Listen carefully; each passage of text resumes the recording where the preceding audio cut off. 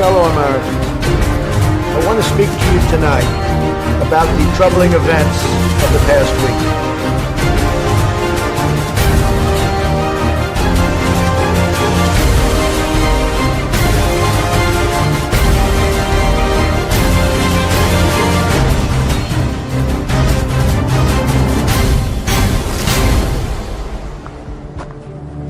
I'm going to pull the whole thing down.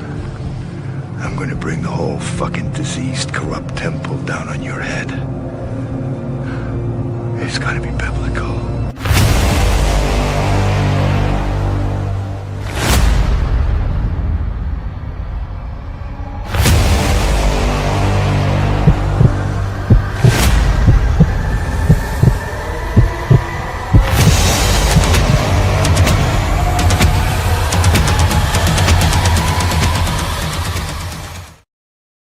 How's it going, everybody? FCB here. Hope you're doing well. Hope you're doing fantastic, and I hope you're all in amazing spirits. And welcome to The Pulse here on the Freedom Channel broadcast. My, lots going on, isn't there? Welcome to part 2 of Hunters Become the Hunted. Okay, so you enjoyed part 1. Lots of great decodes, geopolitical, military intelligence, and lots of other goodies in that previous Pulse. This one here is going to be action-packed as well, ladies and gentlemen. Now let's talk about what's going on in Iran. They just recently had an earthquake, okay, at Semnan in Iran. Now, it reached 5.1 on the Richter scale, but we got to look at the depth. The depth is what is important. The depth shows 10 kilometers deep, which indicates that there have been military operations taking place. Okay, so there's definitely something going on there. Now, let's have a look at where it is located. So there's Tehran, the capital of Iran, and Semnan is basically not that far off from there. Now, that's the area where they had the earthquake. Now, the question is, why is there anything significant there? Well, there's military base. There you go. There's always a reason and a rhyme something happens. In Semnan, there is a military base, ladies and gentlemen, and obviously there are military operations. So can you see how it all works hand in hand? 10 kilometers deep indicates that it's not a standard earthquake. It is shallow, which means, and that's why, ladies and gentlemen, you come here, because I'm going to give you the real take. I'm going to go and do the digging as an investigative journalist and tell you the reasons why this is all happening. So you got that going on. So let's have a listen to this report right here. And while I'm doing that, thumbs up. Let's put some great comments and share this all around the place, ladies and gentlemen. All right, so let's start this broadcast with some breaking inputs that have just come in, where apart from the ongoing air war with the state of Israel, a 5.2 degree earthquake has rattled the northern part of Iran. The Iranian media has said that the quake measured 5.2 on the Richter scale, and its epicenter was about 10 kilometers deep. It was about 37 kilometers southwest of the city of Semnan. The tremors were also felt in the capital city of Tehran, about 150 kilometers from the city of Semnan. So this is the latest bit of information that is coming in. Besides the hot war that Iran at this moment is involved in with the state of Israel, there's also been yet another earthquake that has been reported in Iran. It reportedly measured about 5.2 on the Richter scale. and it has rattled northern Iran. The Iranian media has said that the epicenter of this quake was about 10 kilometers under the ground, and it was 37 kilometers southwest of the city of Semnan. The tremors were also experienced in the Iranian capital, Tehran, as well.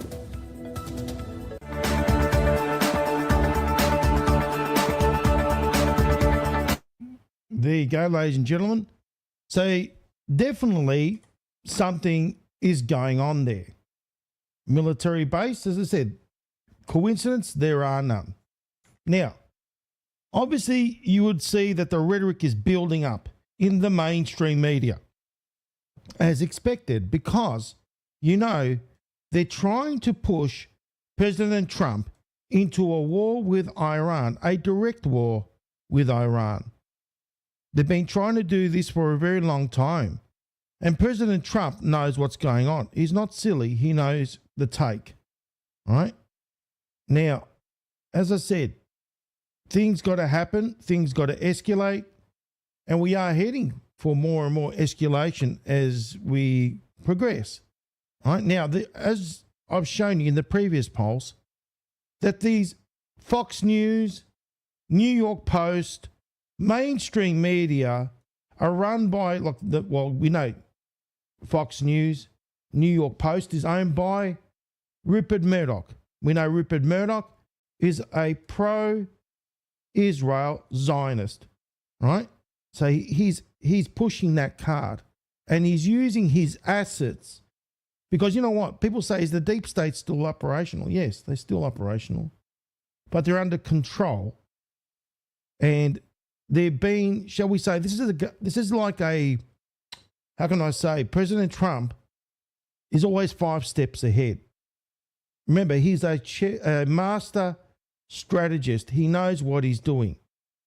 He knows how predictable these warmongers are, and he's playing the game. Oh, don't you worry about that. He's playing them like you wouldn't believe, like Mr. Tom Cotton. Mr. Tom Cotton is so predictable. You know, he's gone out on Fox News. Obviously, Fox News, as I said, is owned by Rupert Murdoch, who is pro-Israel. And by no surprise, ladies and gentlemen, do we see Senator Tom Cotton. And we all know who Senator Tom Cotton is. He's about AIPAC. He pushes AIPAC. You know, he's been greased off by AIPAC. He is, as I said, he's come out and he said, I'm a Zionist. He even admits it. He's not about putting America first. He's about putting his pocket first. Okay? And let's have a listen to what he has to say. And as I said, he is about pushing pro-Israel rhetoric. Let's have a listen. In the civilized world since 1979, and for 25 years, American presidents have been pledging that Iran cannot get a nuclear weapon. But only one, Donald Trump, actually has done something about it and has said that we're going to bring this chapter to a close soon. So as you put it, Fordo, their deeply buried underground nuclear bunker, has to be closed one way or the other. It can be closed the easy way, it has to or be it can be closed the hard immediately. way. If they can't use this to buy time to rebuild their arsenal or to go deeper into their nuclear program, to me, it would almost have to be next day or within 2 days, no more than a week, Americans on the ground in the Fordo facility, beginning the process of scientifically figuring out how to dismantle it, but it would also include anywhere, any place, anytime inspections, and they have to give up their long-range missiles and, frankly, any missile that has a range to hit any American target in the region.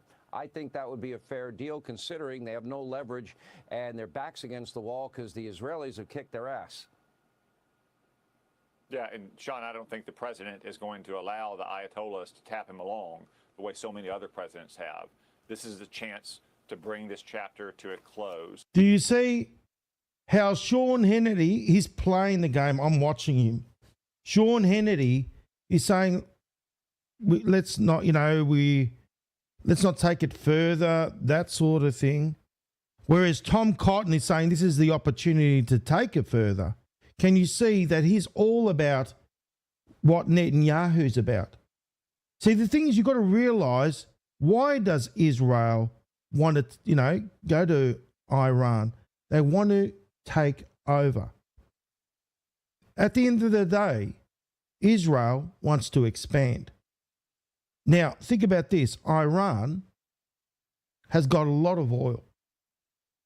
In fact, it not only got a lot of oil, but it's also a strategic point. And that point, basically, a lot of the oil tankers and cargo ships go through it, right? It's called the Strait of Hormuz. That point right there, okay, would give Israel a huge advantage by taking control. And see, the thing is, what they want to do is put somebody in there like they've done in the past with Iraq. They want to put somebody in there they can control. Remember back in the day when they put somebody, they made him into a Shah, king. It was created by the CIA, like I showed you in the previous pulse. The British state, MI6 was involved, British Petroleum, and they installed this supposed Shah or king, a puppet in essence. It's exactly what Israel wants to do. Israel want to basically expand into places where they've got control over resources and their power is extended as well. Another thing you need to realize about Israel is this. Israel have not denied or have admitted that they have nuclear weapons. However, they do. They do have them.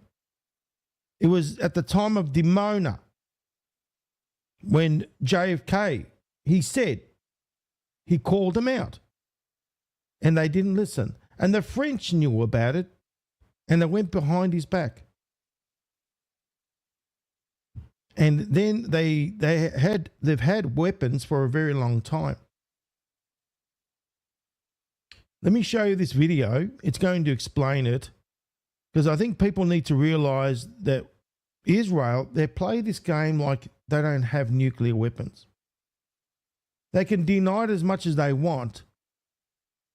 Okay, they don't deny it, but they don't admit it either. Let's have a listen to this clip right here. Israel has never formally admitted to having nuclear weapons, and its program remains a closely guarded secret.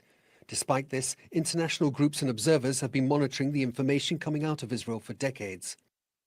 Israel has a policy not to confirm or deny its nuclear arsenal.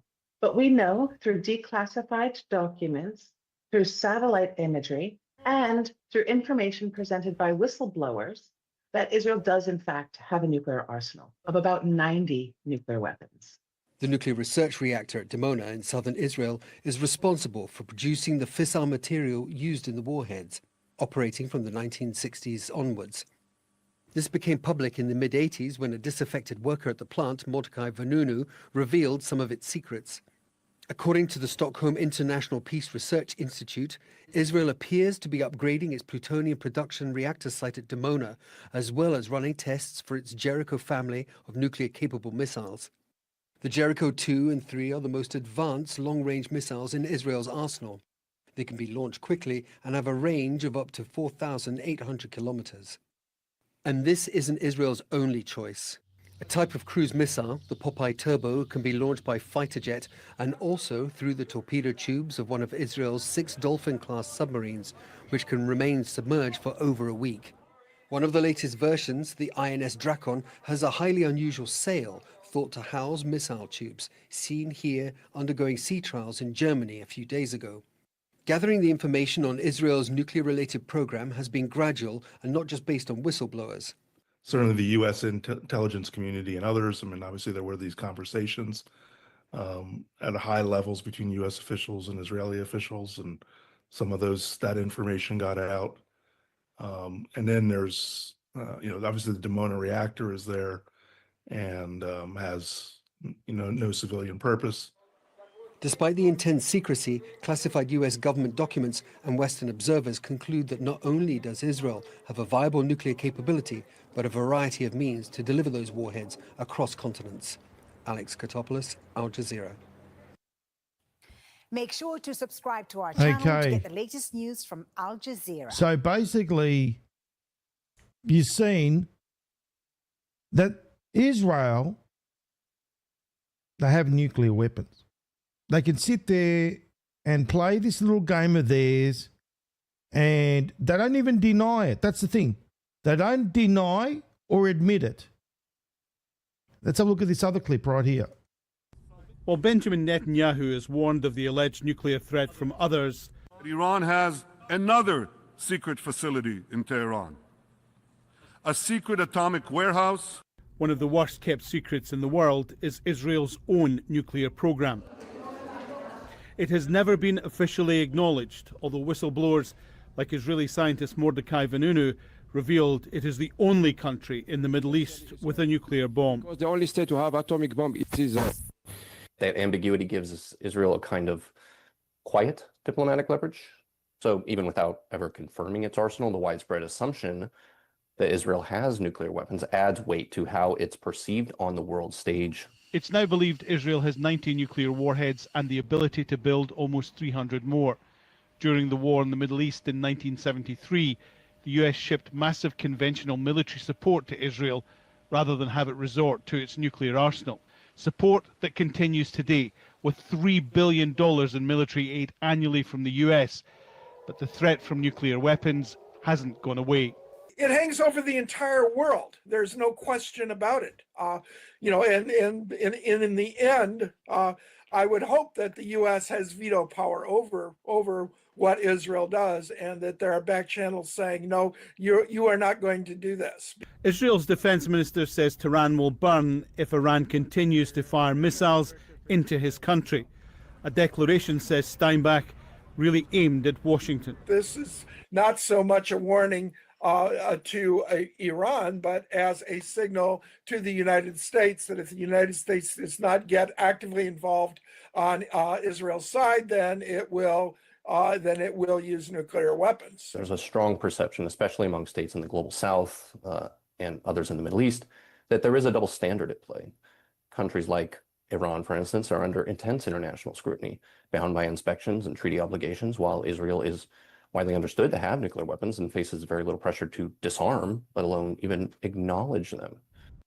Israel's nuclear weapons policy is called strategic ambiguity, never acknowledging they have them, staying outside international constraints, but leveraging the power they bring, because everyone knows they do.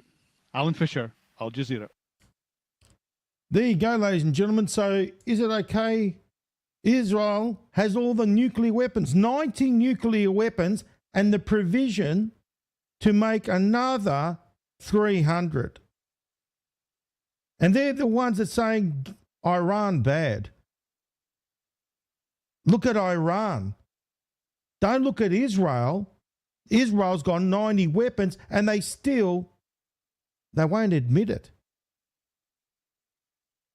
This is the deception, ladies and gentlemen. This is the deception. And then they got these sort of stooges that have been bought and sold. The other thing you've got to ask yourself is this. Who were the ones that allowed their nuclear reactor, who gave them the funds? I'm going to tell you now. Who gave them the funds? And I want people to put it in the chat. Who you think? Who do you think gave them the funds to make the Dimona reactor? Who do you think gave them half the funds? Who do you think?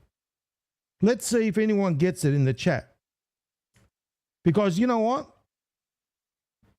People got to realize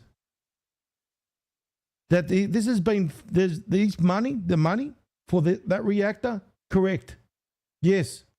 But that one there is correct. You want me to tell you who? Specifically? the exact cost to make these reactor, the DECODE reactor cost $80 million. $40 million came from foreign Jewish donors, including many American Jews. You heard correctly, ladies and gentlemen. Foreign Jewish donors, and including many American Jews. Now think about this. JFK was against it. He was against it. And you know what I've always said? That Argentina is also connected. Well, here you go. I was right.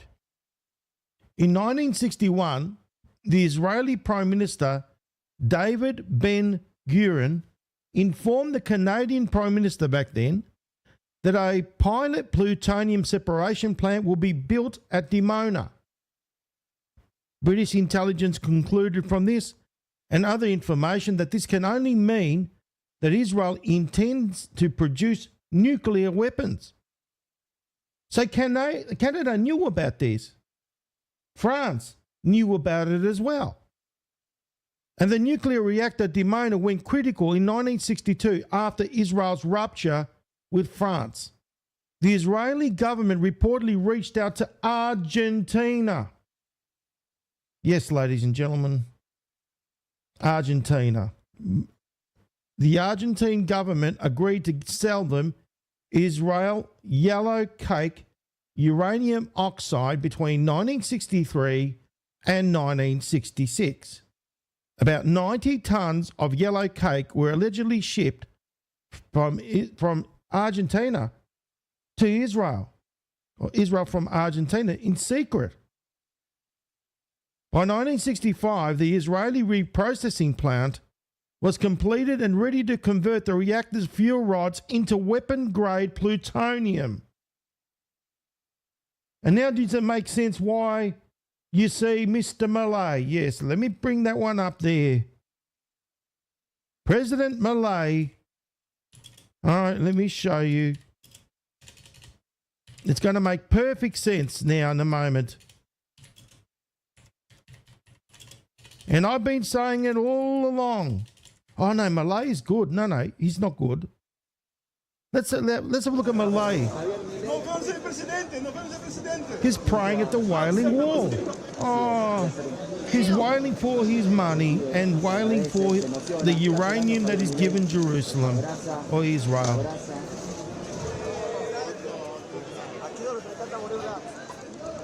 There he is.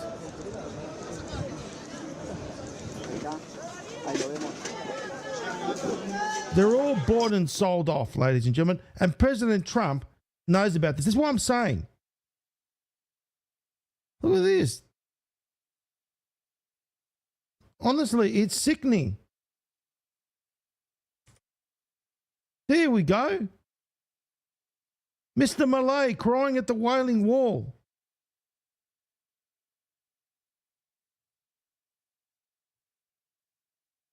They all seem to be crying at that Wailing Wall, isn't it? Remember all these others? They all love crying at that Wailing Wall, don't they? It means they're bought and sold. That's what it means.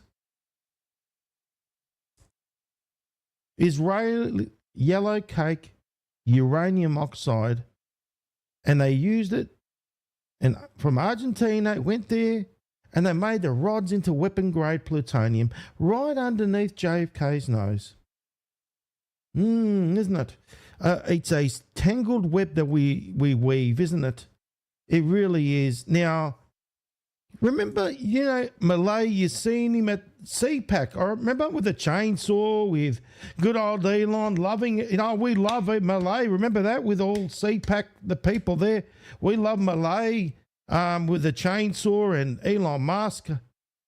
How about we reminisce on that one? Let's go Musk and Malay, just so we can explain it to those MAGA people who they've been really cheering on. Okay, how about that one? Honestly, Yeah, yes. Well, they've been going out there and cheering them all on. If things were a little more Sorry, useful? guys. They've been cheering them all on at the CPAC. Here we go.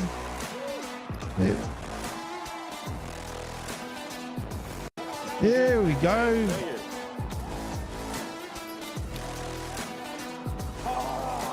Yeah, both of them, we know what they're all about. And I've been right about both of them. For bureaucracy. Haven't I, ladies and gentlemen? I've been right about them all. FCB has been right all the time about all of them. And you know what? It's about time that people knew the truth. There's your truth.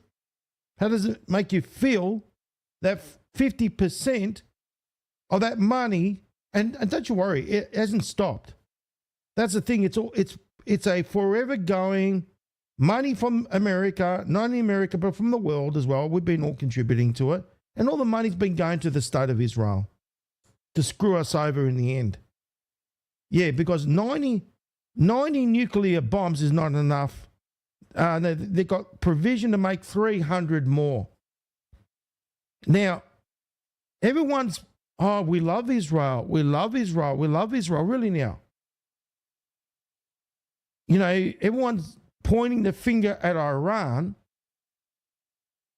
And you got Israel that is basically not denying that they don't have nuclear weapons. They're not denying it. And they're not admitting it. So why aren't they sending their nuclear inspectors over there? You know, Iran has basically complied with everything that was asked of them. But that wasn't enough. No. That's not enough at all. Because you know what? At the end of the day, Israel wants to have, they want to dominate the Middle East. That's what they want to do. They want to dominate and they want control, and it's because of the oil, power, all that sort of thing. That's what it's all about. Now let's go to the Strait of Hormuz.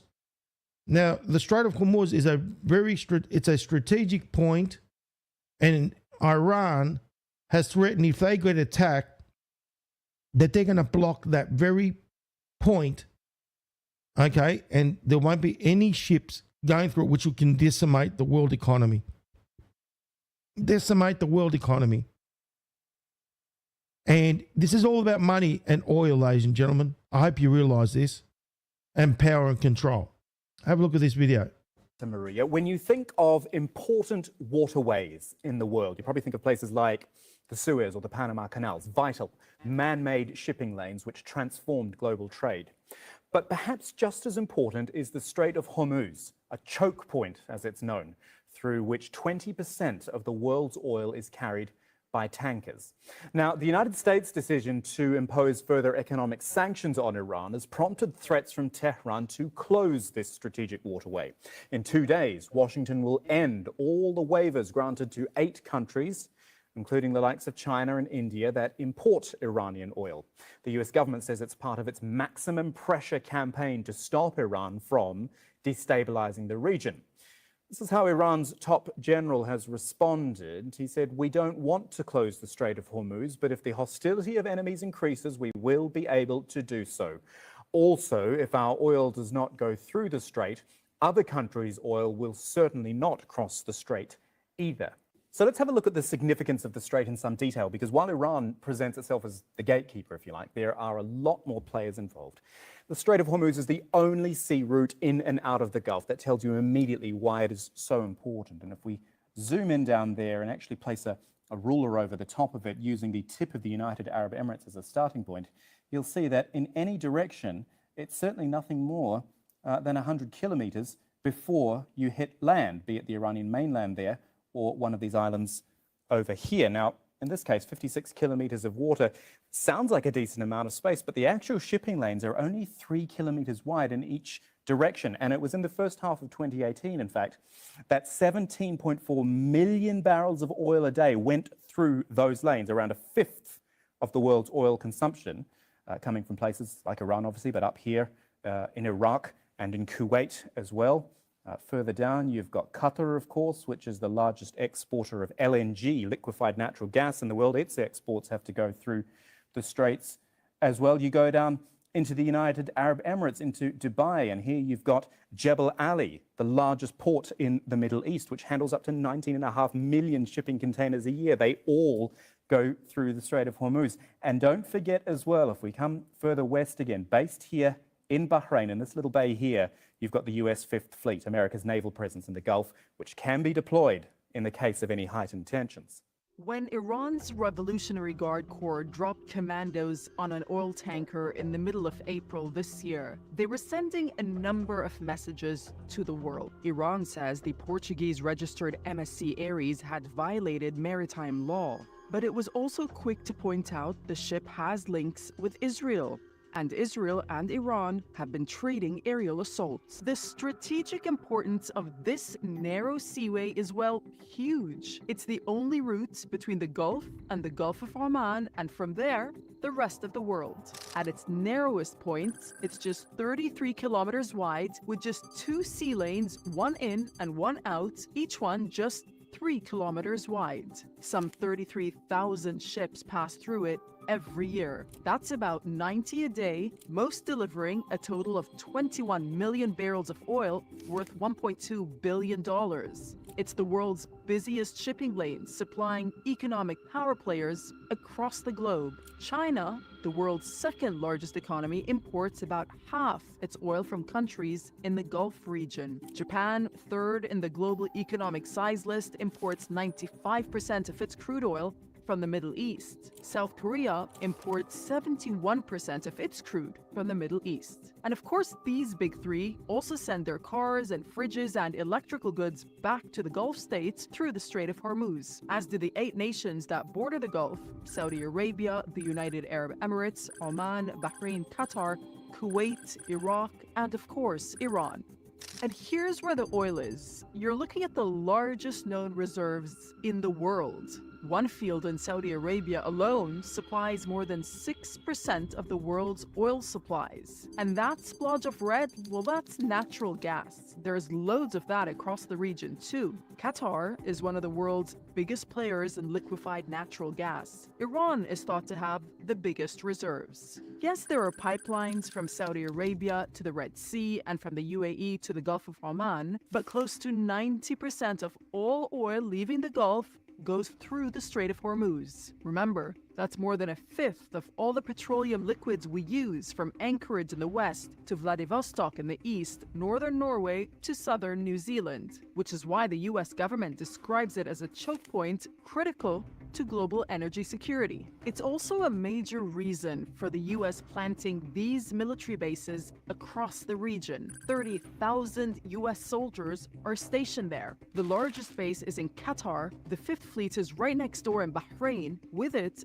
2 aircraft carriers, 20 ships, 103 strike aircraft, and 20,000 sailors and Marines. For its part, Iran has military bases along its coastline with a navy, drones, and mine layers. And tensions have rarely been higher, fed by decades-long mutual suspicion, ratcheted up massively as Israel intensifies its long-running military campaign against Iran and the groups it backs as the war on Gaza continues. If the Strait of Hormuz is shut down, that hurts Iran and it hurts the world, but it also could impact other countries' oil in the Middle East getting to market. It hasn't happened yet. The wheels of diplomacy and power politics are racing, but the Strait of Hormuz can be seen as a tap that feeds oil to the world. Turn it off, and few, if any, can foresee the consequences. That's a fair enough statement. Now think about this. Had Iran been hostile, they would have done it already, right? They would have gone there and done what she said. Shut the tap off. Close it all up. Cause, like, the issues, block the oil, all that. But can you see why the United States of America have such a huge military presence right there? Now ask yourself this question. President Trump wants to open up, remember, the oil it was the biggest oil reserve, I think, was in Alaska and all these other places, Gulf of America. What now? Do you comprehend why? Because, in other words, you think about it, the world has been reliant on the Middle East for all that oil. So, in other words, they've had control. Who's controlled the world? Has been the cabal, the deep state. They've been behind it all. President Trump, by opening up that huge oil reserve in the United States, he frees up, shall we say, being a hostage, because we have been hostages. Now can you see why? Now we know why the Middle East is basically a hot spot, because it's always been about resources and oil. That's what it's been all about. You know, when they say about the people, the people's just an excuse. The people don't even, that's just the bunch of deception and lies, the line that they use, the people this, the people that. It's a bunch of hogwash. Basically, it's all got to do with the oil. Even the Suez Canal, it was created to allow the British a trade route, okay, to go through from the, you know, because remember, the British had a huge empire and they created the Suez Canal in order to be able to move freely through their empire, trade and all that sort of thing. And then what happened was, I don't know if you guys heard about the Suez Crisis. There was a time when there was the Suez Crisis where Egypt wanted to take the Suez Canal and naturalize it, to give it to the people. And you know what happened with Iran when they tried to naturalize the oil? They didn't like it, did they? They didn't like it one bit. Because, in other words, you think about it, Egypt wanted to take control over the Suez Canal because then it could charge ships money to be able to use the Suez Canal, which means it's good for their economy. And then Israel got involved in that one too. That's when Israel decided to try and take over the Sinai Peninsula. How about we look at this video, ladies and gentlemen? It's very important to know the history, because only through that you're going to really, shall we say, appreciate what's happening right now. You're going to know why this is all happening. And as you know, it's all about resources. You've got to comprehend resources and control. That's what it's all about. So let me see if I can tee up that video. In the meantime, thumbs up. Great comment. Let's share this all around the place. We need to get this message out there. All right? We need to get this information out there. It's time for people to know the truth. They really need to know the truth, what's going on. All right? So let's watch this video on the Suez Canal. In 1956, an international conflict erupted over the Suez Canal, a waterway in Egypt. The incident became known as the Suez Crisis. The crisis put the world on edge, rattling diplomatic relationships and culminating in a threat of nuclear war. Before we can look at the timeline of the Suez Crisis and its aftermath, we have to look at the history of the Suez Canal itself. The modern Suez Canal opened in 1869 when Britain controlled Egypt. The canal created an artificial waterway between the Red Sea and the Mediterranean Sea, making trade more convenient between Europe and East Asia. The Suez Canal was of great importance to the British because it connected much of their empire. So when Egypt achieved independence in 1922, the British took measures to ensure their control over the canal. In 1936, the Anglo-Egyptian Treaty was signed by Britain and Egypt, allowing British troops to remain in the canal zone until 1956. But things were changing in Egypt.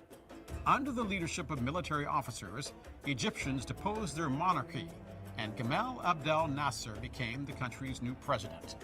By 1954, Nasser started to pressure the British to end their military presence in the Suez Canal zone. During the Cold War, Nasser's anti-imperialist agenda also gained him the approval of the Soviet Union's communist government and their leader, Nikita Khrushchev. In July of 1956, with financial and armed support from the Soviets, Nasser ordered Egyptian forces to seize the Suez Canal from the British and nationalize it, which means he made the canal Egypt's public property. He believed the tolls Egypt could collect from ships passing through would fully finance a large new hydroelectric project on the Nile, the Aswan Dam. For the next few months, Britain, France, Israel, and the United States scrambled to figure out how to handle Egypt's takeover of the Suez. On October 29, 1956, Israel attacked Egypt.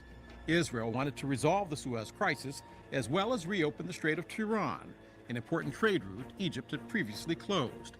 2 days later, British and French forces also attacked Egypt and took control of the area around the Suez Canal. So, future proofs past, ladies and gentlemen. I'm going to stop it there. What did they just say? Who was the one to instigate the attack? It was Israel once again.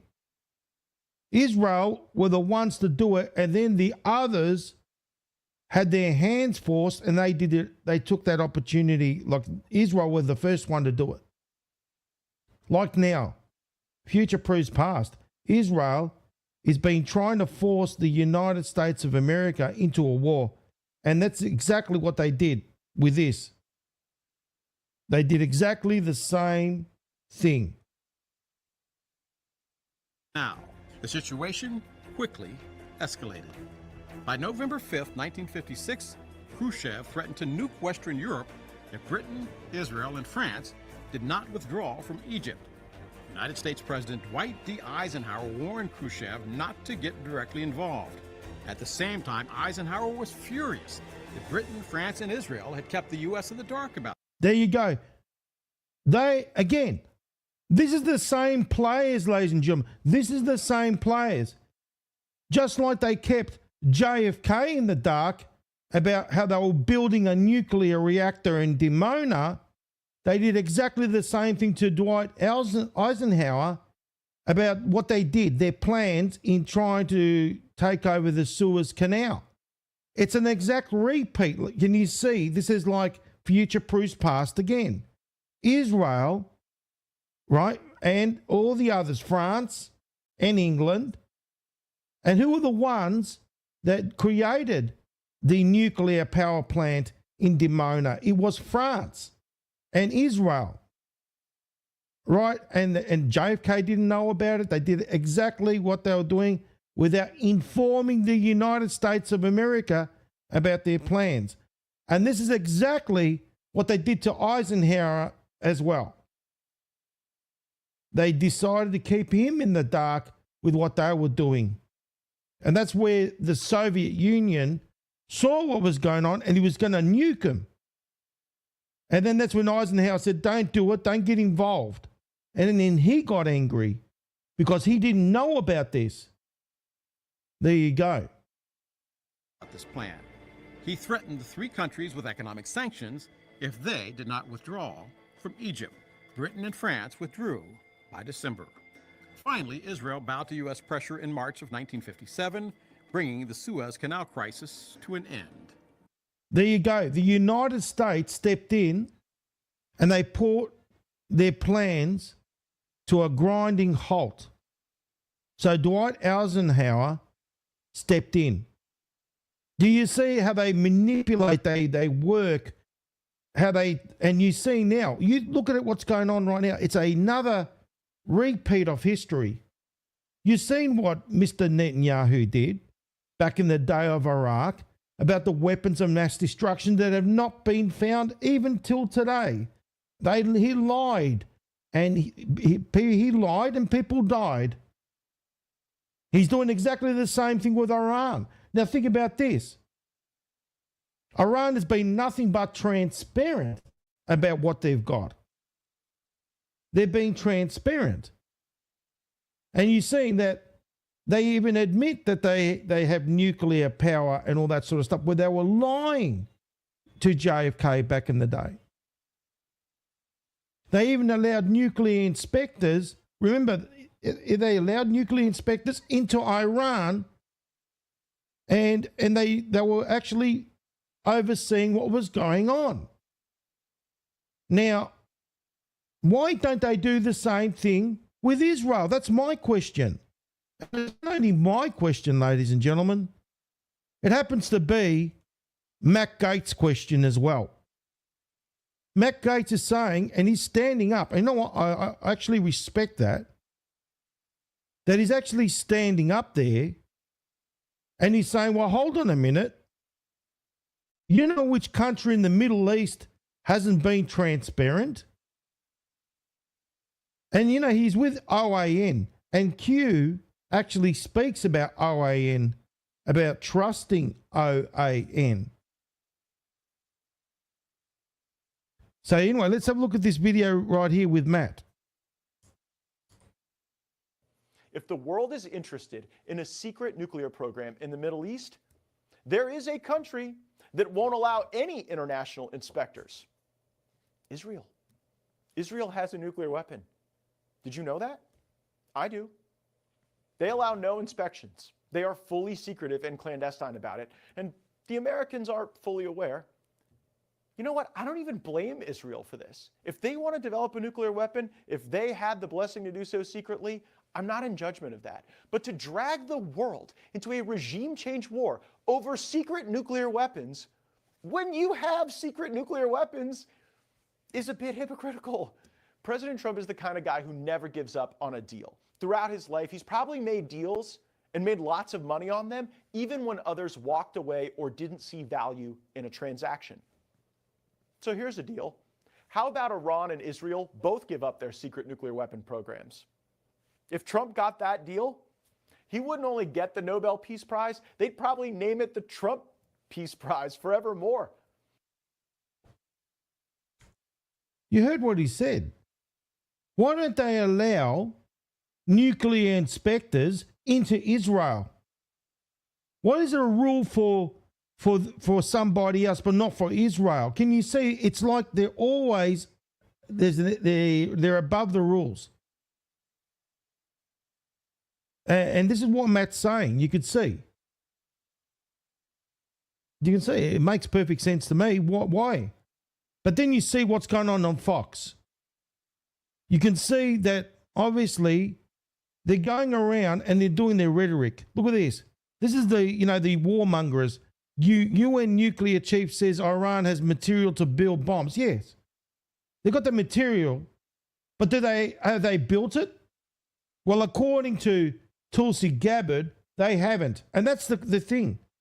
They may have the material because they enriching the material, but actually build it, that's another story altogether, where Israel have been building already. They've got 90 in their arsenal, and they've got 300. They've got material to build another 300 on top of that. And as I said, you're seeing this warmongering going on. Iran's internet blackout leaves its citizens in the dark. So what it's trying to do, what New York Post, what Fox News, and all these other Zionist-controlled media is trying to make out that Iran is weak, is feeble, and that Israel is kicking their ass. And it's actually the opposite way around. Okay? And as I said, you can see this. Iran is isolated. You could see the consistency of their message, saying that Iran is weak, Iran is this, Iran is the axis of evil. You know what I mean? And you could see that it's the same thing over and over again. And then it says, Mossad says, obviously the Times of Israel is owned by Israel. Mossad says Iran 15 days from bomb. They say it was a year, 3 years, then it's a day, and then it's just changing constantly. There's inconsistencies. And it just continues on. And that's the rhetoric, ladies and gentlemen. This is the rhetoric that I keep telling you about. Then you got the arrival of Air Force Doomsday plane. Okay? Oh, you know, we've got to put that into the mix. Okay? Does anyone know what that Doomsday plane means? It's exactly what it means. What that thing controls, it basically, when a nuclear, you know, when they do launches and stuff like that, that's like a command center in the air, so to speak. Fox News, anti-Semitism exposed. There we go. So you can see already that Fox News are continuing on with their rhetoric. The anti-Semite label over and over and over again. How weak Iran is, how strong Israel is. No, how bad Iran is when Israel, you heard what Matt Gaetz said, you've seen that they won't admit, number one, they won't admit that they've got nuclear weapons, but they won't deny it. It's deception upon deception. And yet we turn a blind eye to everything. No, that's okay. Let Israel go around there and blame everybody else except itself. You know, and that's the thing. Why don't they allow a nuclear inspector to go and see what they've got? This is the hypocrisy. And then, as I know this is going to happen, I knew this was going to happen. This Turkish snake, Erdogan, the president of Turkey, he's boosting missile production. And he's been going around and saying, and using Iran as a way of doing this and saying, oh no, Iran's got the right to defend themselves. So in other words, you know, Iran has gone out there and actually called him a Turkish snake because they know what he's all about. Because remember his promise? Taking his people straight into the heart of Jerusalem. Like back in the days of the Ottomans. He wants to take it back to there. He's got neo-Ottoman ideals. And then all of a sudden, as I said, he's boosting missile production. Now, remember what happened with Syria. Syria, it was Netanyahu and he made that little agreement and they installed their little puppet, you know, an Al-Qaeda leader. Yeah, what's the deal with that? Putting somebody that used to kill people, Al-Qaeda, and put him as the leader of Syria or the president of Syria. And then all of a sudden we got, the deal was done. Netanyahu came to the White House. He was asking President Trump to help him with Netanyahu about Erdogan, because Netanyahu knew that, you know, obviously that what Turkey's ideas are, and he knew that Syria was going to be a stepping stone into Israel. And you could see how this is all being played out. Now, obviously, you know, as I said, I'm not painting out the Ayatollah to be an angel. No, we've been through that in the previous pulse. We know that President Trump has got control over everything. We go to that Q drop and it tells us Q drop 1320. May the 8th, 2018. Today, evil lost its control. Leverage over Iran. Today, POTUS took control of Iran. So, in other words, it's a done and dusted deal. President Trump is in control. He's been saying that he controls the skies, and now we know why. Future proves past. You go to the Q drops. And as I said, there are political decoys that are being used. That's fact. Okay? That is fact. Now, remember, how do you take down a threat, a real threat? Think about the threat called the State of Israel. You know they've got 90 nuclear bombs. You know they've got provision to make another 300. They, in fact, ladies and gentlemen, did you know that Israel created the suitcase nuke? Oh, yes. They created the suitcase nuke, ladies and gentlemen. And they've been playing this game that they don't have nukes. Think again. They've been playing us like a bunch of fools. After all, as I said, look at that. Who paid for half the cost, so 40 million, for the Dimona plant reactor? The American Jews and also foreign Jew donors as well. That's what they did. JFK knew. The CIA have released reports on this. They've released reports, and also whistleblowers have confirmed that they have nukes. They literally have nukes. They've been producing them.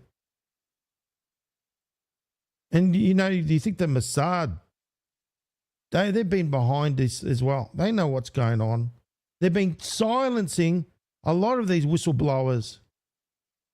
Now let's have a look at the stockpile. Ladies and gentlemen, 1948, Israel begins to recruit Jewish nuclear scientists. Now think about this. You know what happened with the Manhattan Project? What did you think, you know, that they weren't involved? Their scientists were involved.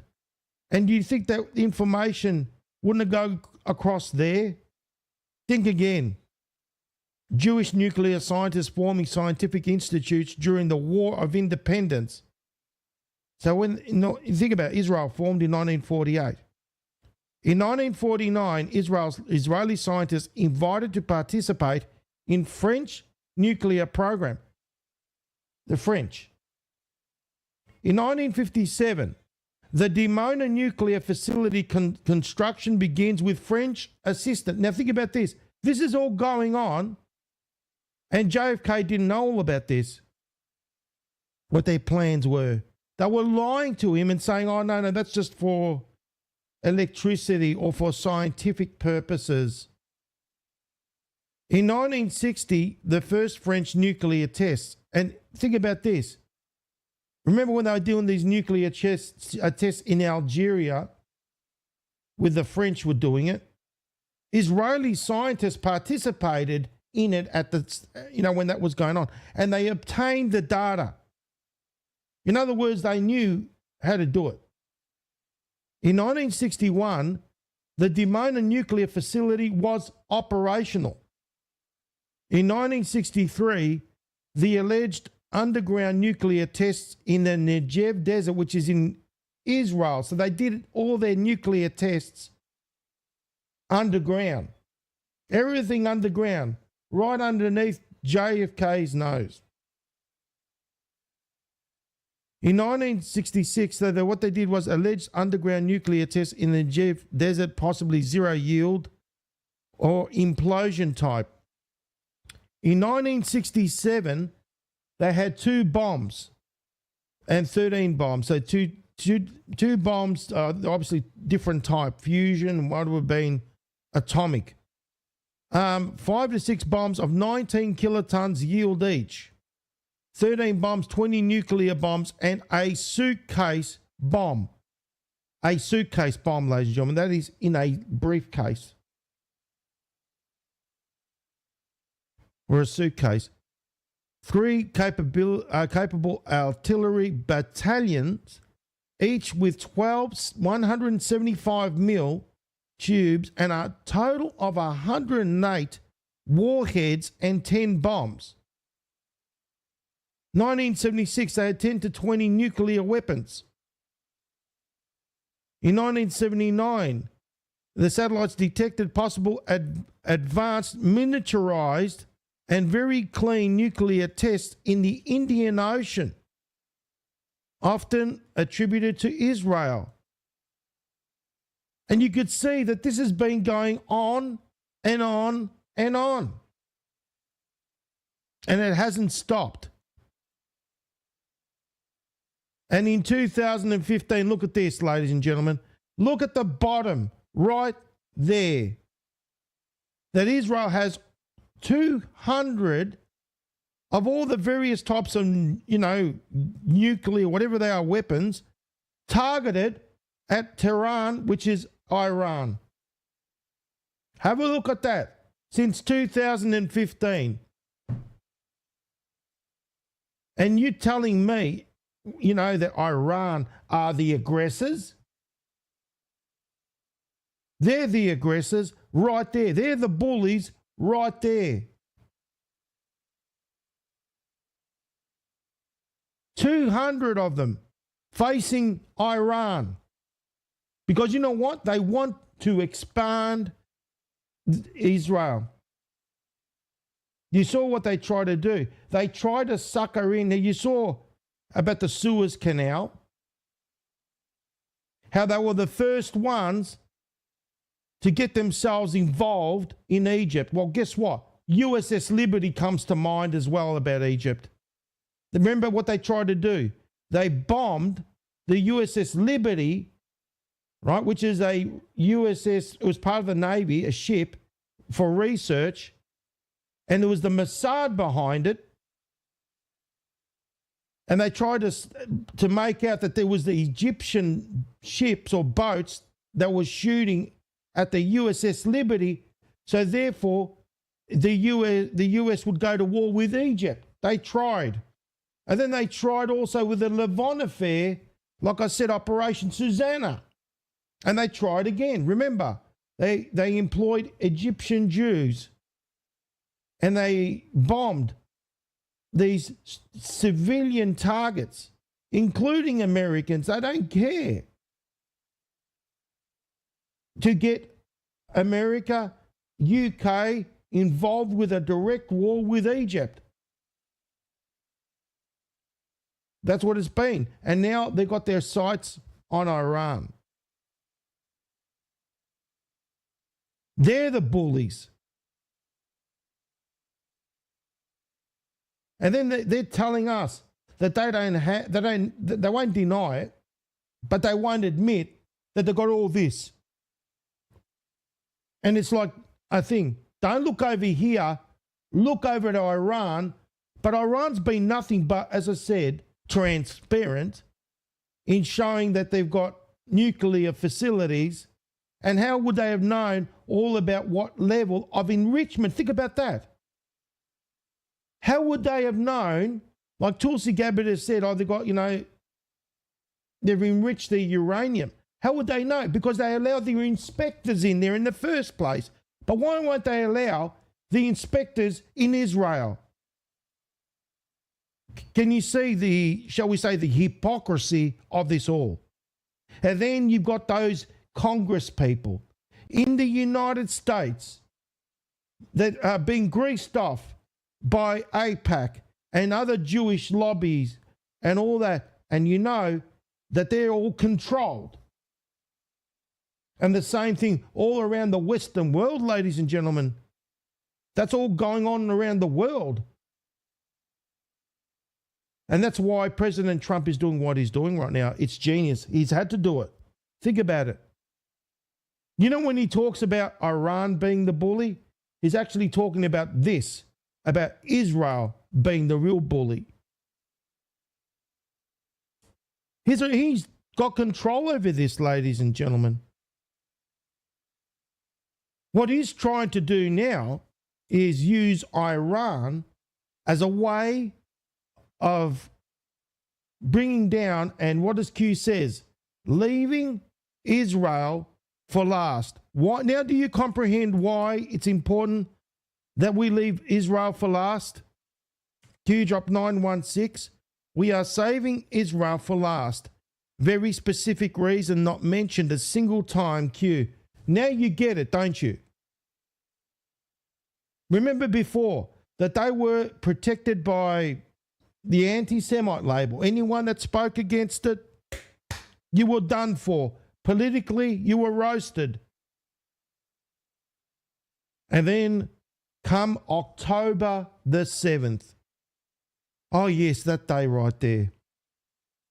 And we know what that day equals, ladies and gentlemen. Let me remind you that this is definitely, and we look at comms, that we know that this has all been done by design. that we know this is definitely a wider production. These are controlled military operations that took place on October the 7th, okay? Because when we go October, it is the 10th month. We got 7 days, 7th is 7. 10 plus 7, 17, which equals Q. So that gives us confirmation that this, ladies and gentlemen, is what's really going on. That he's got control and he's using Iran as a way of taking down those deep state assets that are embedded in Israel. That's why he's been going after, that's why. Strategic points, Mossad headquarters, all these other military headquarters, they've been going at it. Remember, what has Israel done? They've created a human shield to surround all around their strategic military bases, like that hospital, like all the other, shall we say, high-rise apartments that have surrounded the Mossad. They've been using their own people as a way of keeping their military intelligence and their assets and all that, shall we say, protected by using human shields. President Trump has to play the game. He has to play it, and he has to play the cards close to his chest because he knows what's at stake. And he's surrounded by a den of vipers. He literally is. You know the warmongering that is going on. It is unbelievable. It's off the charts. You've even got Fox News. As I said, they're one of the biggest instigators. They play this game. I'm from the right. This is the other thing. They call every other news outlet fake news. Oh, they're fake news. No, no, that's the biggest illusion. That is the biggest illusion, ladies and gentlemen, just like a lot of other things that are illusions. The illusion of the left and the right. Yes, ladies and gentlemen, that's a big illusion right there. Because you know what? Everyone thinks that Mr. Mike Johnson and Mr. Hakeem Jeffries are arch enemies. No. It's the illusion. That's all it is. Because at the end of the day, the left or the right wing comes from the same bird. Right? It's about deception. And then you got Mossad Mike. He's on 876,000 plus. And then you got Hakeem Jeffries that is on 1.6 million and all serve APAC. Do you see what I mean? This illusion of the left and the right and the right and the left is just that. An illusion of democracy. What does Q says as well? It's not about Republicans or Democrats.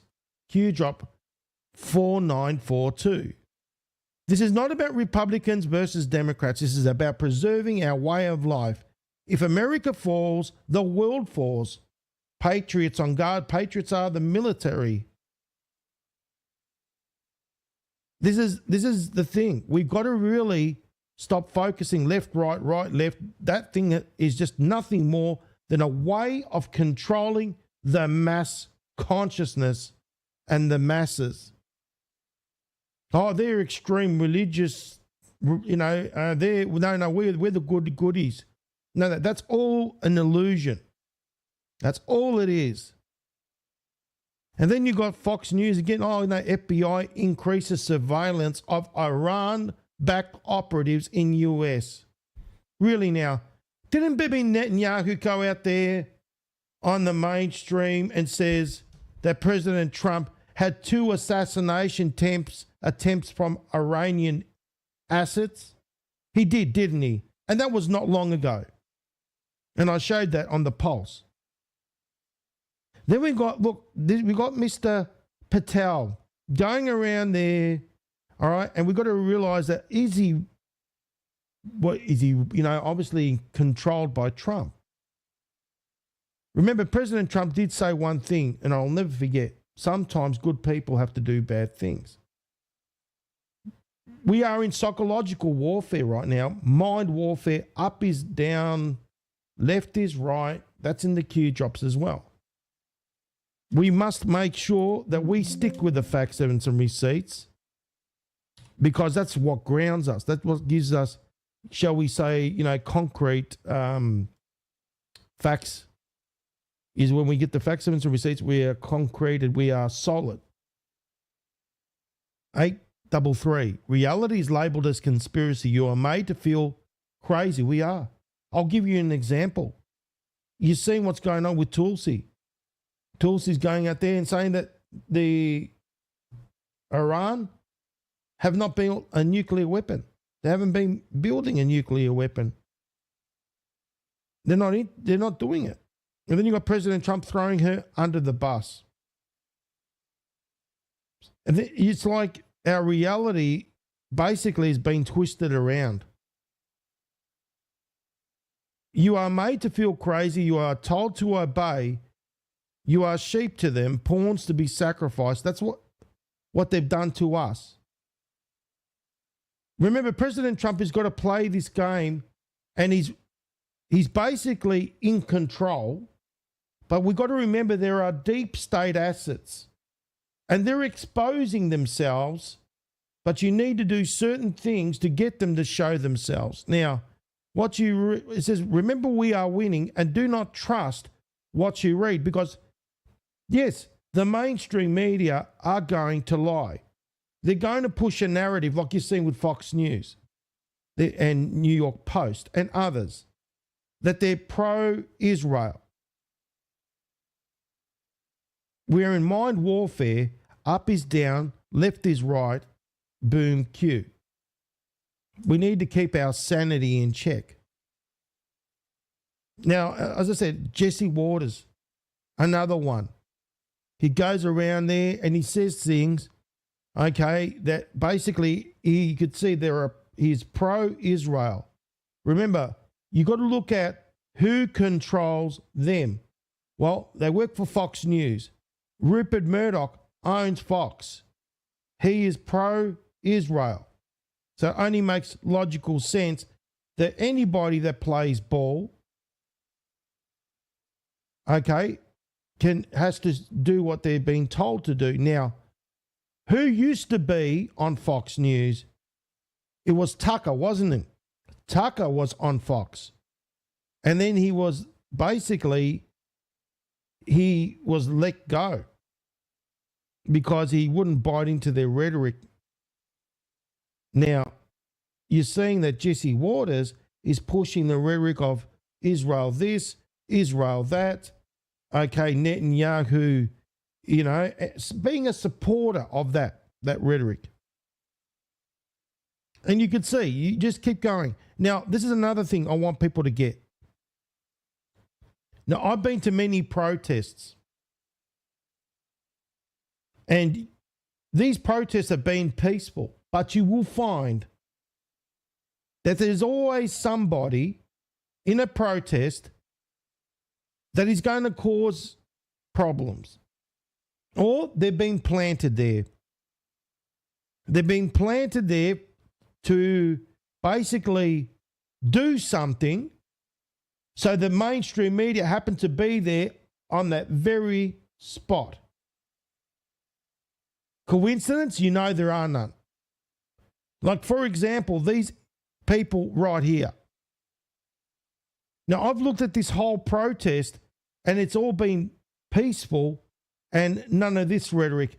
But you will find that what they do, that they do this rhetoric right there in order to fuel the fires, so to speak. And I've seen it personally myself at the time when we were in the protest for COVID, the jab, out there with the lockdowns. And what they do is there are those that all of a sudden they appear from nowhere, and the mainstream media just happen to be there to take video. There are crisis actors. There are people that have been paid to do these sort of things. That's what they do. And they do this, ladies and gentlemen, by design. And this is the thing. Those, as I said, President Trump is in control of Iran. Never forget that. Now, I've got, you got Tulsi Gabbard on record saying that there is no nuclear weapons. Now, she's supposed to be the head of intelligence. Where's President Trump getting his information from? From Bibi Netanyahu? From the Mossad? So I'm sorry, there are people that may sit there and they don't choose to look at the facts, evidence, and receipts. Well, that's your choice. Because you continue to follow the rhetoric on Fox News and others out there. And that's the thing, you can't help these people. As I said, what does Q says? That even though you can present these people with the facts, evidence, and receipts, that they still won't wake up. They will still continue on to believe the rhetoric of what President Trump has to play this game. He's got to take down this Zionist state of Israel. He has to do it. He has to play this game to the very end. That's why Q says, leaving the state of Israel for last. That's why he's got to do what he has to do. That's why Q tells us that state of Israel has to be left for last. I've shown you with the facts, evidence, and receipts. And this is the thing. Why don't they allow the nuclear inspectors into Israel? They won't allow it. Why won't Israel come clean that they have nuclear weapons when the world knows that they do? The facts are there. And yet, they're denied access to be able to confirm that they do or they don't have nuclear weapons. And this is the thing. If you can't believe the facts and some receipts, then what are you doing here?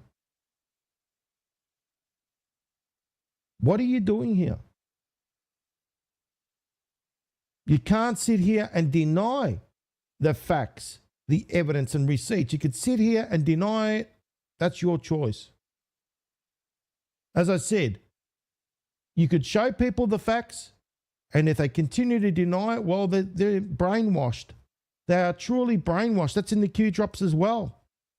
Brainwashed. And unfortunately, there's people in this chat that happens to fit that category. Q drop 3029. 4 to 6% brainwashed will never wake up even when presented with the facts. And unfortunately, there's someone that is not waking up to the facts. And as I said, you could see that, how did they know that they've got enriched uranium? And that is because they've allowed the nuclear inspectors in there to see. Has Israel done it? No, they haven't. That is the hypocrisy right there. That is the hypocrisy. And that's what I'm saying. There are people that just unfortunately belong to this category right there. Can't help them. Now, as I said, what we need to do is go by the facts and some receipts, and that is what empowers us with the truth, not by what all you need to know. All you need to know is what the mainstream media tell you. This is all you need to know. And these are the lines that basically, oh yeah, that's all I need to know. That's what people, that don't question anything. They don't do the digging for the facts or the evidence or the receipts. They believe the rhetoric of whatever is being told out there by the shall we say, the echo chamber of the mainstream media. Now, as I said, I've been showing you facts, evidence, receipts to support what's really going on. Now, as I said, Israel are not, they won't deny, or they won't admit that they have nuclear weapons. However, it is all factual that they do. They do. Now, let's go to this. Now, you've got to ask yourself this question. Has Israel gone after the Ayatollah? Well, if we look at the facts, evidence, and receipts, you can come to a conclusion that they've tried. You've got to ask yourself, where does the Ayatollah live?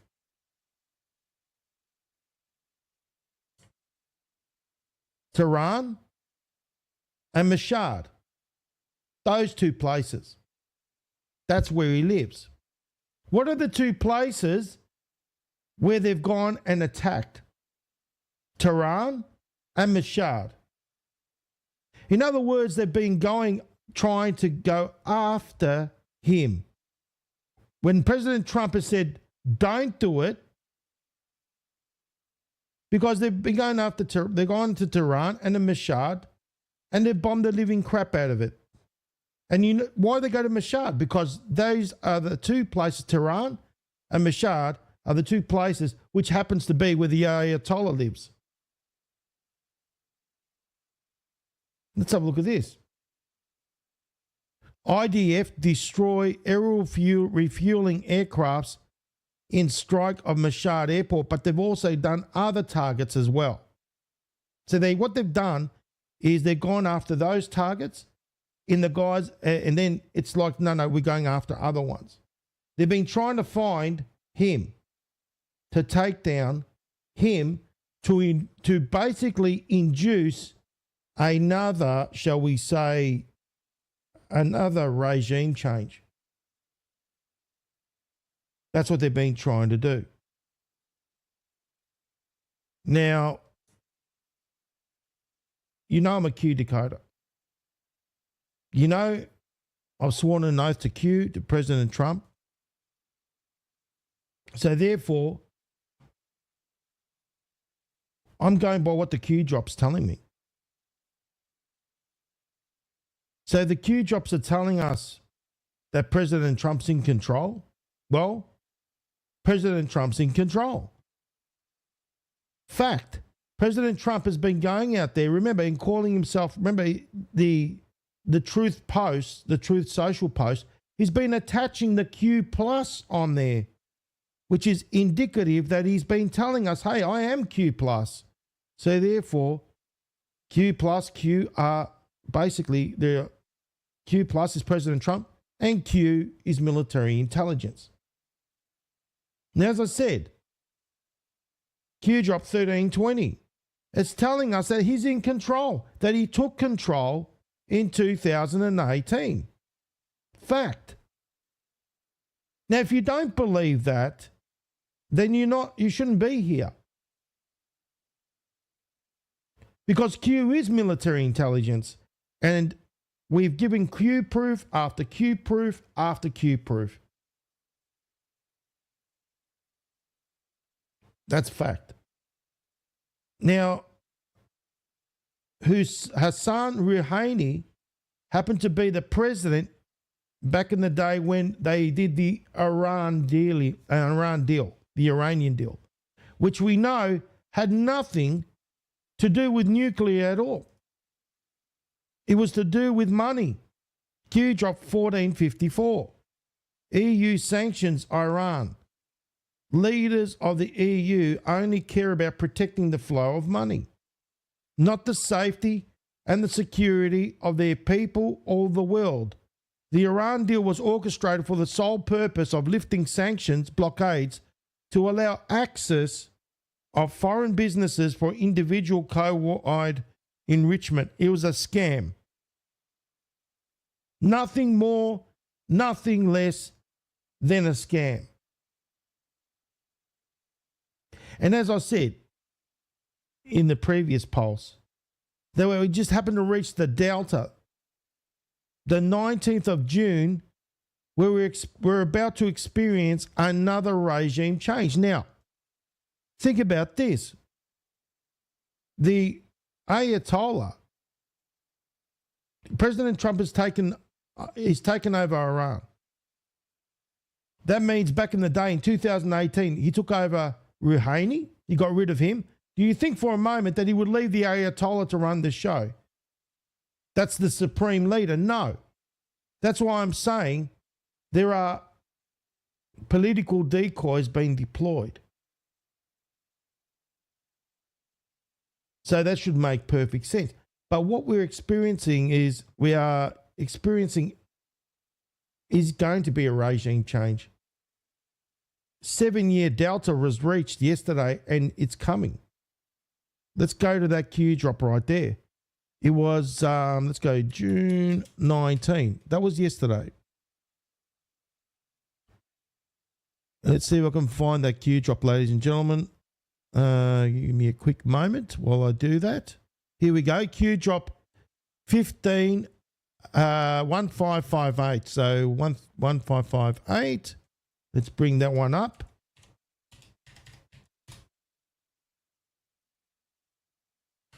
Free Iran. They happened to reach a delta, 7-year delta yesterday. This is what's coming. That's what's coming, ladies and gentlemen. Fight, fight, fight. That's what President Trump says. That's in the Q drops. Regime change. People have the power. We stand with you, Q. Something is coming. It is definitely happening. You could see it. You think it's a coincidence why we get that drop? No, there is no coincidence. There's none whatsoever. Another thing, I want to show you something, ladies and gentlemen.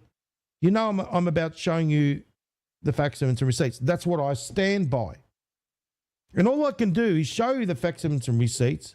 And as I said, those who were brainwashed, well, I can't help you. You're failed help at this point. Because no matter what you show, you're only going to see what you want to see and you won't see the truth. Okay? Now, let me show you something. It's going to make sense. Now, you would have seen that President Trump extended his executive order, for the TikTok, 90 days. Happens to fall on the 17th. Isn't that lovely? 17, which equals Q. Coincidence? There are none. Okay, so you're following me so far that he's extended TikTok. It's going to make sense. Don't worry in a moment. I want people to get this. That there are AI, President Trump uses AI on Truth Social. That's fact. Now, you would have seen this. Let me show you this. On Truth Social. Now, when we click on that, in there, it says trust the plan. Nothing can stop what is coming. It's referencing Q again. Right? Like he did before. Let me see if I can show you guys. Because I want people to get this. It's going to make perfect sense what I'm doing. Don't you worry. I just want you guys to see it in real time. Okay. Just give me a quick moment, guys. Let's see if I can grab that. Okay. So, you would have seen a woman for Trump constantly. You would see that particular character and certain other characters that are constantly putting up memes. Right? You would see that. Now, obviously, look at this one here. This one here is got to do with the pallets of cash that Obama, there we go, who is responsible for Iran's nuclear program. And we know what Q talks about, that Iran's nuclear program was a scam. Fact, right? Shown you in the Q drops. So you got this particular character that's known as, let me show you where it was. Where is it again? Okay. That one there, Woman for Trump. You'll make sense, don't you worry. When I click on this, it also attaches to this. So President Trump wants us to know that he's Q+. You could see that the comms are clear. We know what President Trump's getting at. Trust the plan. I stand with Trump. Nothing can stop what is coming. I was the hunted, and now I'm the hunter. So it's a lot of references, as you would agree, ladies and gentlemen, to the Q drops. So anyone that agrees, put your thumbs up, just so I could see that you obviously getting what I'm saying. Now, what I want to show you is that this character right here and others are basically AI. So President Trump is using these AI profiles to push a narrative. Right? To push a narrative. So basically, he's using, these are AI created profiles to push a narrative. So our Commander-in-Chief, Q+, is doing this deliberately. And he has been. Well, let's go back here again. Here's our bookmarks. And you're seeing it's the Woman for Trump. Awesome. So you get it so far. Can you see how a Commander-in-Chief works? And he does it deliberately. It's not the first time. We've seen him do it all over and over again. There we go, this one. There is no Joe Biden. Look at this. I'm doing this live with you now. Executed in 2020, Biden clones double robotic engineered, soulless, mindless entities. Sounds like a bit like AI, doesn't it, ladies and gentlemen? Right? But it comes from President Trump's account.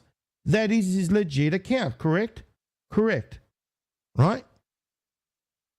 So you can see, he's definitely Q+ there. Q+ is definitely giving us comms. We know that Biden hasn't, was executed. We know there are doubles and robotic engineered. I mean, look at the AI that's all around the place now. Why would he be putting that out? He's the president of the United States. He's got a reputation. Why would he be putting that out? Think about it, because he is Q+. It further gives validity to what we know about him. And you know that I've shown you in the past that he's definitely Q+. Right? Let's all agree on that. Let's be honest. We know that he's Q+. We know he's running the show. Let me show you again. Here's another one. Truth Social.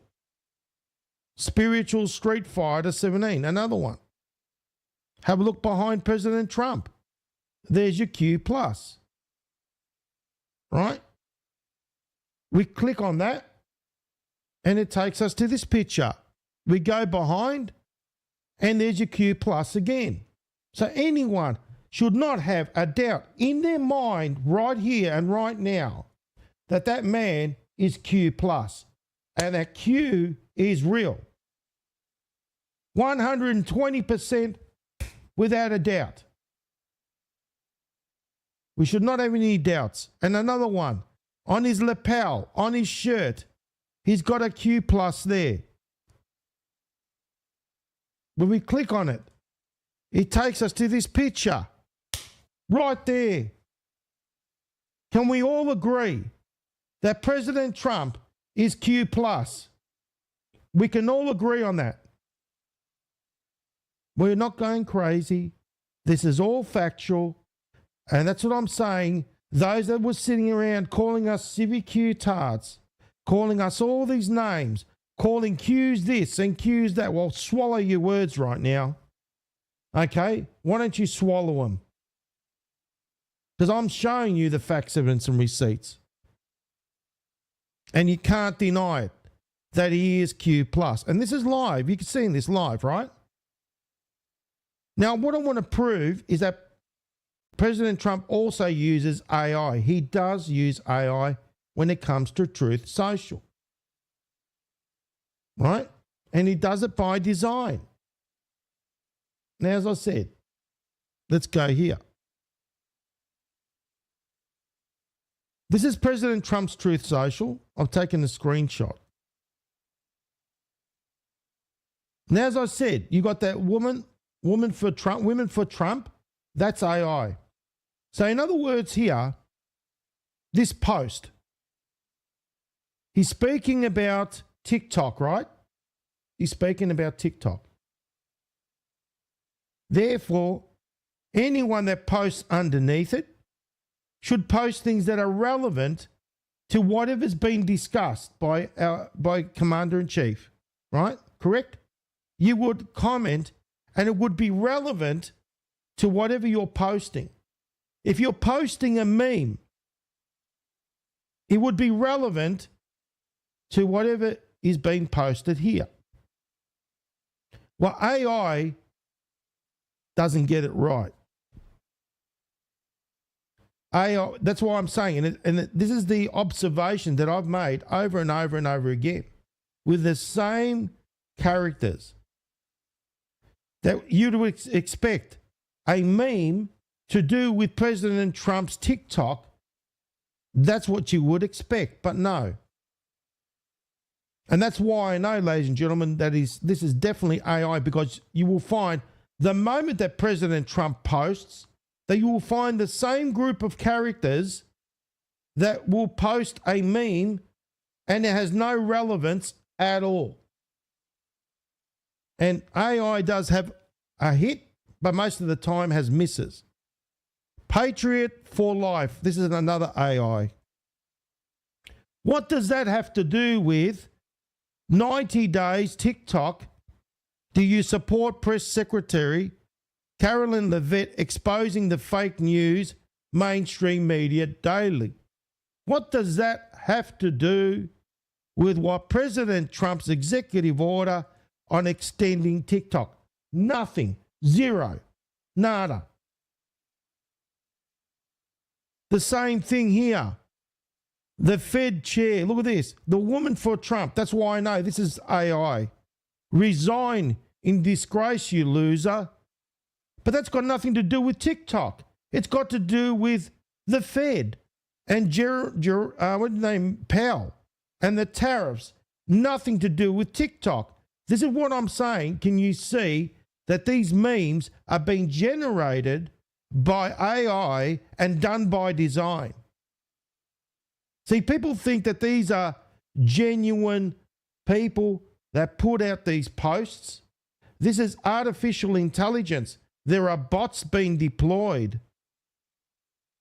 Now, can you get it? Put your thumbs up, guys. Let's see that you get this and you comprehend where I'm getting with this. I'll just wait for a thumbs up, guys, in the chat, because it continues on. I used to think that Trump was great. Now, seeing how the whole system was rigged against him, for every media outlet to the FBI outlet, CIA, I have to believe that he is the greatest of all time. Can you see that this is all AI that's been deployed? Again, nothing to do with what is posted by President Trump. And then also, I've been attacked by bots on Truth Social, because when you present them with information that is factual, they'll have a go at you, and it's like, all right. And then they just come back and it's all illogical. It doesn't make any sense. It's all garbage. And then you realize that it's AI bots being deployed against you. And Twitter or X is the same thing. So what I'm saying is that there is AI being used even on Truth Social. And President Trump has been using this AI, these entities like her, to be able to get that message across, like the nothing can stop what is coming business. All that sort of stuff. The same character. Look, woman for Trump. As I said, done by design. Right there. So hopefully you get what I'm trying to say. We are living in a world of AI anyway, bots and all that sort of stuff. Now, another thing is I want to bring to people's attention. Yesterday I spoke about a very important topic, which is symbolism. As you know, Q talks about symbolism will be their downfall. And I welcome people to discuss these things. So, for example, on yesterday's Pulse on the Rumble, you know, I showed you how it was Karen Reid and her, shall we say, lawyers and all that stepped out of the court. She won a murder case, that sort of thing. And I explained that they're doing the devil's horns. And then someone like, Tabby Chat says, the thumb needs to be tucked in to be a Satanist symbol. And I said, did you see her father? He had it tucked in as well. And the thing is also, ladies and gentlemen, this is the deception. Remember, deception is how Satanists work. And she goes, I don't doubt she and her father are evil as F. My dad was hard of hearing, and my family always used the love signal. Yeah, love would be with a heart. And now he's gone. Okay.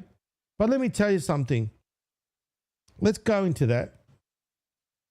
Number one, symbolism will be their downfall. I love you, right? That's what they say. Yeah, they all say I love you. And her daddy, okay, she said, what about, that means I love you. Then what about this? Because standing next to her was her dad, right? And her dad did clearly give out the good old devil symbol. All right, that's fact. Let me show you. I've got it right here. There's Dad. And I said, well, what about Dad? Look at him. Dad's doing the good old devil symbol. What does that mean? They're doing the I love you and Dad's doing the devil? The horns? We know what that means. The hand gesture commonly associates with Satanism. But the thing is, you've got to put two and two together. Deception, ladies and gentlemen. Because let me tell you something. Even that thing, that I love you, is a bunch of crap. It's the way that they get you to do things and they laugh about it. Deception is the game. I love you. Yeah, really now.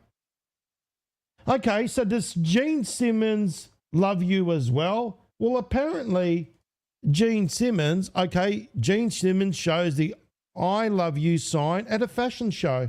Really? But Gene Simmons doesn't call it I love you. In fact, he calls it the devil's horns. Right there. I'm sure he's got a lot of love to give with his tongue, hasn't he? His long tongue. Gene Simmons responds to claims he can't trademark the rock and roll devil's horn. So what is it? I love you? Or is it the devil's horns, Gene? People don't get it. Like, it's all deception. It's like this. Oh, this is the St. Peter's cross, really now. Because it's upside down. And according to the Catholics' beliefs, or the Vatican, that St. Peter was, he said, I'm not worthy of being crucified the same way Christ was being crucified. So crucify me the upside down way. Really now, So then why would Q drop 290, bring that to our attention then? Doesn't Q say symbolism will be their downfall? Do you see what I mean? The ridiculousness. And I guess, ladies and gentlemen, I guess that this person right here is also worshipping St. Peter. Okay? Because, you know, everyone, you know, this is what I'm saying. It's so ridiculous. It's beyond ridiculous. No. Gene Simmons has got a lot of love to give with the devil's horns. Oh, yeah, no. You know, Daddy did the devil's horns too. But no. We did the I love you. It's all deception. All right? It's all deception, ladies and gentlemen. It's all deception. Oh, no, that's St. Peter's cross, really now. I guess she's worshipping St. Peter as well. Oh, no, that's possessed by the devil. No, she's worshipping St. Peter. And I guess that's worshipping St. Peter, and I guess that's worshipping St. Peter. Really? So when are we going to get real? Oh, yes. Let's talk about the sign language. Who was the one that created the sign language? It was none other than a Catholic clergyman known as Pedro Ponce de Leon. Okay, created that sign language, and he was Catholic. Well, we know what also the Catholics created was St. Peter's cross. And also, what else did they create, ladies and gentlemen? Oh, yes. Didn't they create Snake Hall? No, they're worshipping St. Peter as well. You know what I mean? St. Peter was a snake. If Satanists took over the Vatican, would you notice? No, obviously not. Because people are stupid. No, that's just a hall with... Yeah, no. Do you see what I mean? Oh, no, that's false. That's not the inverted Antichrist cross. And as I said, that's all I love. Do you see? This is the deception that people fall for. Don't be a fool, ladies and gentlemen. Now, Pedro Ponce de Leon was a Catholic. Well, guess what? Who else was a Catholic? As I said, Catholic is, the Vatican, upside down crosses, Snake Hall, it's all there. So why wouldn't he do it as well? After all, Pedro, good old Pedro, wasn't short of $1 either. Pedro, I mean, he made the sign, the language and all that sort of stuff. But did you know that Pedro was into gold mining? Oh, yes, he got rich, all right. And guess where he got rich? In good old Puerto Rico, where you pay your taxes to. Obviously, that place right there. And, he had lots and lots of gold. Yes, we're going to believe Mr. Pedro, okay, or Ponce de Leon over there, and we're going to believe all these other crap, you know what I mean? Seriously, when are we going to get real? When are we going to get real? Oh, yes, that's the triangle of love. No, that's Anton LaVey, the head. He was the head of the Satanist or the Church of Satan.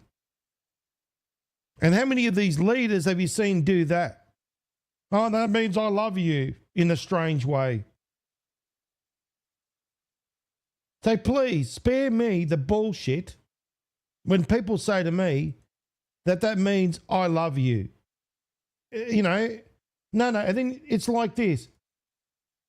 Then you got Gene Simmons that apparently said in 2012 that was I love you.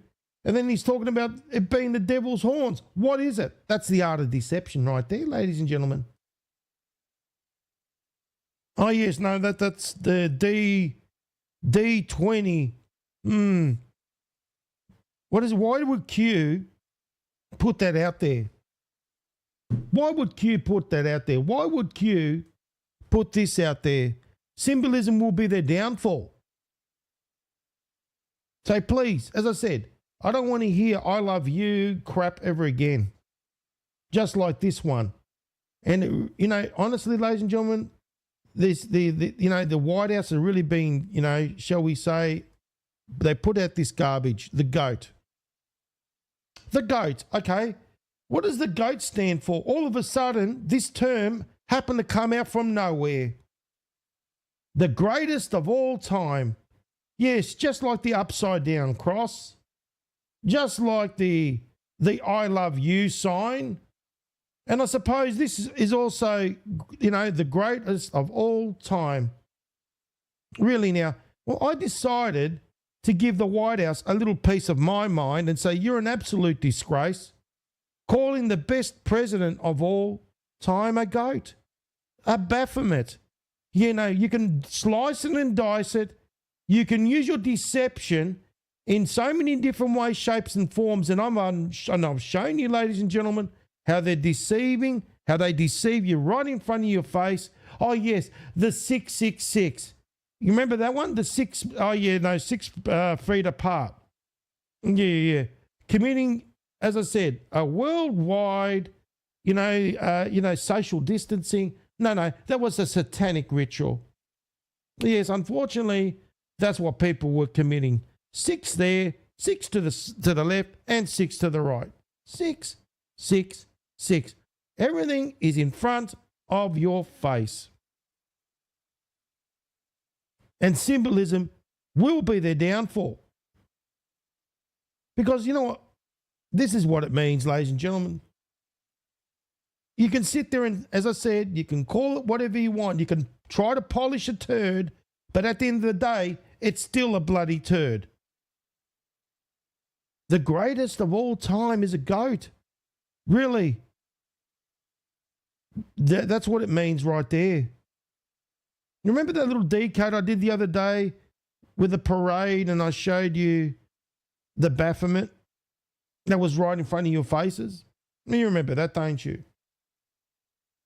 Why would Q awaken us to all this symbolism? Why? Why would Q say symbolism will be their downfall? Why? So, in other words, we could see what they've been doing right in front of our faces. That's why.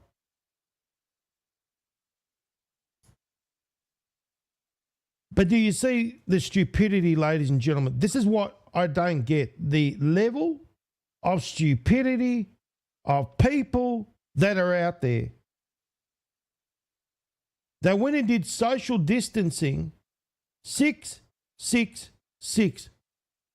Oh, satanic ritual. They didn't even think about that. They just went and did it. Mask suppression. You're not allowed to speak. Isolation. That's another satanic ritual. Washing your hands, satanizing, not satanizing. What do you call it? It's all actually called satanizing your hands. Washing your hands off God. It's all basically, that's what it's all satanic ritualism. But the people, no, that means I love you. Then just do it. If that means I love you, then the upside down cross means St. Peter, then what is what? It's all, do you see, this is the art of deception.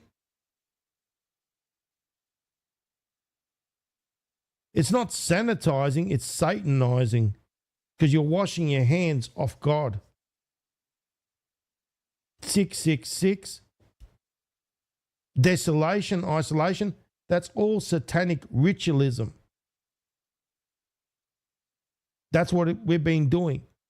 And I've been screaming it from the top of my lungs on the mountaintop, so hopefully people get it.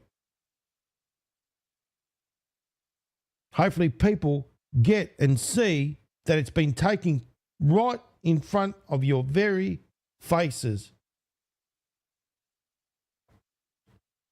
And, hopefully people get this. I really do pray that people get this. that they're being deceived, lied to. I mean, after all, I just showed you so many different symbols, it's not funny.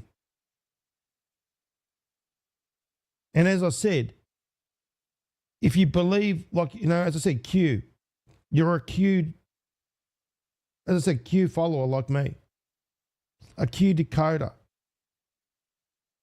Why would Q bring those to our attention? Why would Q also bring to our attention the Freemason symbolism? Why? Why would it do it? Right? Why would Q say symbolism will be their downfall? Why? Because Q wants us to know. Military intelligence is Q. We know that. Look, it's right there. Symbolism will be their downfall. We know what that means. That's got to do with Epstein Island. That's the hammam in Syria. Symbolism will be their downfall. It's right in front of your face. That's how they've been getting away with it. There we go. Look at this. Everywhere. Why would Q be saying about the Freemason symbol? They're everywhere. Look. Why? Why? Symbolism will be their downfall.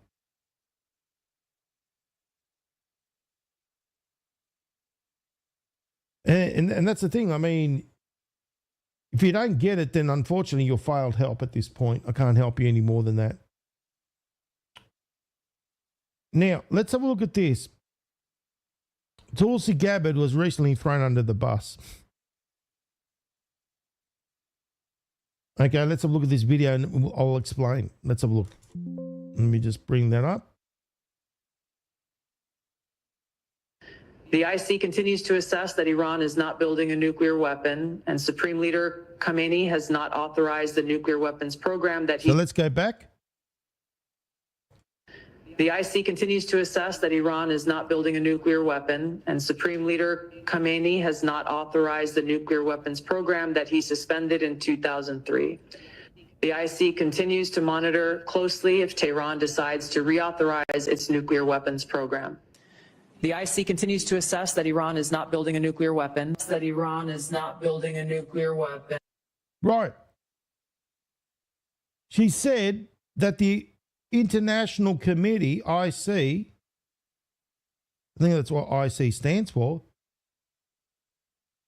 says that they're not building a nuclear weapon.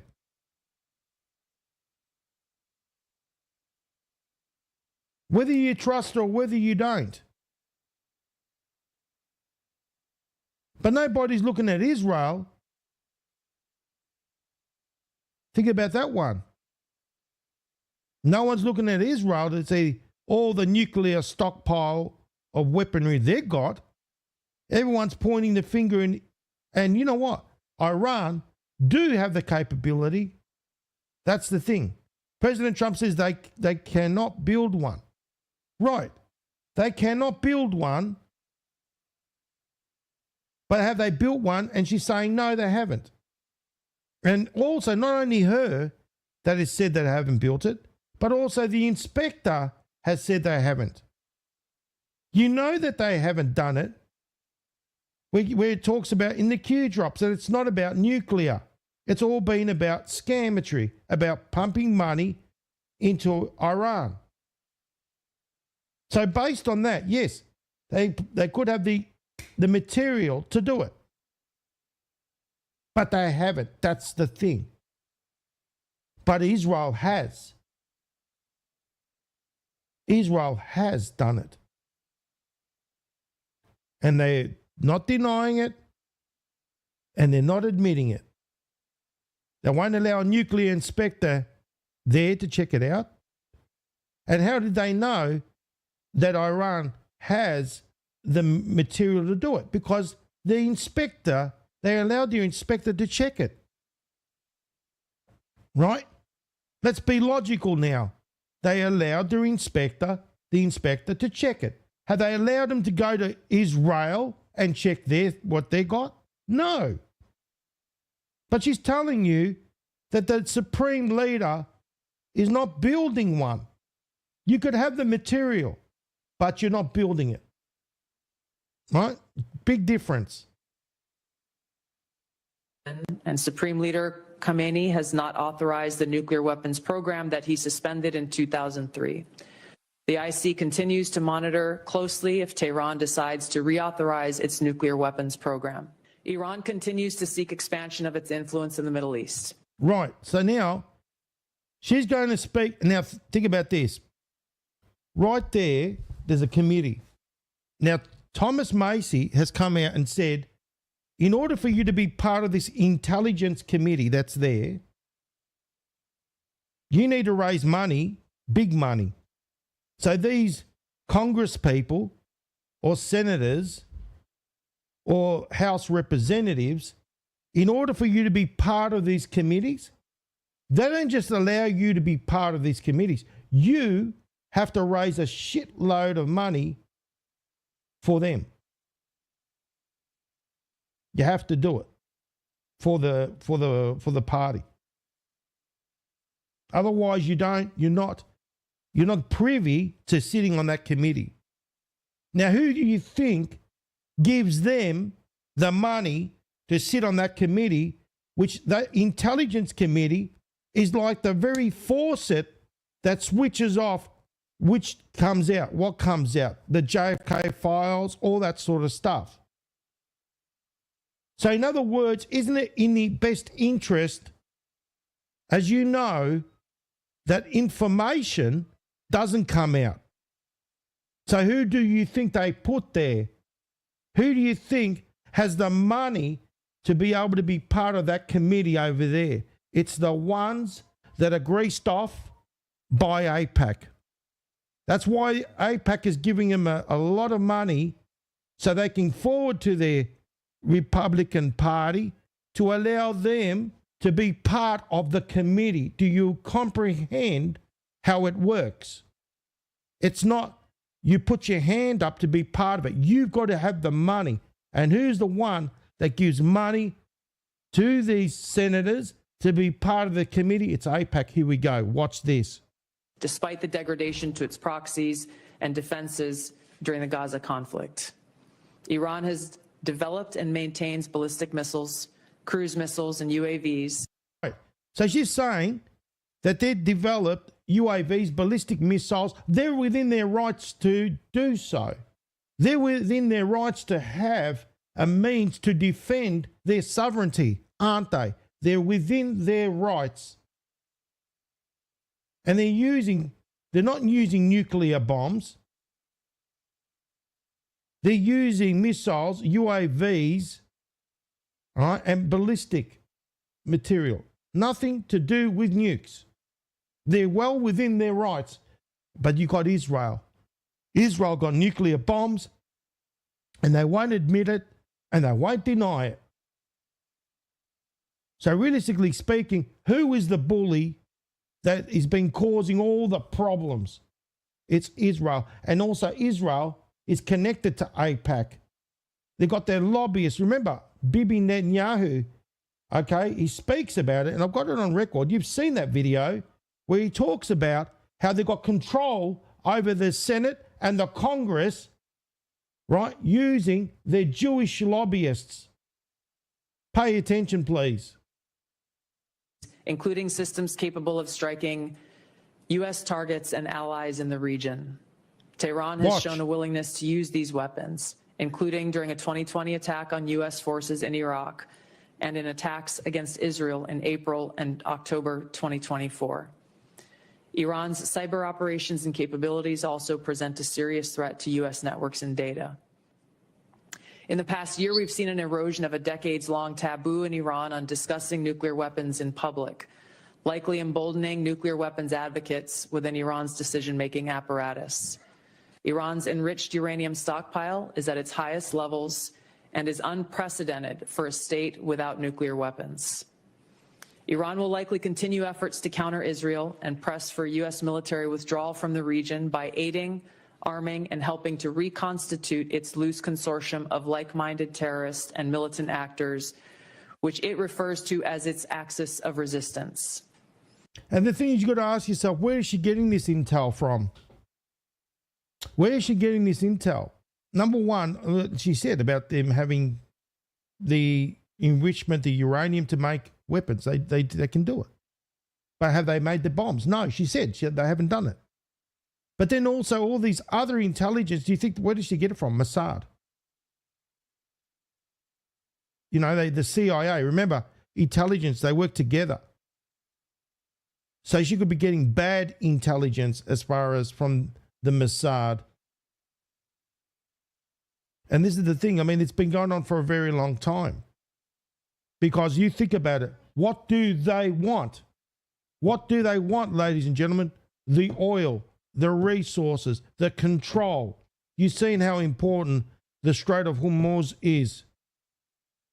They want control. They want to expand the state of Israel. That's what they want to do.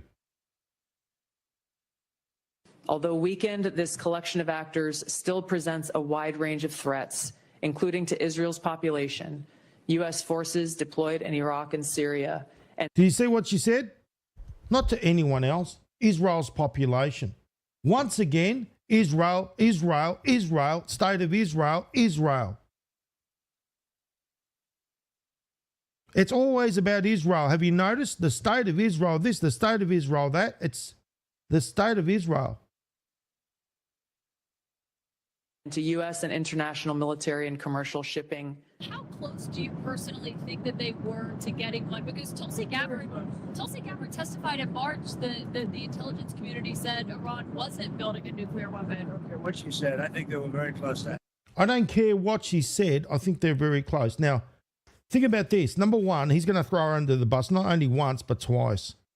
Okay? Now, Peter Hegseth. He's talking about good old Pete. Leaky boat Pete. Okay, remember with the Telegram incidents and all that sort of stuff? And sorry, Signal, not Telegram. Signal, that's right, Signal. And there's, Leaky boat Pete and all that. No. And yet, President Trump was standing by his side. Now, we know that, look, obviously he's got to play the game. But let's go back to the day when Tulsi Gabbard called him what, ladies and gentlemen? Could this be karma? Possibly. The same way she called him being Saudi Arabia's bitch back in the day in 2018 because he pulled out of the Iranian deal because he knew it was a scam. Do you see what I mean? This is the genius of President Trump. How do you throw somebody under the bus? Remember, I was the one that was saying about Elon Musk. You remember that? And I said one day it's all going to go pear-shaped. And FCB's been right about that one again, just like this one. I've always been right. Okay? Remember what I said about Elon Musk? No, don't love Elon Musk. This has been involved with Obama and all this sort of... No, I was right about him. And I've been also saying about good old Tulsi, haven't I? There you go. This is the genius of the man. Because he never forgets this. Hey, real Donald Trump, being Saudi Arabia's bitch is not America first. Do you think he forgot? No, I don't think so. I don't think he forgot about a lot of things. Like this. President Trump, your Iran strategy has been ill-advised and very short-sighted. You need to change course now and get back into the Iran nuclear agreement before it's too late. Set aside your pride. Set aside your political calculations for the good of our country. Just do the right thing. Yes, and I remember also her coffee cup that said that as well. And do you see, ladies and gentlemen, the genius of President Trump? And I've always been right. I was the one. Remember, Carol? I was saying it all along, over and over. Go look at my previous pulses. I've been saying it over and over and over and over and over and over again, that one day this was going to happen. Okay? Yes, because you remember that too. Or did we forget? No, I'm reminding you. Don't you worry. FCB is reminding you about a lot of things. No, because, you know, people think, oh, no, Tulsi, no. And I've always said, don't sit there and love Tulsi either. Don't love, remember Marco Rubio? And I showed you what Marco Rubio's all about. I showed you what Peter Hegseth's all about. I've been right about everything. That's right, Carol. I've been right. Because you know what? The Iran deal, let's go to this one. Q drop 1256. His sole purpose, this is talking about Mr. Macron, was to visit the White House because he tried to convince POTUS to stay in the Iran deal. Right, back in the day. What's at risk? What was at risk was $250 billion times 2. What the taxpayer don't know? Why aren't North Korea developments receiving worldwide praise? We endure. I mean, they're all involved in the filth. That's the reality of it. I mean, after all, she's don't like Snowden, because she's an advocate for Snowden as well. And we know that Snowden, you know what the saying is? Once part of the farm, always part of the farm, meaning the CIA. He went to the NSA, but that was just a ploy of how the CIA would how they would infiltrate the NSA and get him to spy on the NSA. And then we all know that she's going around and saying, remember the committee said, Edward Snowden's a traitor and this, and she would refuse to say it. Well, because people don't realise how connected everything is. But that's okay. FCB is showing you. Tulsi Gabbard explains why she won't call Edward Snowden a traitor. You know, anyone that calls himself Edward Snowden, I wouldn't be doing that if I was you. Because, you know, I've got a great track record of being right for everything. Okay, and it's all been about the money. Because let me tell you something, Q drop 1348, May 12, 2018. The nuclear inspector quit. Why did he quit back then? Because he knew that the jig was up. President Trump, back in the day, he pulled out of the Iranian deal, and the inspector quit because he was getting cashed up. He knew what the take was, and it's corruption everywhere. Can you see the genius of how President Trump works? How he never forgets. There's proof again. And I've been right about Musk, about everybody else. Don't you worry. He's going down the line. Haven't you asked yourself the question? Oh, yes. Why don't we see Rubio lately? He seems to be missing. It's always his little spokeslady that keeps talking crap. Okay? Rubio, no, he's not. Nowhere to be found at this point. Very interesting fact, that one. But anyway, I'm sure it's all going to make sense. Now, they're all going to be falling down like dominoes. You don't realise that President Trump has got these people close to him. Remember what they say? Your friend's close, your enemy's closer. It's exactly what he's doing. He's a genius. He knows what's on the line.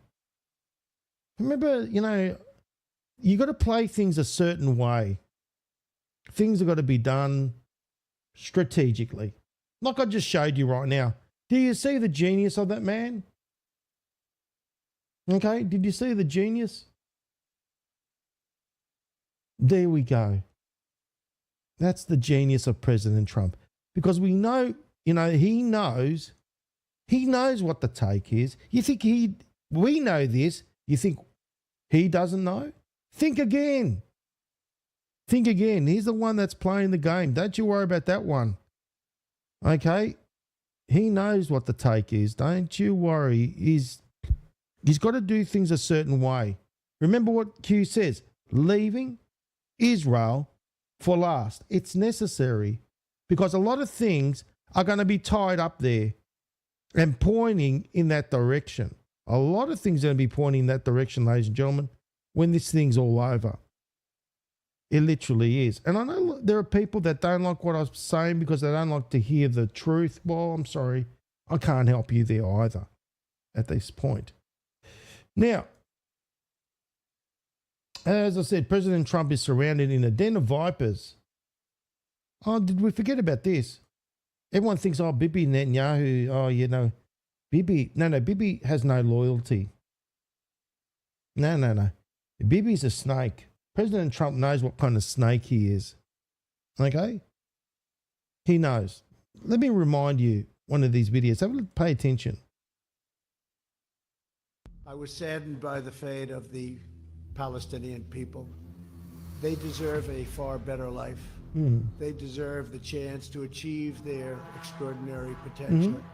Palestinians have been trapped in a cycle of terrorism, poverty, and violence, exploited by those seeking to use them as pawns to advance terrorism and extremism. Not very good looking for Bibi, you know what I mean? Especially President Trump put him on the spot. Take a look at this one.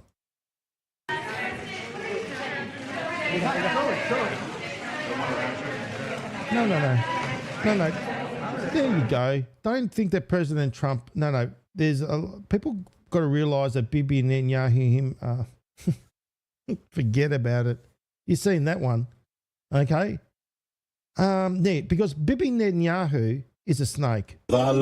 אנחנו הולכים למסלול התנגשות עם הממשל האמריקאי. ארצות הברית זה לא מקשה אחת, זה לא מקשה אחת. יש את הסנאט, יש את הקונגרס, יש את הכוח היהודי שהוא עצום, יותר חזק משהיה אי פעם. יש דעת קהל, יש לנו כוחות כבירים בדעת הקהל שמתנגדים למדיניות הזאת, גדולי הפרשנים. אמריקה לא תכפה לנו דבר. There you go, you heard it. Okay, he heard what he said. Let me just show you again. Okay, he says about, here we go, we have the Senate, the Congress, and the record-strong Jewish lobby. No, well, we know he does, AIPAC and all the rest, on his side, and they control them. Like I showed you, Mr. Cotton, Mossad Mike, you know, Mike Johnson, Hakeem Jeffries, they're all in it together, like a whole heap of them, and they're all connected and controlled. I mean, how does that make you feel? We have a strong influence over the general support in America. There we go. It's right in front of your face, right? You just can't deny it. President Trump, okay, put it this way, you got to play the game. You have to play the game. Especially, you know, when there's a real cabinet in the background running. All right? Do you see these two? He was seen just recently at the White House. No, he's just a podcaster. We know that he's an advisor, and we know this one right here, what he's been doing. Okay? But as I said, President Trump is surrounded by all these entities right here. Now, what you need to remember is that President Trump, you got to go back to his past. And we're going to go back to his past. It's going to make sense because President Trump used to run casinos. You know that, right? He used to have his own casinos and all that stuff going on. Anyway, he had his casinos and he got shafted. He went bankrupt. Now, with the casinos, who are the ones running the show? Who were the ones running the casinos back in the day? Well, it was Sheldon. You know, Sheldon, and it'll make sense. Don't worry, very soon I'll show you. The ones that are the biggest, shall we say, sponsors of AIPAC. They're the ones, right? Absolute, you know, snakes in the grass. Those kind of people right there. See, Trump's revenge is taking, shall we say, it's taking form as we go along, as we progress. You remember the 2016 elections? Yeah, let's go back there. Ted Cruz, Mark Rubio, and the other guy, Kashish, whatever his name is. Okay, he's never forgotten about what Ted Cruz is all about. Don't you worry about that one. He's not He hasn't forgotten at all. We know that Ted Cruz is all greased up by AIPAC. We know that Marco Rubio is also greased up as well.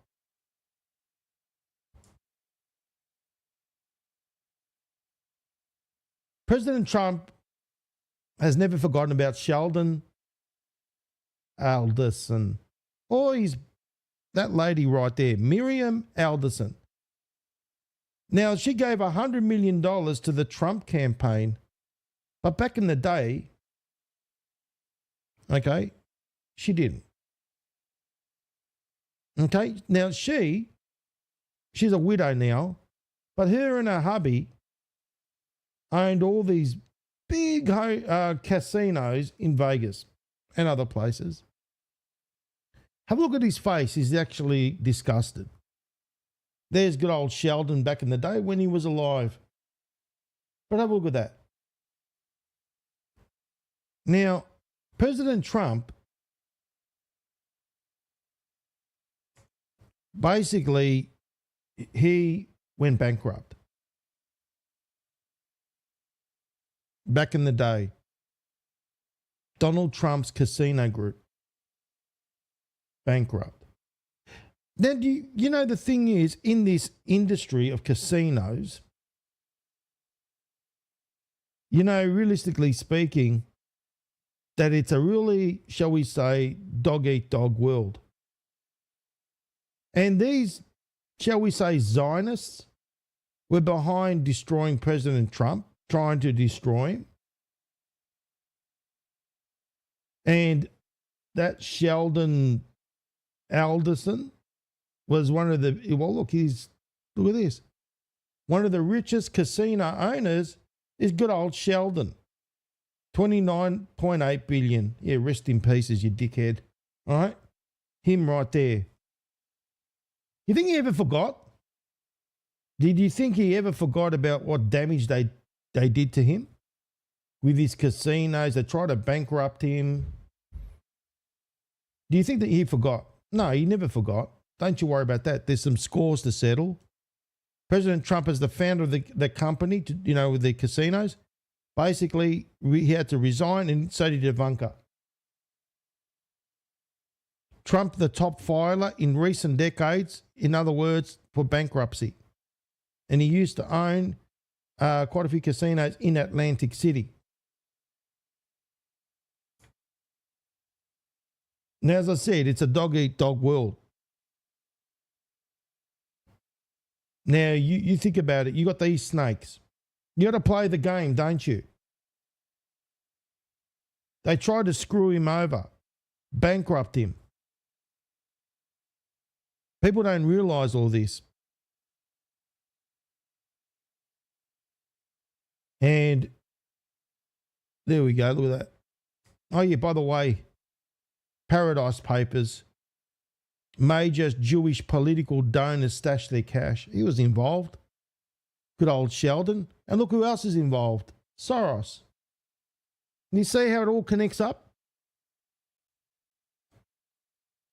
Okay, the so-called Paradise Papers detailing how the world's richest use offshore accounts to evade taxes and have exposed their investments of several major Jewish political donors.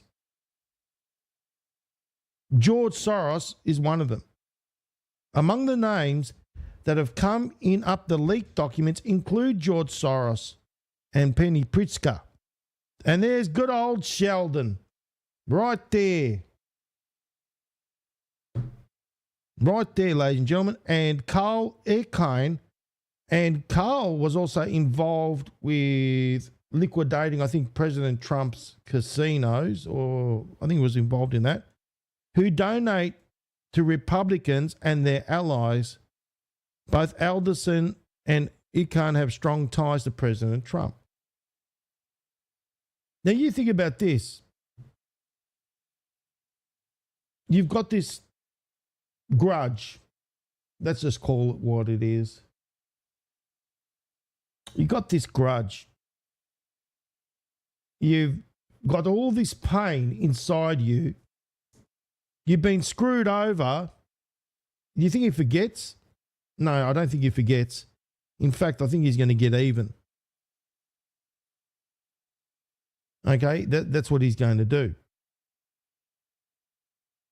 You think it makes him, you saw that picture of him with putting that medal around her neck. He had so much disgust for that woman. Have a look at this Carl Icahn guy, an Ashkenazi. Family in Brooklyn.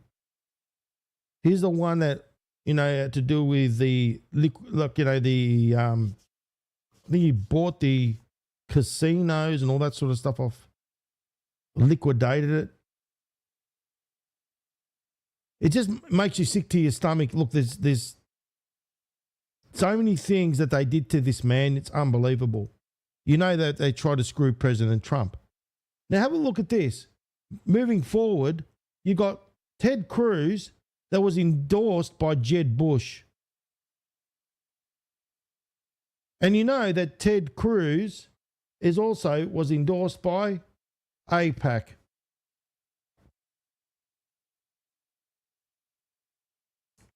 And we know AIPAC, well, one of the biggest donors is this lady right here.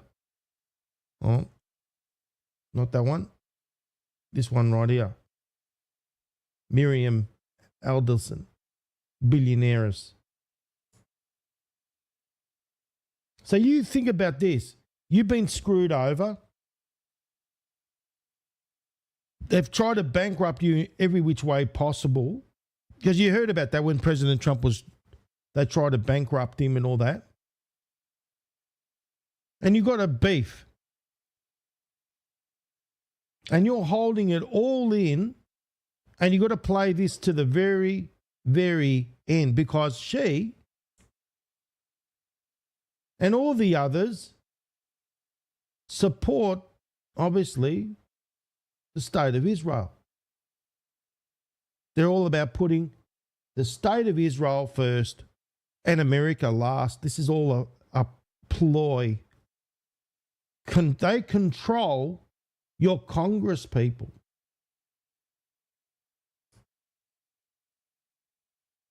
I just can't wait to see President Trump get his revenge.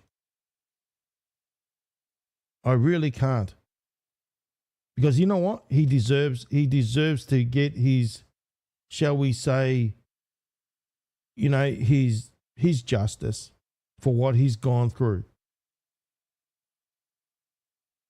And it's about time that this all comes to a crash, to a massive smash.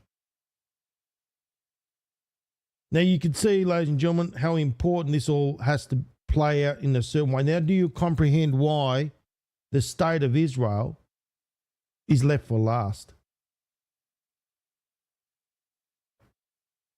Now do you get it? Now, you saw on one side, look at this, it's the left and the right again, like I said. You got Soros on the left and Alderson on the right. They all serve the same purpose and beast. Oh no, Soros have a left agenda. Alderson has the right agenda. Do you see? It's all from the same team. It's all from the same team. Both are mentioned in the Barrett Paradise Papers. Political donors stash their cash. And yet, you think about it, it's like they're being left to do. They're running rampant. They do whatever they want. No, that's all coming to an end. Don't you worry about that one. President Trump knows that, their time is finished. But it has to be played in a way where it's got to be done once and once only, and then finished.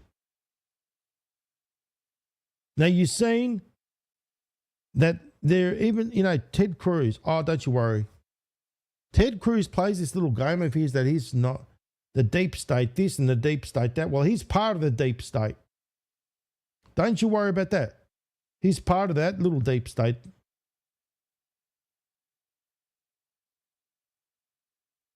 The question is also on everybody's lips as well, and you've probably been asking this, and I know a lot of people have, about President Trump's son-in-law, Ashton Kutcher, right? Who in the chat has basically had, give me a thumbs up if you think Ashton Kutcher is bad. Let me see how many people here in the chat, what they think. Whoops. Let's just see what people say. Sorry, not Ashton Kutcher, Jared, sorry. Jared Kutcher. I meant Kushner. Sorry, guys, I got it right here. Jared Kushner. I don't know why Ashton came, well, you know, obviously he's a star, isn't he? I think, isn't it? Ashton Kutcher's the star. Yeah, Jared Kushner, that one there. Who thinks, I'll repeat myself and do it properly this time. Jared Kushner, President Trump's son-in-law, is bad. Put your thumbs up. Let's see how many in the chat will do it. And then I'll show you something. Okay, so we've got a I don't know. We've got okay, quite a few people in the chat have put their thumbs up. Well, number one, how did Kushner meet Ivanka?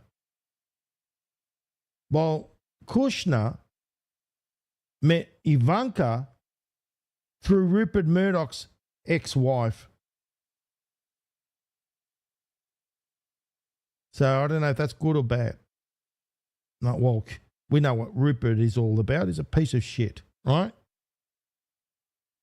So that's how they met. Now you think about this. Now, Jared, you've got to go into his history. His actual history is that his descendants come from Belarus, which is next to Russia. Right? So that's the Kushner family. Now, have a look at this, which is quite interesting. There he is. Did you know that he bought 666 Fifth Avenue? 666. Now, what I did was for 1.8 billion. Now, what happened was, ladies and gentlemen, I got 1.8, converted it to 18 because we're going with whole numbers in mathematics, divide it by 3, and you get a mirror. Can you see how I got that mirror, ladies and gentlemen? So you basically 1.8 billion, remove the decimal point, whole numbers, 18 divided by 3, 3666, 3 sixes, and then you got 666 here again. So there you go. So you got that going on.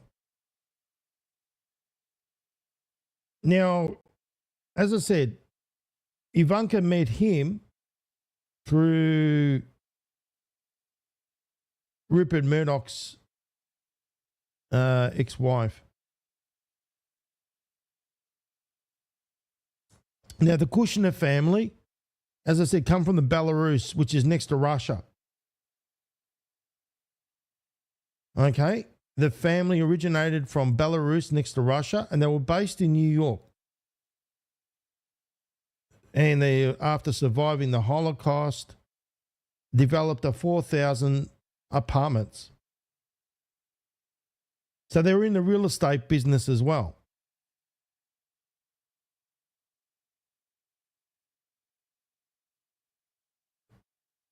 The thing is, you got to ask yourself the question, you got to see who do they associate with. So, for example, with Ashton, you got to look into Ashton, sorry, not Ashton, keep saying Ashton, Jared, I'll get used to it, Jared, sorry, Jared Jared Kushner. I've got to stop saying Ashton. Gee, that's stuck in the head. But with Jared, you got to look into his background, and he's also connected to Bibi Netanyahu. In fact, Bibi Netanyahu stayed at his place, and this is prior to President Trump. You know what I mean? As in, you know, when he was president. So he's had that connection with Bibi. And at the time, when Bibi Netanyahu was staying over at his house, he had his, I think it was Ivanka was his girlfriend at the time.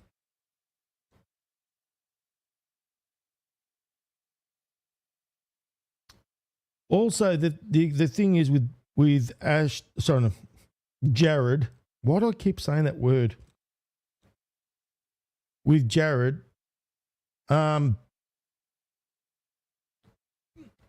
his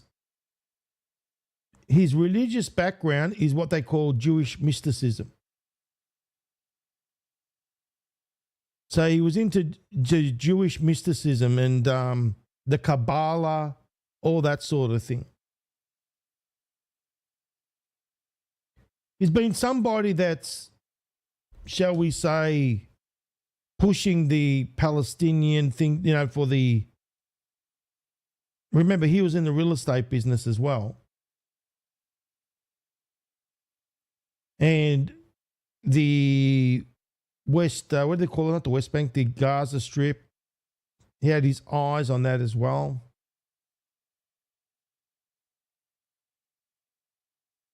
This is the thing. When you go into the Q drops, you'll get the Q crumbs. This is in the Q crumbs. In the Q crumbs, there's a thing called Punish Trump, which got my attention. It really did.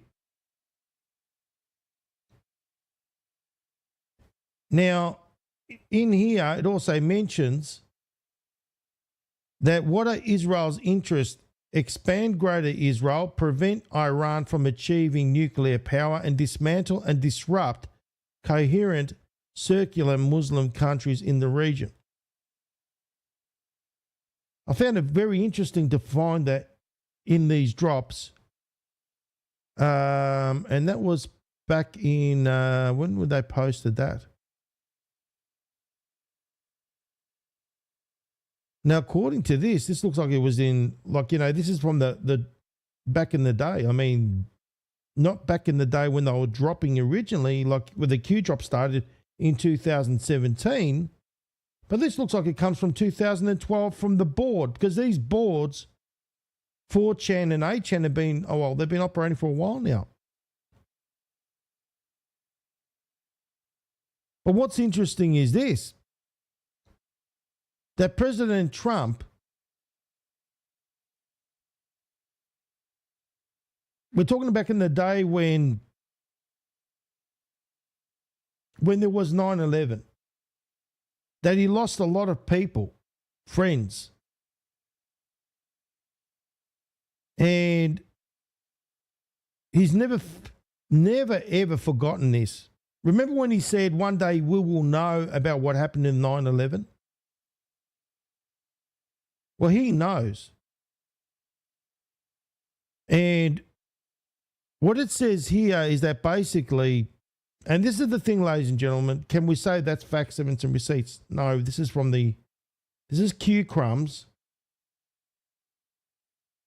But what you've got to comprehend is that when they put out the Q drops, they attach the, shall we say, these crumbs in the back end, and they attach it to that post. Now, who is the one that attaches it to that post? And if it's attached to that post, it must have relevance. That's why I'm reading this to you right now.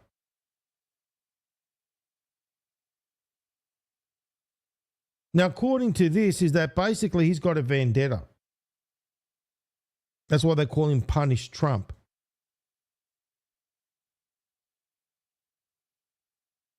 He also speaks, what do they say here? What it also speaks about that he knows what happened in 9/11, that he sacrificed his beloved daughter, Ivanka, to the Jews. That's what he says about he sacrificed it. He did what he had to do, and he allowed whatever Ivanka to marry Jared.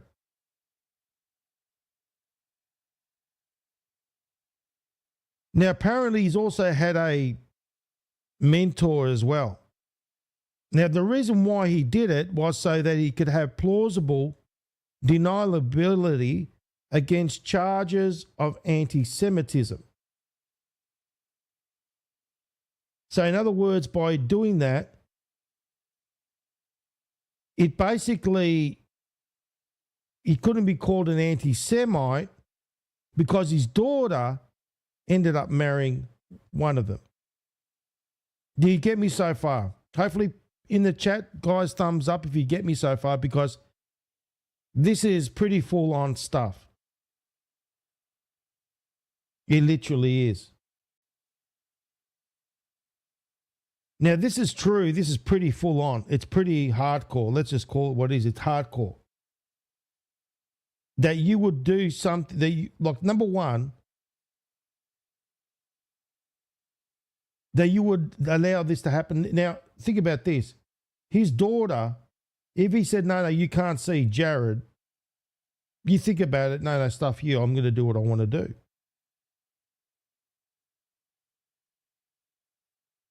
But here, as it says there, that let me just read you this. The Jews killed hundreds of Donald's friends on 9/11. For 15 years, he's been planning his revenge. He filled his war chest with billions of dollars. So remember, they tried to bankrupt him. So think about this.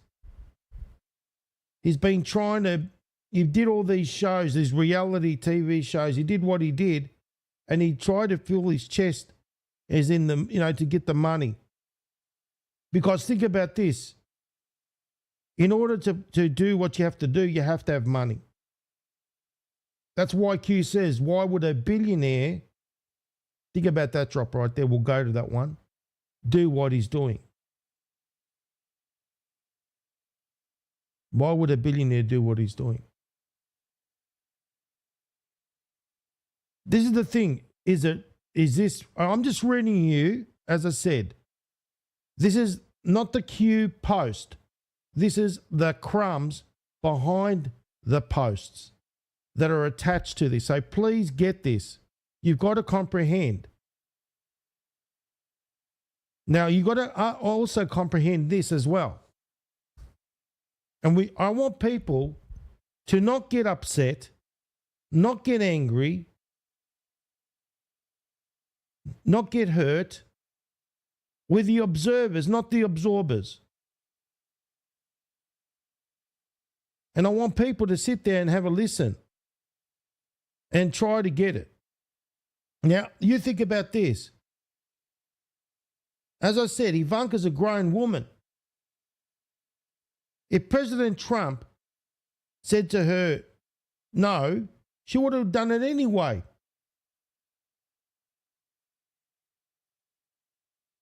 Let's be honest. And as I said, who's the one that actually set them up? It was Rupert Murdoch's ex-wife. Let me just confirm that. I'm sure I've got that somewhere. Okay, so how did Ivanka and Jared meet?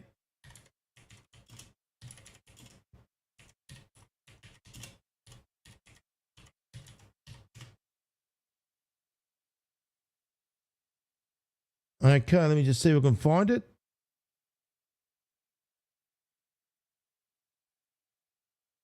Okay.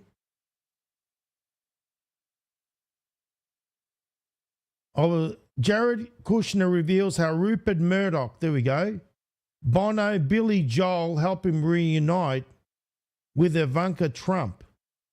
Reunite. That's interesting. Reunite.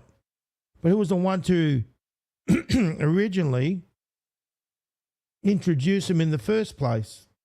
Wendy Murdoch. There we go. I was right here. Several months later, our mutual friend Wendy Murdoch invited me for a week away with her husband Rupert.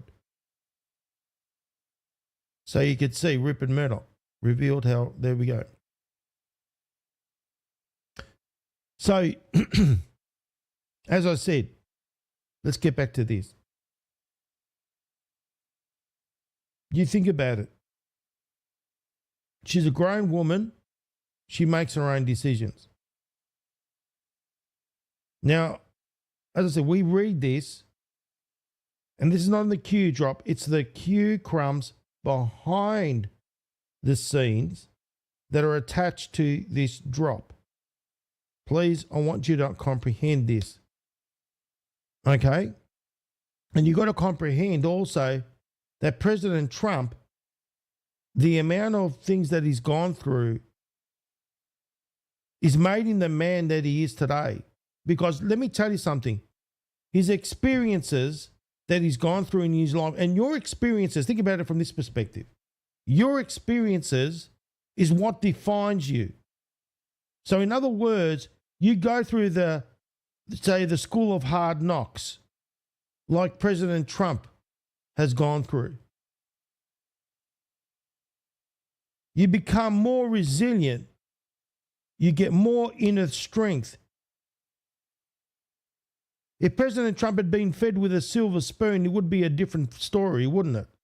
But he comes from the story of hard knocks, and he knows what needs to be done.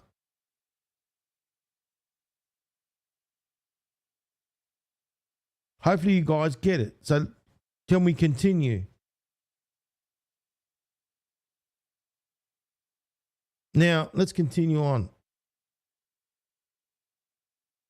Now, he says that, it says here, not he, it says that basically by doing this or allowing this to happen, it was giving him plausible deniability against charges of anti-Semitism.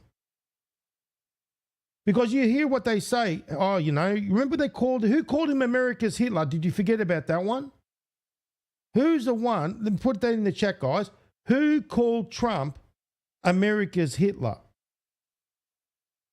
What, did we forget about that too? Just like we forgot about Tulsi Gabbard calling President Trump Saudi Arabia's bitch. Who's the one, I want someone to put it in the chat now, that called President Trump America's Hitler? Let's see if anyone gets it. Anyone pays attention to my shows and all the facts and some receipts that I show you. Hopefully someone writes it in the chat. Because, you know, they called him this and he said, well, how can I be that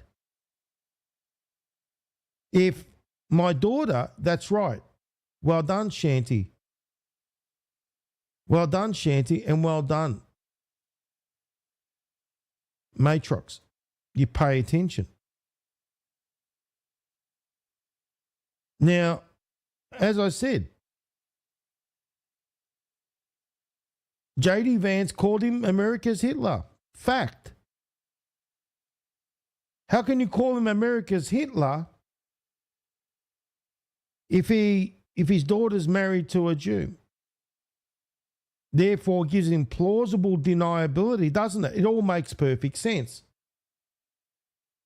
Now, according to his ex-wife, Ivana, he studied the works of Adolf Hitler in secret, which is Mein Kampf, I think it's called. So he will have his revenge. And this is the other part. Anyone, what do you think that President Trump keeps showing the book? What's the one book that they keep showing you over and over again? He made Bibi Netanyahu just recently. That's why I'm showing you that this right now, that President Trump's in control. Let me show you just recently. Remember when Bibi Netanyahu saw President Trump just recently at the White House? What did President Trump gift him? Did we forget? Let me show you.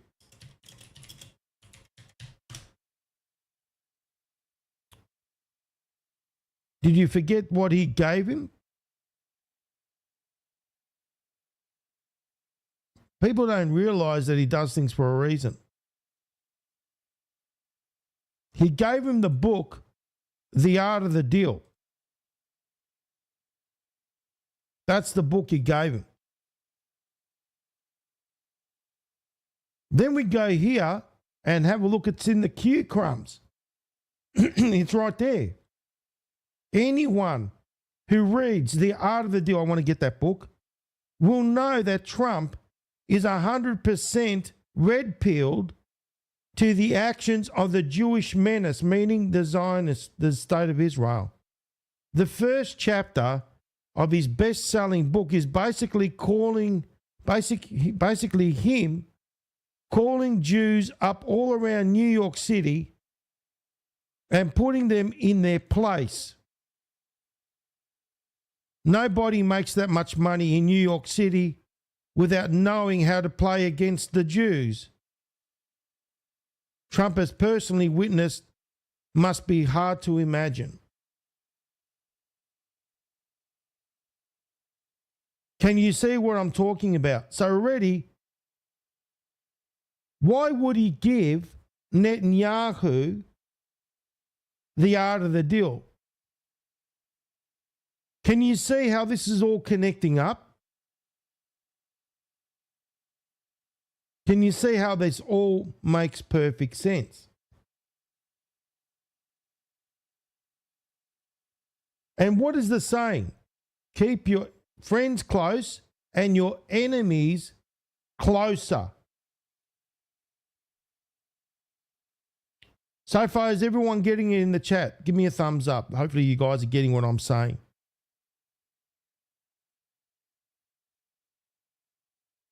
And remember, President Trump lost a lot of friends at the World Trade Center, and so did Rudy Giuliani. Giuliani never, ever forgot.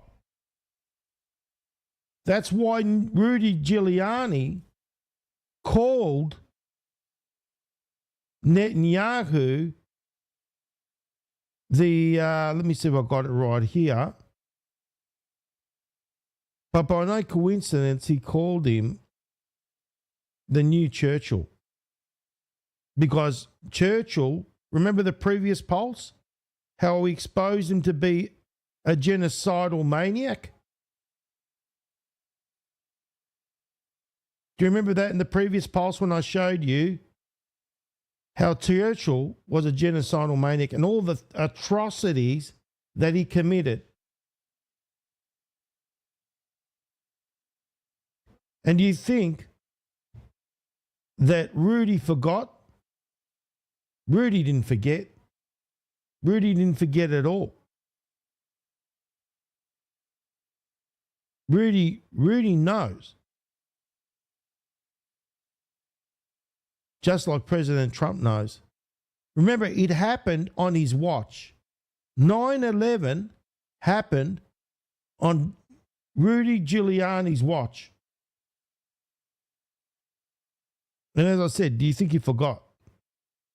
They never forgot. Both of them never, ever, ever forgot. And that's why I know this has all been played a certain way. Even Rudy Giuliani is playing it a certain way. And he has to play this game too.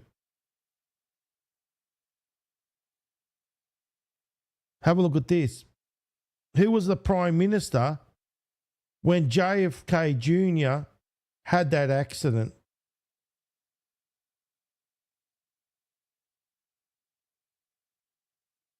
Coincidence?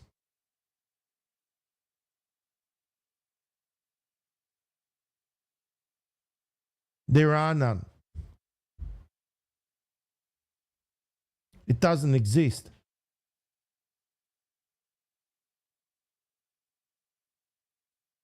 Why would you buy a property with 666 on it?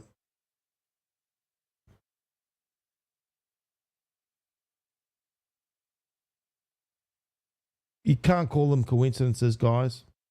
I think we're done with the coincidences. And Rudy and President Trump have been working together. Because you think about this, you were the mayor at the time when that happened. President Trump lost a lot of friends, and so did Rudy. And they never forgot.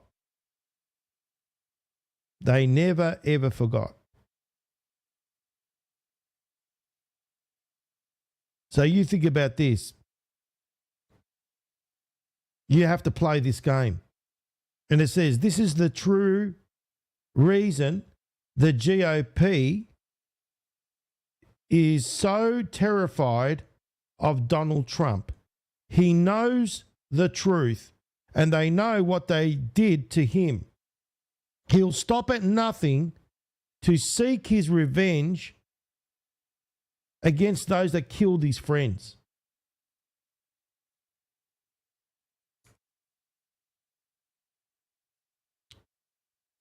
Somehow this guy's tied into it too, Stephen Miller. I've looked into Stephen Miller's background, and he happens to be an Ashkenazi Jew.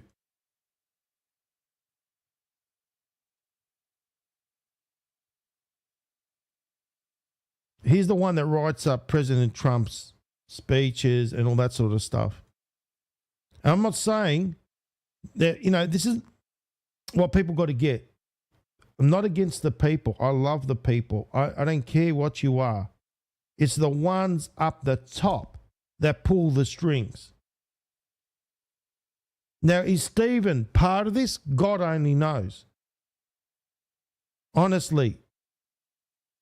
But there are those, and remember, Steve Bannon has said that there are those that are in the Republican Party and those that pretend to be for Trump that are there for other nefarious intentions.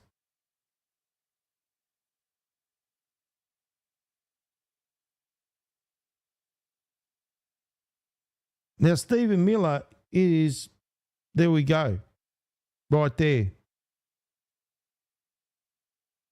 His language.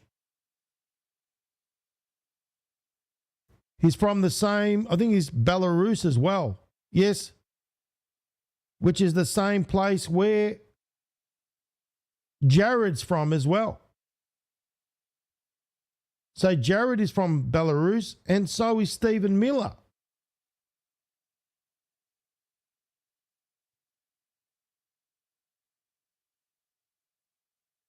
Question is why is he up there?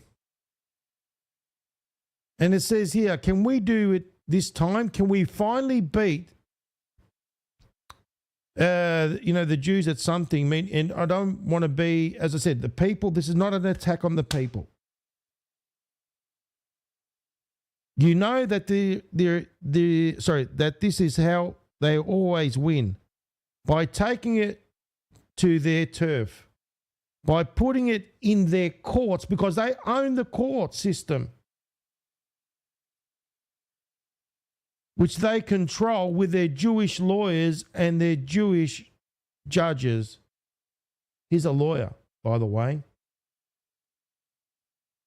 And when you talk about, you got Ruth Bader, what's her name? Ruth, you know which one I'm talking about, the one that died, that judge, she was Jewish. It is even going to matter that this executive order is completely constitutional? There was nothing unconstitutional about banning gay marriages. There was nothing unconstitutional about segregation. Judges just made up the fiction to ensure that the Jewish agenda went through. They keep doing it and they keep getting away with it. Now, apparently this guy here is Trump's mentor, Roy Cohen. Now, his mentor happens to be Jewish, but he hates the Zionists. Have a look at this. Look what it's around him. He's got Pepe there. Look. And that's a picture of him and Trump together. This is Trump's mentor. Now, Roy is Jew as well. He's a Jewish. And this is what it's not about the Jewish. It's about those Zionists. Okay? Roy never tried to deny his Jewish heritage. Yet at the same time, it seemed as though he sometimes sought out people who thought less of him for having it. Many of his closest allies, people with whom he went far out of his way to collude in wickedness, J. Edgar Hoover, numerous congressmen and senators, did not like Jews. Cohen parties frequently were heavy with people who didn't like Jews. Cohen gave some of von Hoffman's interviewees the feeling that he enjoyed being called, I don't know, whatever that name, and he frequently used the term himself. So basically, he was somebody that was against these Zionists.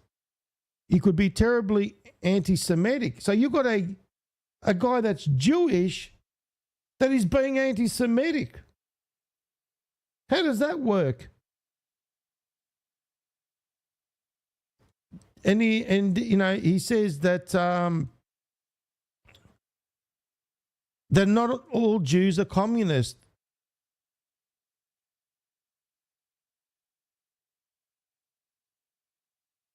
And this is the thing, look, Jared Kushner, his grandmother comes from Belarus, which is next to Russia. So he's basically, would we call him Belarus was part of the USSR. That was basically part of the state of the USSR. Now it's a country or its own state as far as, separate from Russia.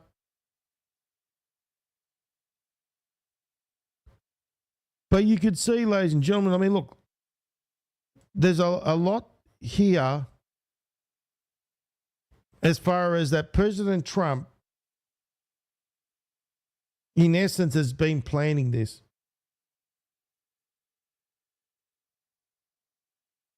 Now, think about this. You've got there's a difference. Zionism to Orthodox Jews are two different things. The word Judea is the tribe, basically one of the tribes of Judea. And then that word Jew comes off that word. And it's all these things, everything's being manipulated. The lines are being blurred. You've even seen the video that I showed you about that Orthodox Jew that is against the formation. It goes against the Torah. It's against the formation of the state of Israel. It says it's in the Torah. We all got to unite, ladies and gentlemen. That's the point. It doesn't matter what you believe in, whatever. We all got to unite. We've got to put our differences aside. President Trump wants us to be what? Unified, together. Stop putting labels on each other. Focusing on the color, this, that, the other. You're this and I'm that. That's how they've been able to control us.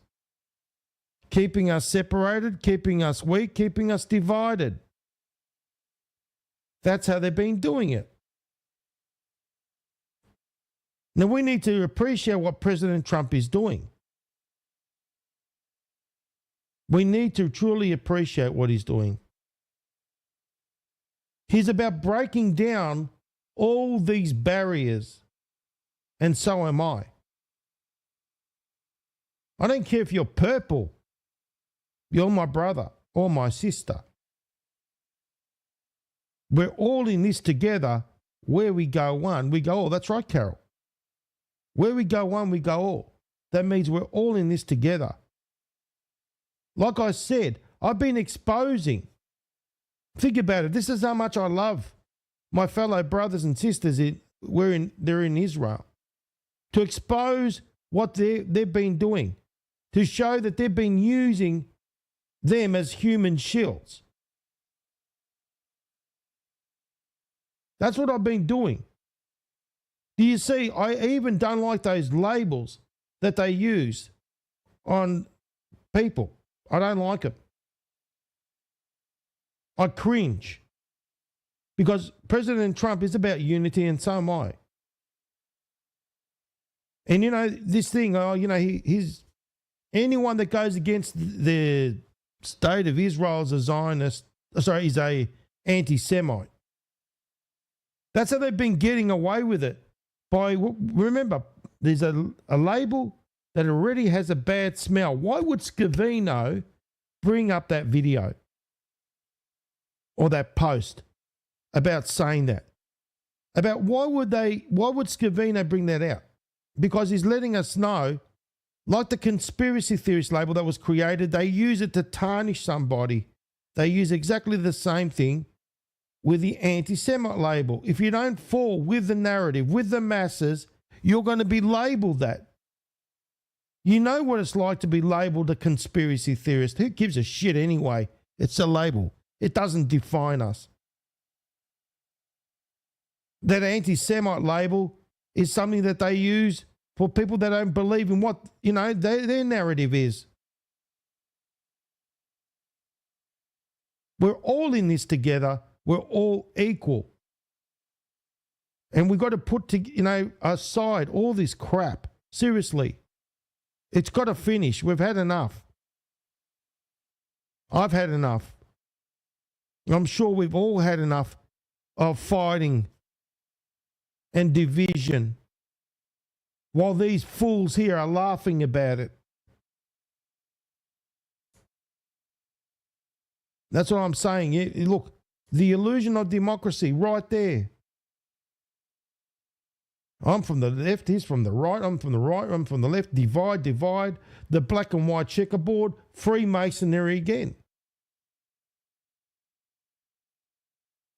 We really got to unite, guys. We really got to unite. It's about unity. It's about waking up and seeing what's really going on. That's what it's all about. And, I'm hoping that people can see that I'm about unity, that I'm not about division. There are those that are racist against everybody, whereas I'm about unity. And I've been saying where we go one, we go all means something, and it should mean something to every one of us. That's what we stand by. That's why it's important that we unite and push all these barriers down. That's what it's about. That's what we got to do. Now, I want to show you this video that, let me see if I've got it here with Scavino. It's very important because Dan Scavino, he did it for a reason. He did this video and the post for a reason, and that is to basically show us. Here it is right here. Why would Dan Scavino back in October 24th says sound familiar? And then have this video and it's talking about anti-Semitism, the labels that already have a bad smell, and they use it on anybody that doesn't fall with the narrative. Let's have a listen. In 1943, the following directive was issued from party headquarters to all communists in the United States. It read, "When certain obstructionists become too irritating, label them after suitable buildups as fascist or Nazi or anti-Semitic, and use the prestige of anti-fascist and tolerance organizations to discredit them. In the public mind, constantly associate those who oppose us with those names which already have a bad smell. The association will, after enough repetition, become fact in the public mind." There you go. Become fact in the public mind, because you got enough people that said exactly the same thing. You got an echo chamber effect. Now remember how the mainstream media work. You heard it from here, you heard it from there, you heard it from there. It must be fact. It's exactly the same thing. It's exactly what he's trying to say. These labels already got a bad smell. And they're repurposing it, they're reusing it over and over and over again. Well, it's pretty big, isn't it? Pretty big stuff that we're discussing here. But you know what? We need to get through these hurdles together. Now, whether Jared Kushner,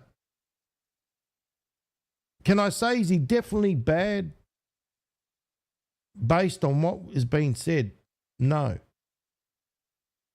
I can't, I work with facts, evidence, and receipts, but I can show you what I know about him so far.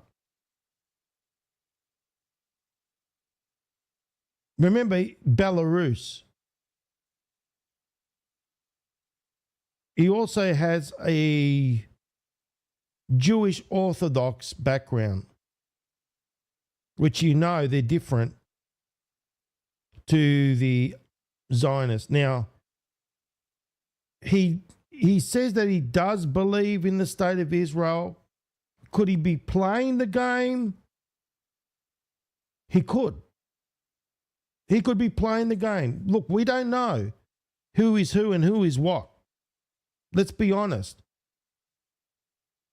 And as I said, there is mind warfare. We're in mind warfare right now, and there is so much deception, it's not funny. All I can do is show you basically what's out there, and then hopefully once this all concludes, we'll be able to see who is who. Because I know there's a lot of things people saying, oh, he's bad this and he's bad that. Well, do we definitively know, or are we relying upon hearsay rather than facts, evidence, and receipts? I'd rather go with facts, evidence, and receipts, and at least I know certain that we could say, yeah, he's like this. Just because he's Jewish Orthodox, just because, he's playing the state of Israel, 666. I mean, look, I personally myself, I wouldn't buy a building, I don't care how cheap it is, with the numbers 666 on it. I just wouldn't do it. I just wouldn't do it. No way, no. Now, he did it. Does it make him bad? You know what I mean? Look, does it make him bad? Well, then you got all the other things. Then you're going by what, not the Q drop, but the Q crumbs behind the scenes, but it's attached to the Q drop. And then we got to make a, shall we say, based on logic and all the facts, evidence, and receipts that we've got, to try to come to some sort of conclusion. Which, can I say definitively, no. I'm very, shall we say, look, as an investigative journalist, I've learned to basically, yes, you can rely on your intuition. You can say, I have this gut feeling. That is like that. But as an investigative journalist, you know, what's important is the facts and some receipts. And you need to be able to put it all together and say, look, is he? Is it really him? Well, we know based on political decoys that they do exist, civilian decoys exist. That's fact. Anything and everything is possible. All I can say to you all is this, is have an open mind. Now, as I said, President Trump has said in the past, sometimes good people have to do bad things. You know, there are people that have got to play the game. You know, there are people who've got to play the game in order to draw out the deep state elements. The thing is also, don't forget, President Trump has been, in the past, has been bankrupted. Obviously, he's lost friends when 9/11 happened. He has said that. He's lost people. There's people that he's known. Also, Rudy Giuliani was the mayor of the, that's all fact.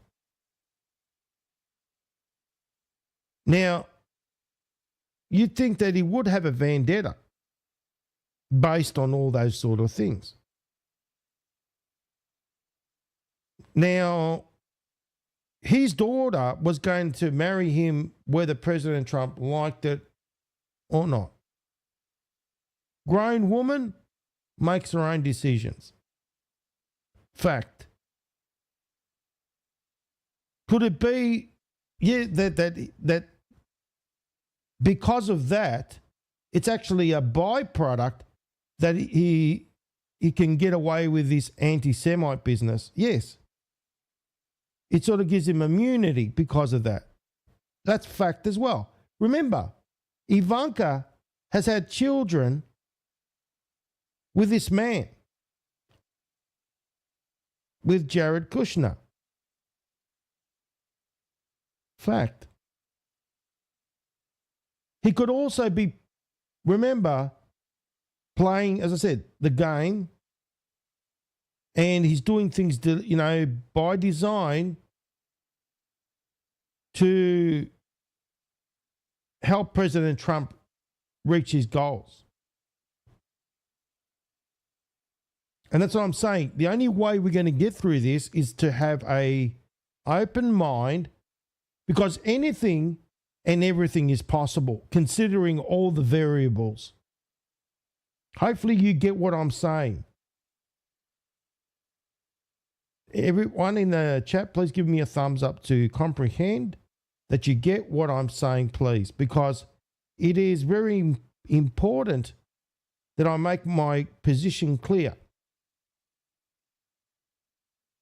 That, as I said, we need to have an open mind because anything and everything is possible. Thank you, Carol.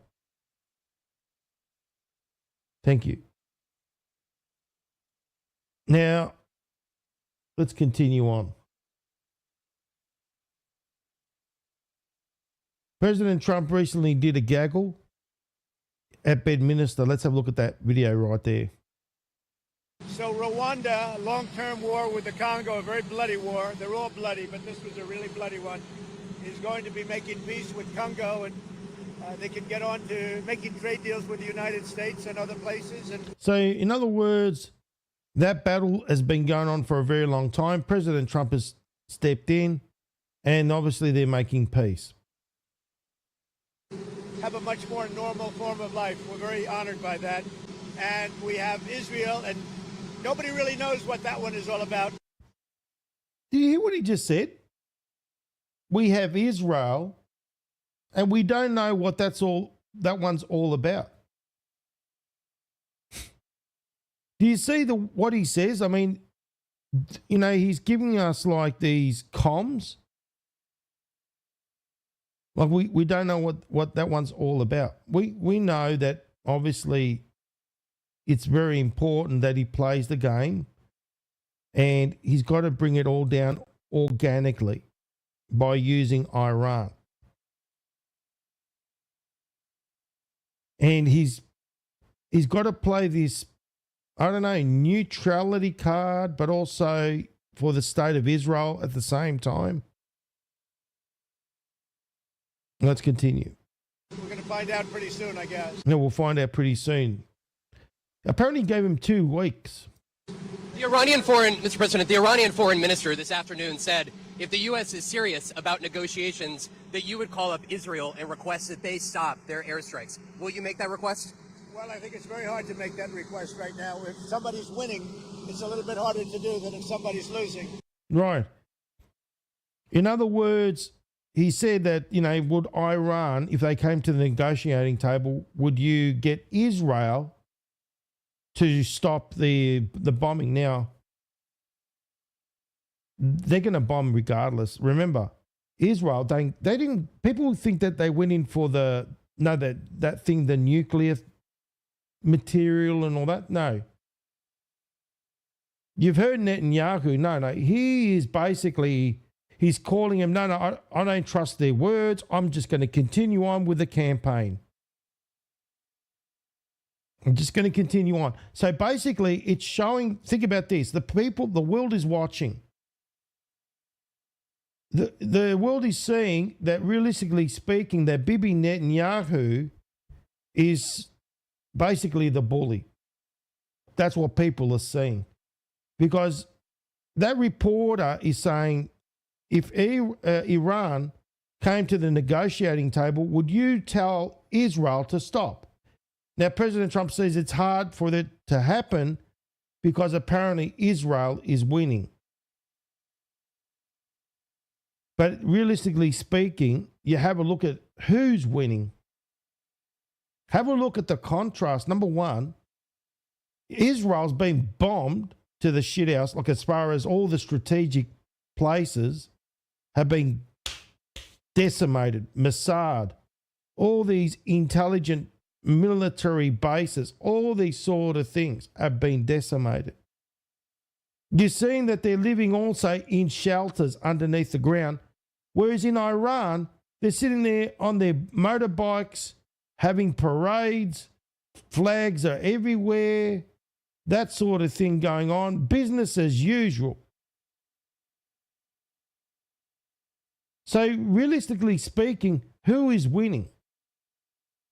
It seems to me that we are living in some sort of opposite world. That's how it is. Well, obviously, if you want to look at it from that perspective, well, we are living in some sort of opposite world. Because what does Q drop 833 tell us? That we literally are in opposite world. We're in mind warfare. Remember, we are winning. Do not trust what you read. Now, President Trump, is controlling Iran as per that Q drop that I showed you before. And therefore, what we are living in is really opposite world. If you read this, remember, we are winning. Do not trust what you read. Up is down. Left is right. Boom, Q. So think about it. In this Q drop, it's telling us the opposite. Don't believe what you read, but it's the opposite. Up is down, left is right. So can you see the genius of we're in mind warfare? We're in psychological operations. These are controlled military operations. This is the genius of President Trump and the plan. There you go. So that drop makes perfect sense to me. But we're ready, willing, and able, and we've been speaking to Iran, and we'll see what happens.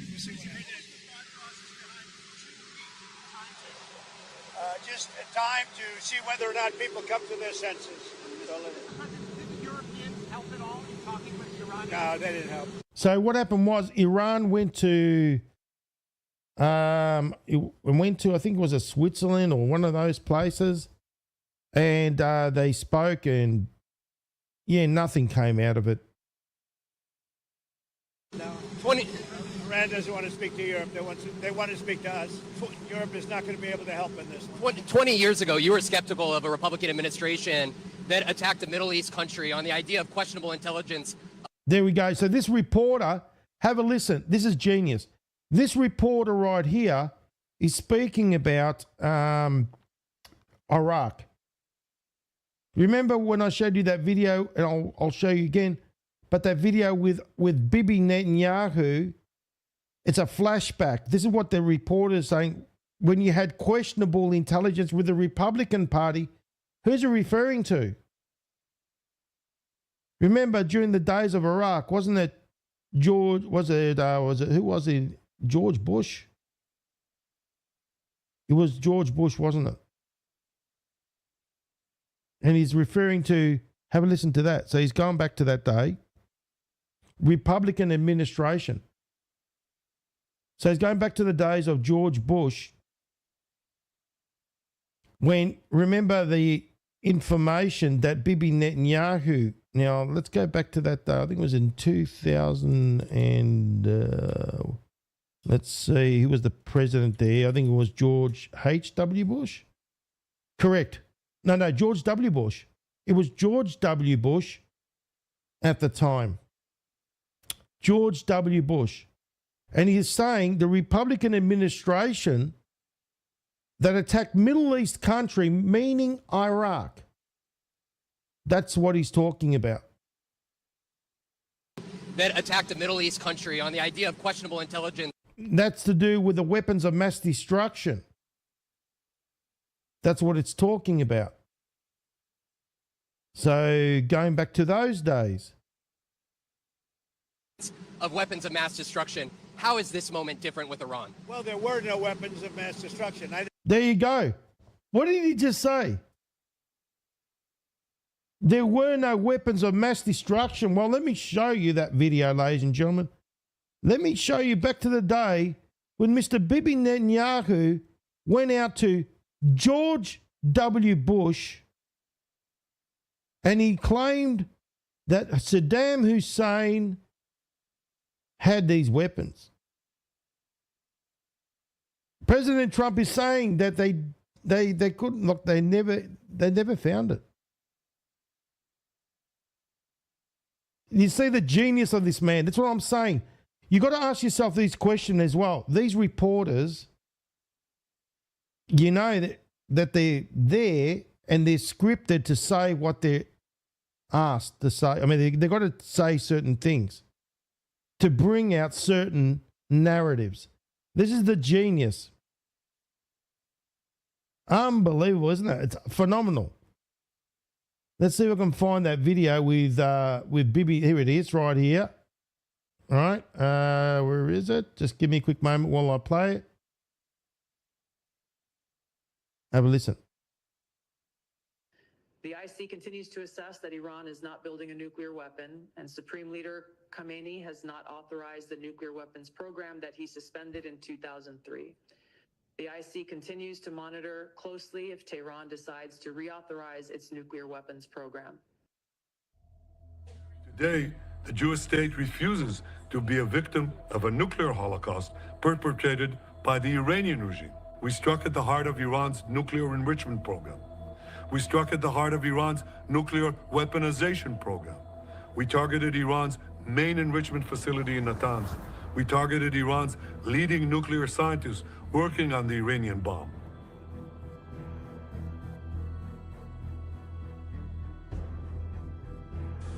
There is no question whatsoever that Saddam is seeking and is working and is advancing towards the development of nuclear weapons. No question whatsoever. And there is no question that once he acquires it, history shifts. There we go. And what is President Trump saying here? Let's go back. Future is proving past, ladies and gentlemen. 20 years ago, you were skeptical of a Republican administration that attacked a Middle East country on the idea of questionable intelligence of weapons of mass destruction. How is this moment different with Iran? Well, there were no weapons of mass destruction. There were no weapons of mass destruction. Oh, so Bibi Netanyahu's been called a liar by President Trump. There we go, ladies and gentlemen. There's your facts, evidence, and receipts. That's why you come here. And I'm showing you the facts, evidence, and receipts. They're indisputable. There we go. Same old, yes, that's right, Shandy. the same old playbook. You think President Trump doesn't know this? Think again. President Trump knows. And let me tell you something. President Trump never forgets something. Do you remember when he supposedly, and we know that's all fake, when he lost the election in 2020? Who was the first one to congratulate President Biden, fake President Biden? Who was the first one to congratulate fake President Biden? And President Trump was watching and seeing who was the first one to do it, and it was good old Bibi Netanyahu, the snake. You think he forgot? No. I never thought there were, and that was somewhat pre-nuclear. You know, there was a nuclear age, but nothing like it is today. There you go. And it looked like I'm right about the material that they've gathered already. It's a tremendous amount of material, and I think within a matter of weeks, or certainly within a matter of months. Okay, so a matter of weeks, a matter of months. Well, according to Bibi Netanyahu, it was days. Lie after lie after lie after lie after lie. So, can you see I thought Bibi Netanyahu said, let's see, what did he say? Is it days? Well, I'm sure he said that kind of, garbage. Let me just see. Because you know what? It just changes on a daily basis, the lies. Bibi Netanyahu, Iran, nuke in days.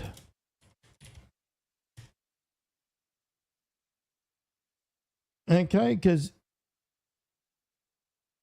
he was saying, I'm sure he was saying it was going to happen very soon. Where is it? Because he's been harping on here and there. Let me just see.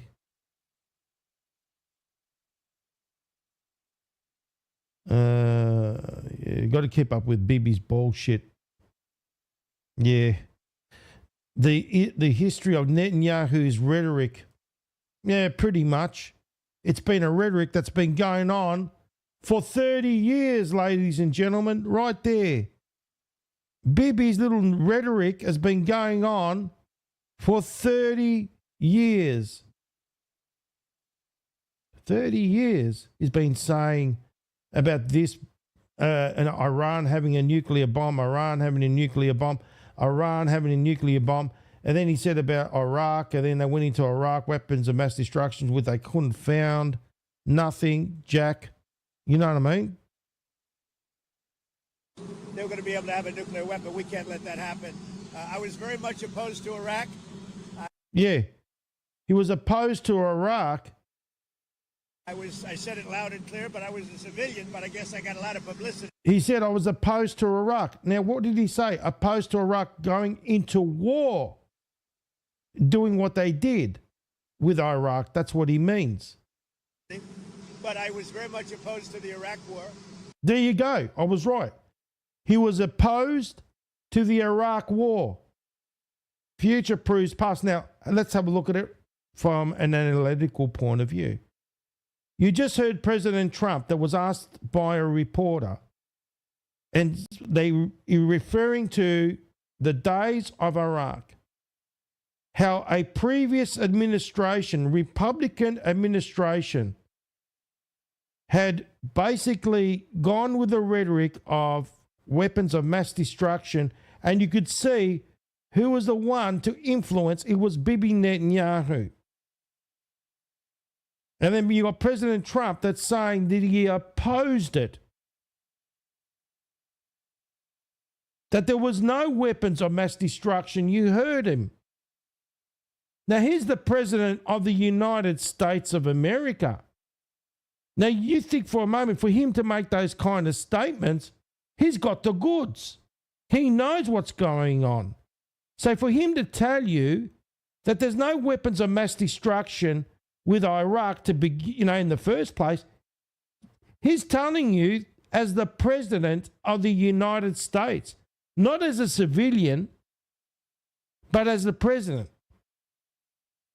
which means he's got the take. He's got the intel, and he's telling you it never, ever, ever existed. You see? And this is what I'm saying. He's the one that's in control, like in the Q drop says, since 2018 of Iran. That's why he says, hold on a minute.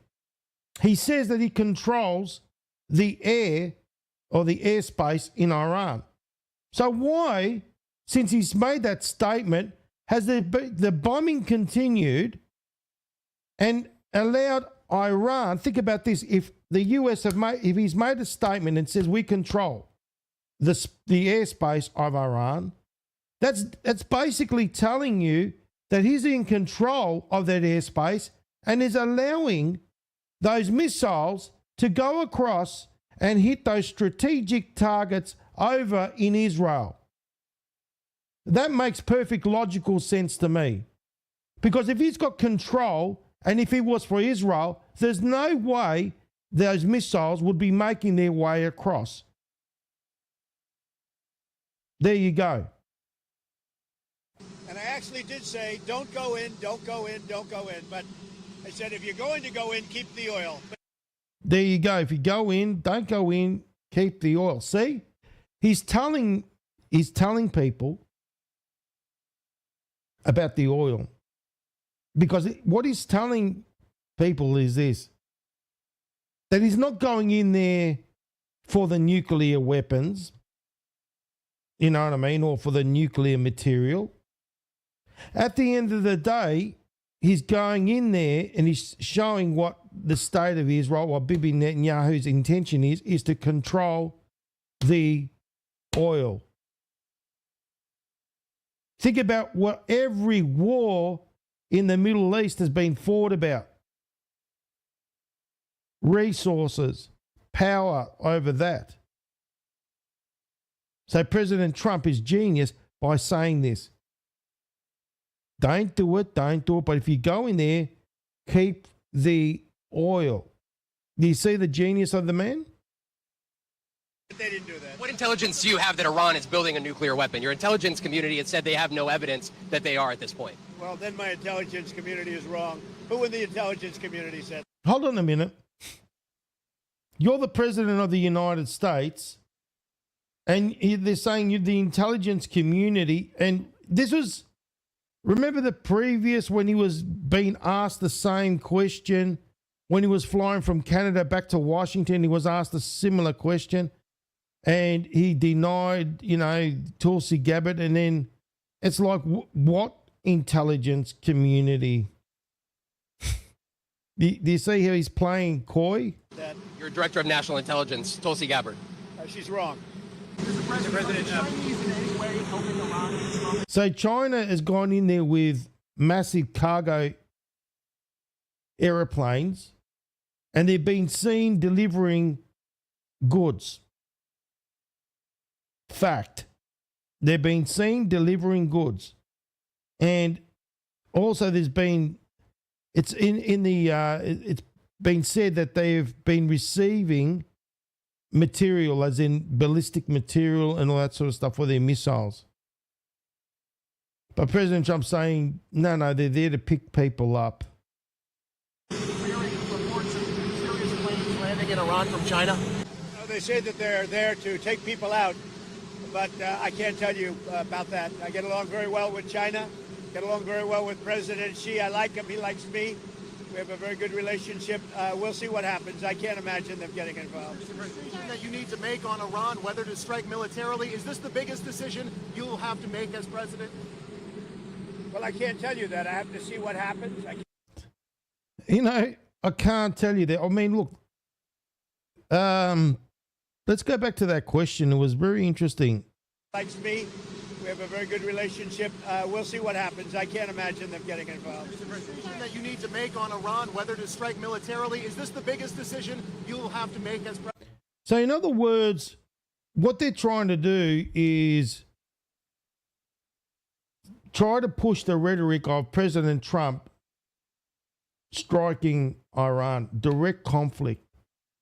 So this is how the mainstream media works. So they push a question, they go fishing. And then whatever he says, like, you know, they can take it and then they can manipulate it, like what Jesse Waters did the other day, where he said that President Trump gave the green light to strike, which was not true. President? Well, I can't tell you that. I have to see what happens. And yeah, he can't tell you that. Oh, it's fair enough. Can't, really say that. It depends what the decision is, but I wouldn't really be able to tell you that now. I'll tell you in about a year from now, maybe 5 years or 10 years from 1, 5, 10 years from now. You never know about decisions. You never really know. Would you support a ceasefire while the negotiations happen? I might, depending on the circumstances. Would you? It's very hard to stop. I will say this. It's very hard to stop when you look at it. Israel's doing well. It was a 1, 5, 10, Carol. So 1, 5, 10. 1, 5, you. But we had the 1, 5, 10 in the. It was one after another. In terms of war, and I think you would say that Iran is doing less well. It's a little bit hard to get somebody to stop. Suggesting that if you were to broker a deal where nuclear inspectors go into both Israel and Iran, that you could win a Nobel Peace Prize, and they might even rename it the Trump Peace Prize. Did you hear those? What do you think of that? Would you support Iran being able to have nuclear, or would you support Iran being able to have civilian nuclear energy capabilities? So, think about this. He's going to say, well, they've got enough oil there. Why would they need that? Why would they need oil? They've got oil coming out of their wazoo. Why would they need nuclear energy? Well, hold on a minute. America has a huge, massive deposit. Well, according to President Trump, he says that we got more liquid gold than anybody else in the world. So he could say the same thing about America,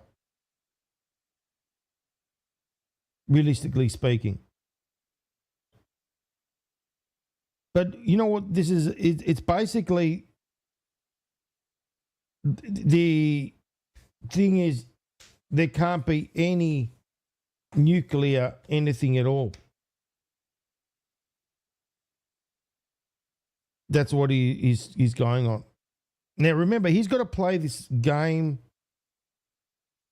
It's got to seem that he's with the state of Israel, that Iran's got nuclear, that they can't have a nuclear weapon. Right. They can't have a nuclear weapon because they don't. They don't have a nuclear weapon. They got the material possibly to make it, but they're not making it. Whereas Israel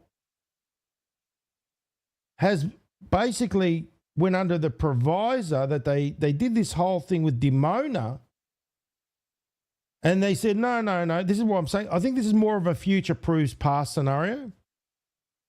I think it's got to do with Israel once again. He's bringing in Israel with the civilian nuclear energy because remember what happened.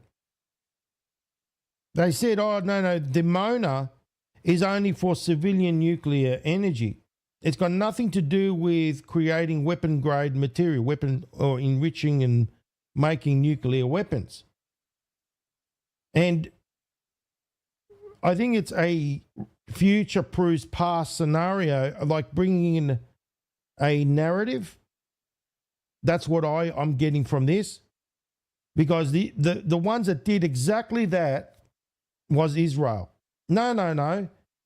Focus on top. Remember during the day of JFK? We're only doing it as a civilian thing.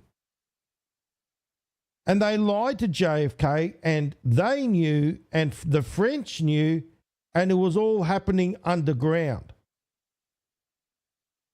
So this is another future-proof past scenario. And this is a way of bringing that in. Very important. It's up to 3.76%. You know, they're sitting on the top of one of the largest piles of oil in the world. I just don't know why they need that for civilian work. You know, it's one thing for certain countries to say, hey, I want to have a certain amount where I can go nuclear a little bit because we need it for electricity, we need it for air conditioners, etc. But when you're sitting on one of the largest oil piles anywhere in the world, it's a little bit hard to see why you need that. Yeah. Would wage terror attacks against American targets abroad if you order military action. So do you see they keep pushing that rhetoric, the mainstream media keep pushing that rhetoric about if they attack, if they do this, if scenarios. Do you see what I mean? How they use these if questions, if scenario questions, to try and grab something that they can take and, you know, obviously put out there. That's what they're trying to do. That's how the mainstream media work. We're always concerned about that, and we have to take them out and be very strong. You're even in danger talking to me right now. Do you know that? You are in danger talking to me right now. So I should probably get out of here. But you guys are in danger talking to me. See, it's basically like they're going about what if, and then he turned around. Can you see how he flipped it? He flipped it around and goes, well, you could be in danger right now. You could be in danger right now. So he's flipped it around. Can you see the genius of this man? He flipped it on the mainstream media. guys are actually in danger. Can you believe it? Well, NATO's going to have to deal with Spain. Okay, so NATO is basically all these countries in Europe. Now, you're talking about the European Union. Now, you know what the European Union did? They took away the sovereignty of these countries that are part of the Union, and they've got control. So think about this. The European Union have got, say, all these countries that are under them. These countries basically have taken their power away financially. They've got no power. They're controlled by the Union, so by bureaucrats that have not been elected by the people, because they haven't been elected by anybody, this European Parliament. And they can flood and, open up borders and control the countries and weaken countries and all that sort of stuff economically. You could see that.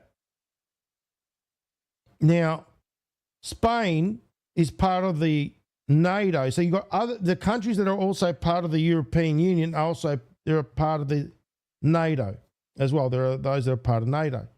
Now you think about it. Spain has been weakened economically by the European Union and all these other countries. And of course, they haven't got much money. Right now, obviously, Spain are part of NATO, and NATO, it's like shall we say, you need protection, then you've got to pay for it. It's like the mob. Basically, that's the way I look at it, like the mob. You know what I mean? You pay for protection money. That's what it is. It's a racket, in essence. Now, Spain is the lowest payer, and President Trump's, America has been footing the bill for everything. And remember, it's all been done by design. Because, remember, it's all been about weakening America. And if America falls, so does the rest of the world, and then they've got control. So President Trump is about strengthening America so America doesn't fall, so the rest of the world doesn't fall as well. But he's bringing up about NATO. He's saying about how the other countries aren't paying, and America's been paying 100% for everybody. It's been a very low payer. They were always a very low payer. They were either good negotiators or they weren't doing the right thing. I mean, I think Spain has to pay what everybody else has to pay. Spain has been notorious for low pay. You know who else was a low payer, just about the lowest? A place called Canada. Yeah, guys, he speaks about Canada because, hey, 51 state, Carol. You know what I'm saying? It's heading that direction. Because Canada said, why should we pay when the United States will protect us free? And they've been right about that. Ukraine, you've been making progress towards a peace deal, but I don't know if you know this, but Lindsey Graham and Mike Pompeo were there on the ground in Ukraine, seemingly doing the opposite. So what they're saying is Lindsey Graham and Mike Pompeo were over in the Ukraine and rallying up the Ukrainians to go and fight. So in essence, going against what President Trump, his peace, what he wants is peace. Trying to provoke the Ukrainians to keep fighting. What do you think of that? Well, we're going to see, and people have to be very careful with what they say. They got to be very careful with their mouth, because their mouth can get them into a lot of trouble. Yeah. Lindsey Graham is one of them. Now, the thing is, in the Q drops, it says trust Kansas. Well, Kansas, Pompeo. Remember, you look at Pompeo, the one that's out there, and you know there are political decoys and civilian decoys being used. It doesn't look anything like Pompeo. It looks like, no, it looks totally different. One more. ICE has said that they're trying to arrest up to 3,000 individuals a day. There are some communities that are saying they are fearful of being wrongfully detained or separating some families, even if they're undocumented. Is the fear in some of these communities worth the deportations of these undocumented individuals, a mass deportation program? So this is the thing. All right. So, you know, with ICE, they're about getting the illegal immigrants, what they call them, undocumented, whatever they call them, and sending them back. However, there's been a problem. Number one, the problem is that there have been people, even way back before Biden, fake Biden came into the picture. The thing is, they've been working the farms, the fields, all that sort of stuff. And the farmers are kicking up a stink now. They're like saying, well, look, they've been with us for how many years? And then what's happening now is these workers are now avoiding going to work because ICE is waiting for them at the farm. And they're afraid to go to work now, so they stop going to work, which the farmers are being affected. And if the farmers are being affected, you can bet your bottom dollar it's going to affect supply. This is where the issue lies. So basically, President Trump went on the campaign trail on the fact of getting rid of all illegal immigrants, right? You know that. That's what he did. When he went out on the campaign trail, he went out and he said this, and this. About that anyone that is there, they have to self-deport, right? In the chat, you know what I'm saying, right? Self-deport, that sort of thing. Otherwise, ICE comes knocking on your door, right? So now what's happening is there's a dilemma with the farmers now. The farmers are losing workers. And President Trump is now facing a dilemma, which he's going to speak about now. And he's saying, well, we've got to come up with something. Because these people have been there for years prior to Biden. And I've got to look after the farmers because the farmers really supported President Trump. It's a very hard situation, and because, you know, the thing is this. The farmers have got a whole heap of these undocumented or illegal, they're people at the end of the day working for them. And what they're saying is that there are people that don't want to do the job. They don't want to go and work there. The reality is that you're faced with a dilemma like President Trump right now. And what do? Because you're going on the campaign trail and said you're going to get rid of all these illegals. All of them. Self-deport, illegal, whatever it is. But now, have a listen to what President Trump has to say. And a lot of these MAGA people are not liking it, what President Trump is saying, because he went on a campaign about, deporting them all.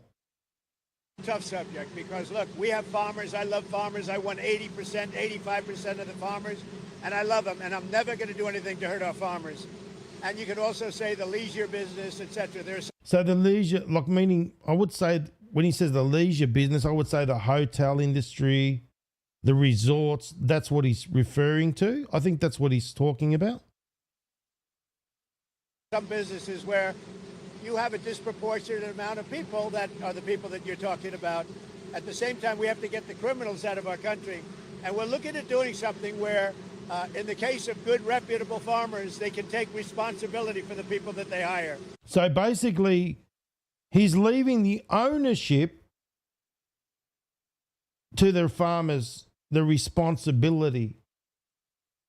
So, he's about getting rid of all the criminal elements and stuff like that. But what he's saying is that he's going to leave the responsibility to the farmers. And let them have responsibility, because we can't put the farms out of business.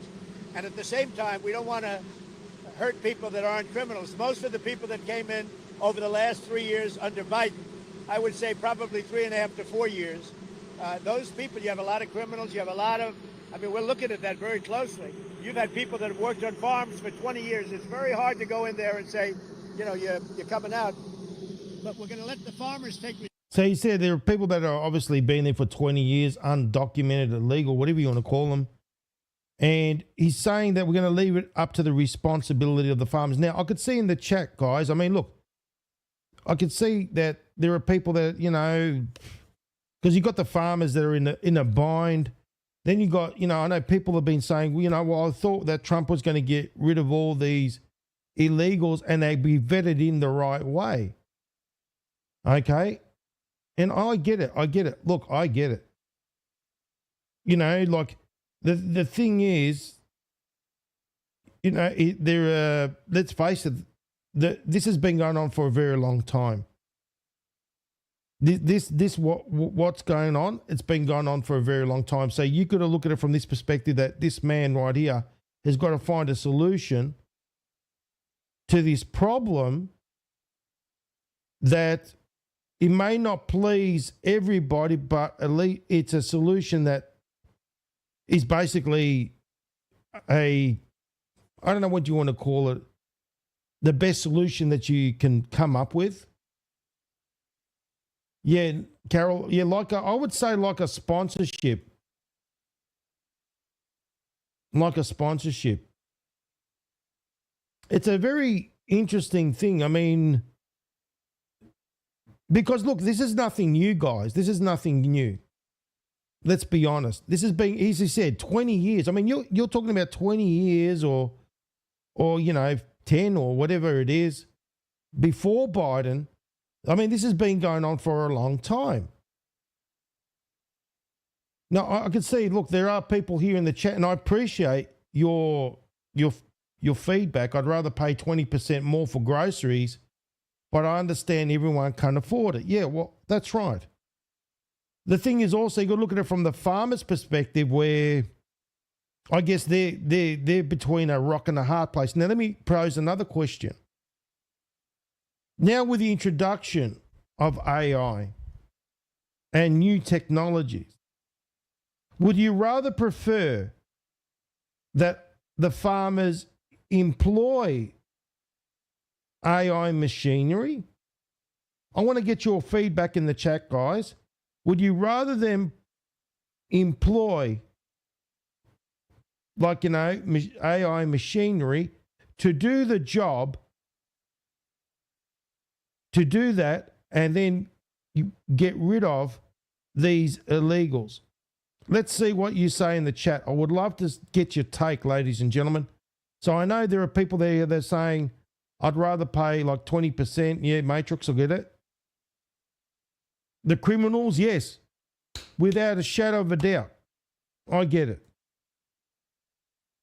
But also, I would like to get your, what would you think? Would you rather have AI being deployed to do all that farming work, so all that, that work there, to do all that hard work, that repetitive work, rather than doing, okay, so we've got Carol, she says no AI.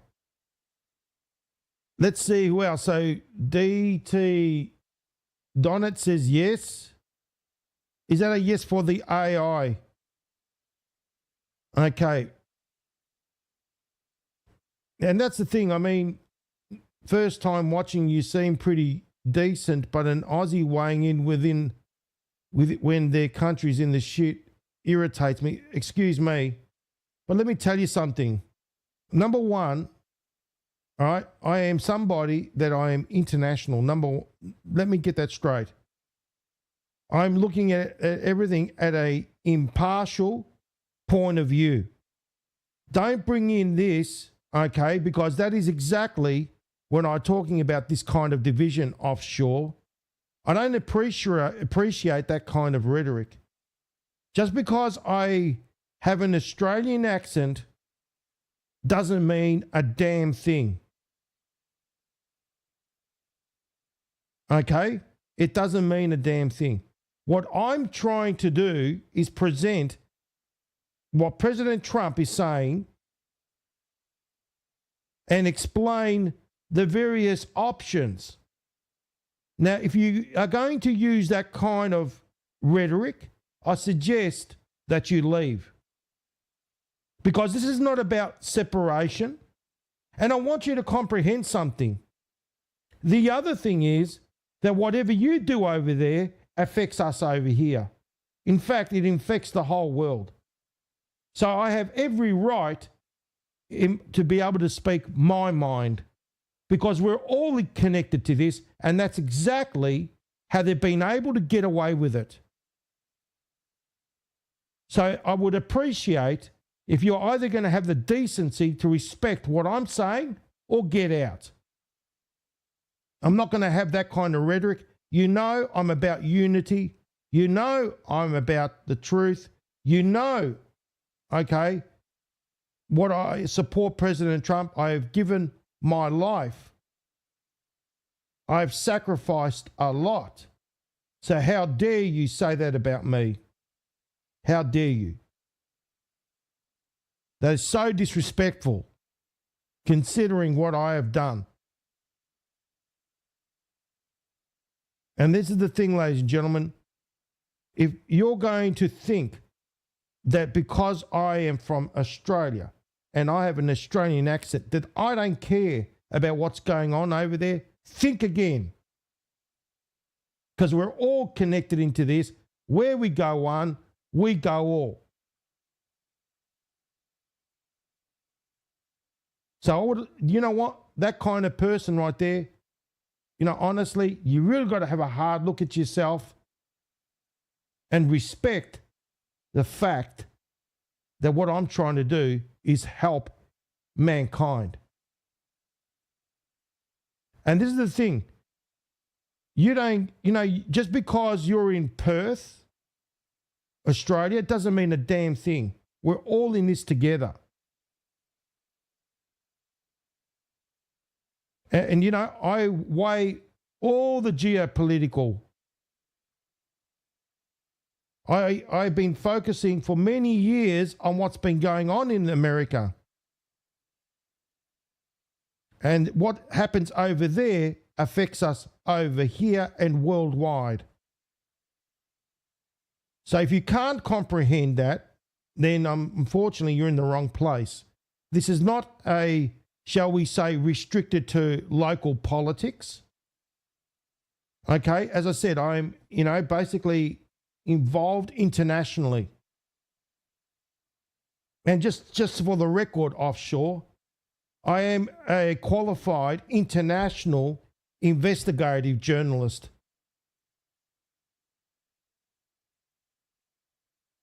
That's what I'm trying to tell you.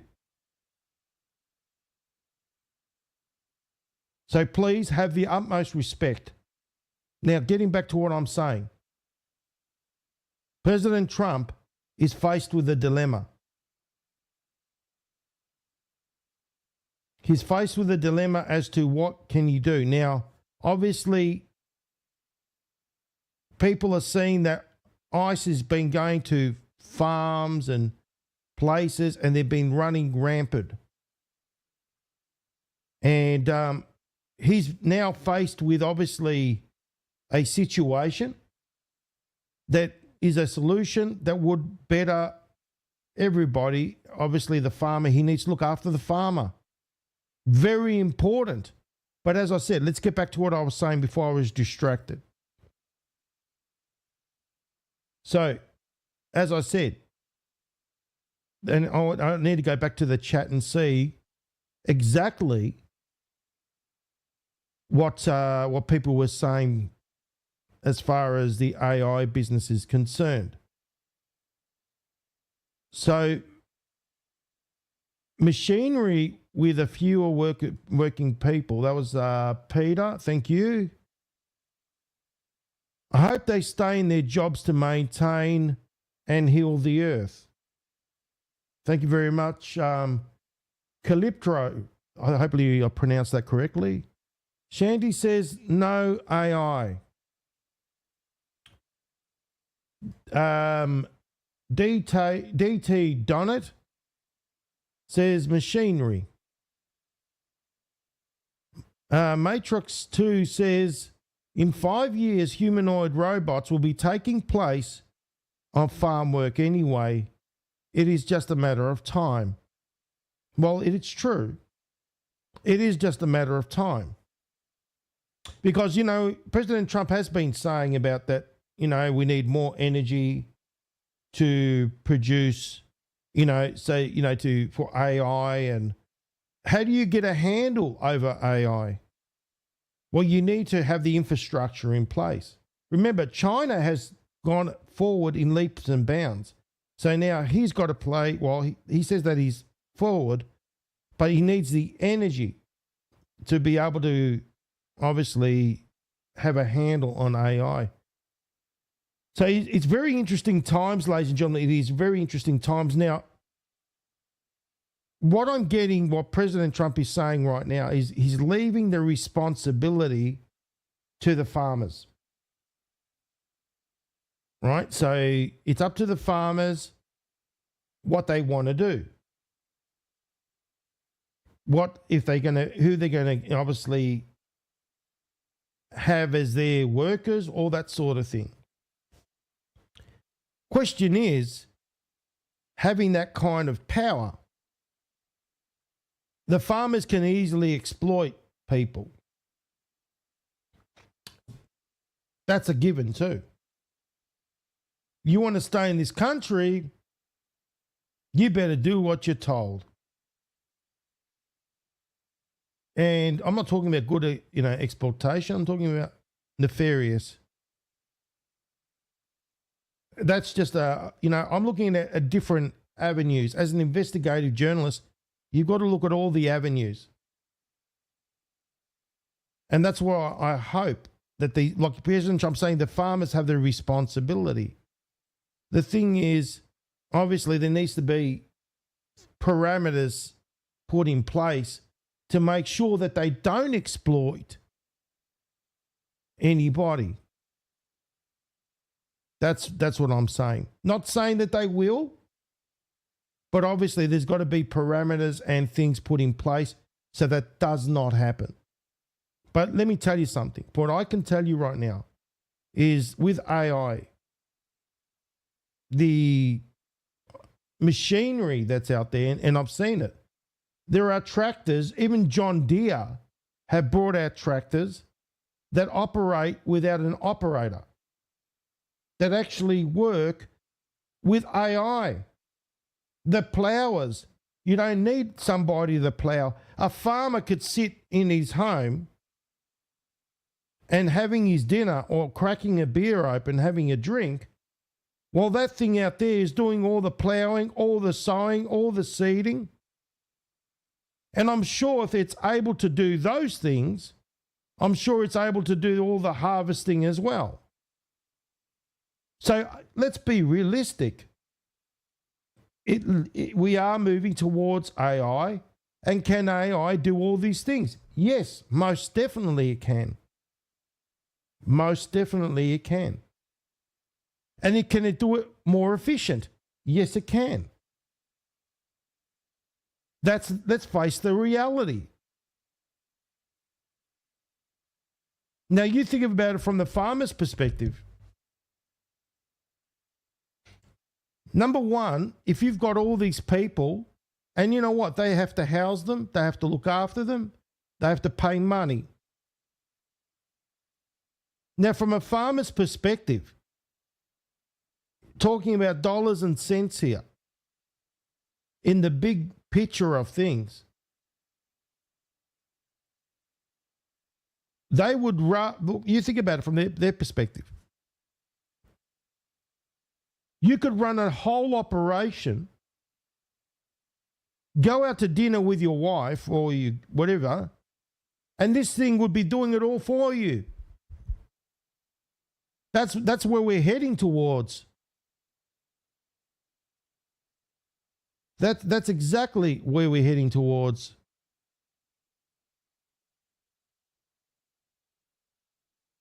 Let's be honest. Let's not kid ourselves. AI is here. The genie is out of the bottle.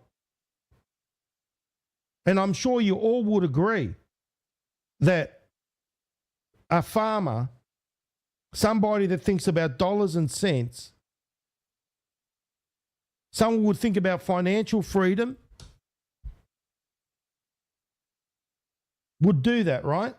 I want to see what your opinion is in the chat. So whatever I've presented to you now, as far as from that perspective, being a farmer, you would do it, wouldn't you? You would say, you know what? AI can do all this, do all that, do the harvesting, do the sowing, do the ploughing, do the whole box and dice. I could be going and doing whatever I want with my family, more time for my family. Another thing is also, think about this. Our governments, including the local government, okay, have been doing this by design, have been taking over land and then putting it under the government's land, done by design. Why? Because then what it forces people to do is to go to the supermarkets. Right? It forces people to go to the supermarkets. Now think about this. Government, frees up all the land. No one ever gets hungry again. Community gardens, you know what I mean, are the way to go. Freeing up all that land, no one would ever go hungry again. There would never be hunger. And then also, think about this. I say to people, we just got to be real. All that laborious activity, even building a home or a house, can be done by AI. The technology exists. Let's not kid ourselves.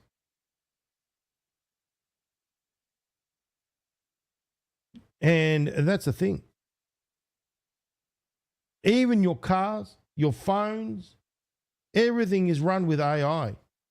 Everything you could possibly imagine is being run with AI. As I said, the genie's out there now. Now, you think about all these factories that President Trump is setting up. What do you think they're going to have all these people doing all those laborious jobs? Have a look at what's going on with Amazon and all these other companies. They've employed AI. That's what they're doing. The world is changing.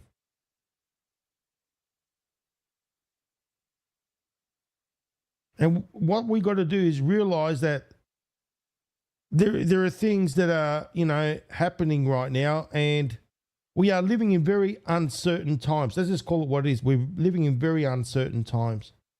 Especially, we are expecting the whole financial system to come to a crash. That's on the cards as well. Remember what Q says, gold shall destroy the Fed. And that's already in the cards. Have a look at what's out there in Congress.gov, that there is a bill to go back to gold. There is also a bill to get rid of the IRS. All these things are in play. And moving forward, what does the world look like for us? These are the very interesting times that we live in, and uncertain times, because what we're experiencing right now, we haven't ever experienced before.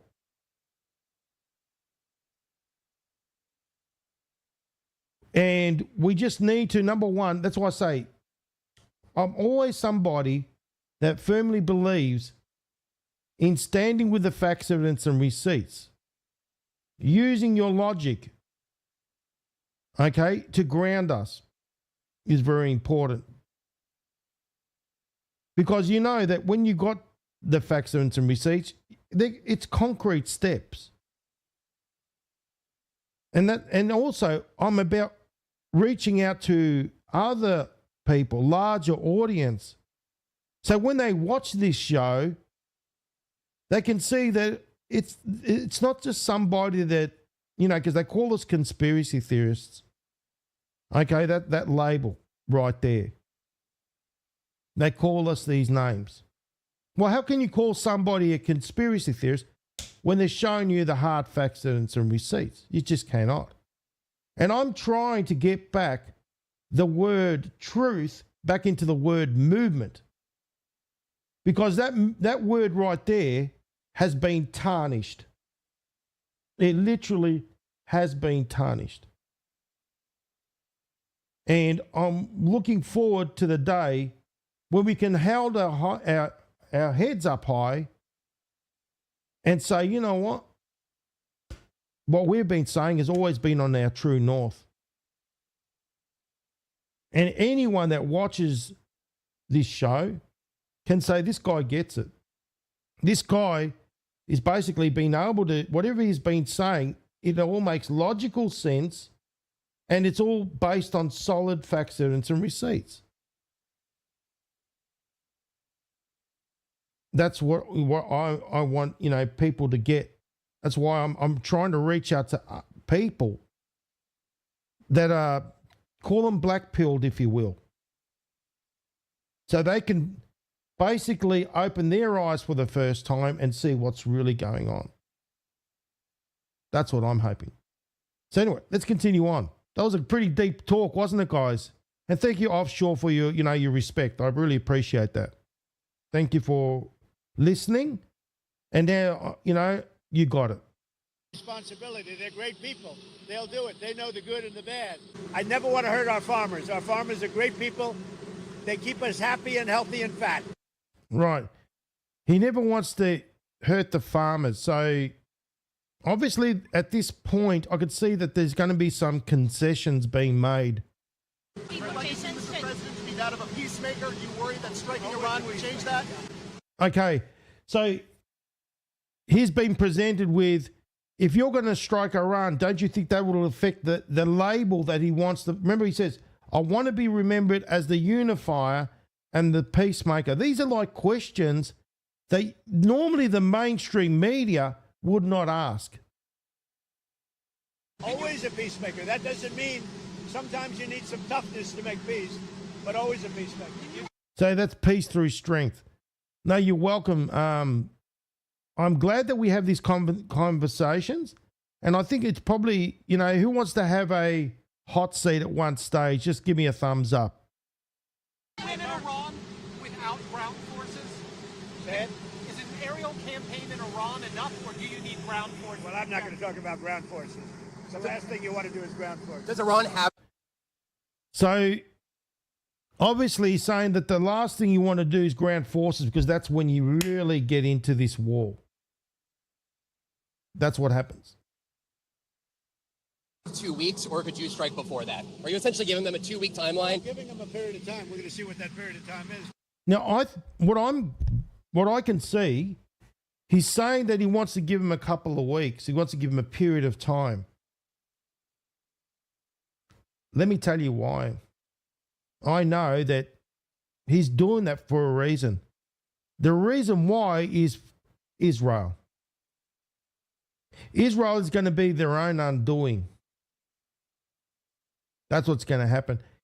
You think Bibi Netanyahu is going to wait a couple of weeks? Now, he said, a couple of weeks. But let's see what happens within that couple of weeks. Number one, have they been able to suck in America and the Western world, into wars? False flag events. They stage a false flag, and you've seen it. You've seen what happened. Bibi Netanyahu went out there, weapons of mass destruction. Yes, they tried to do in the past with, Operation Susanna, the Levon affair by, bombing civilian targets and suckering America into a war with Egypt. That with the USS Liberty, the same thing. 9/11, that's a false flag. That got people involved to fight with Afghanistan. And in the Q drops, it does say to basically be aware of false flags. And it could it be possible from now to when President Trump is talking about that we could have some false flag events, that he's trying to push President Trump to go into a direct conflict with Iran. Anything and everything is possible. Anything and everything. But I'm giving them a period of time, and I would say 2 weeks would be the maximum. But Stephen Miller said to go out and arrest every person who's here illegally. Okay.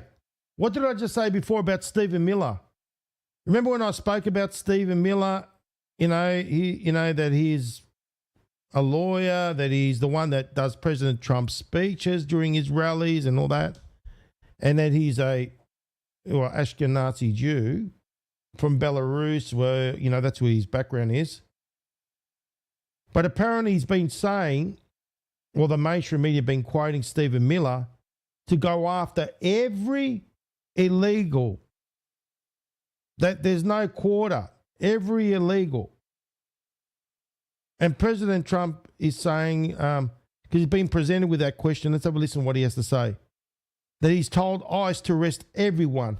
And President Trump is saying about the farmers. Remember he spoke about the farmers before? About the illegals being there and about how many years and leaving the responsibility to the farmers. So it's contradicting whatever Stephen Miller's saying. Let's continue on. Told ICE to arrest everyone who's here illegally. Stephen and I have a very good understanding. He's a terrific person. We have a great understanding. Mr. President, if there is an attack on U.S. assets. There we go. So again, if again, do you see how the mainstream media work with if scenario, if this, if that? They're trying to get President Trump to give them what they need to go and push out a narrative. Have a listen. Will you promise to conduct a full... Oh, there we go. Not only an if, but they're trying to draw President Trump in to promising, to a commitment. That's another lure that the mainstream media use. He knows what he's doing. He's on to them. He knows the take. He knows that they're trying to use the if scenario, and he also knows that they're trying to get him to commit to a promise. Let's have a listen. Investigation and make it transparent with the American people before blaming Iran for such an attack. Well, if there's an attack, we'll know almost immediately with modern equipment who made the attack. There you go. So if there's an attack, we'll know with modern equipment that who made the attack. If. He said if. Let's see, remember he said promise? He didn't promise a damn thing. And those people will be very, very unhappy. Prime Minister. I want to get you people out of danger. Pri- You're in danger. Stand There you go again. I want to get you people out of danger. Out of danger. Do you see? So he threw the if sign, the if scenario. He gave back the if. He deflected it, right? And then he turned around and put the danger thing because the other one was trying to say, what about the promise? So he came back with, you're in danger. You're in danger. That's genius.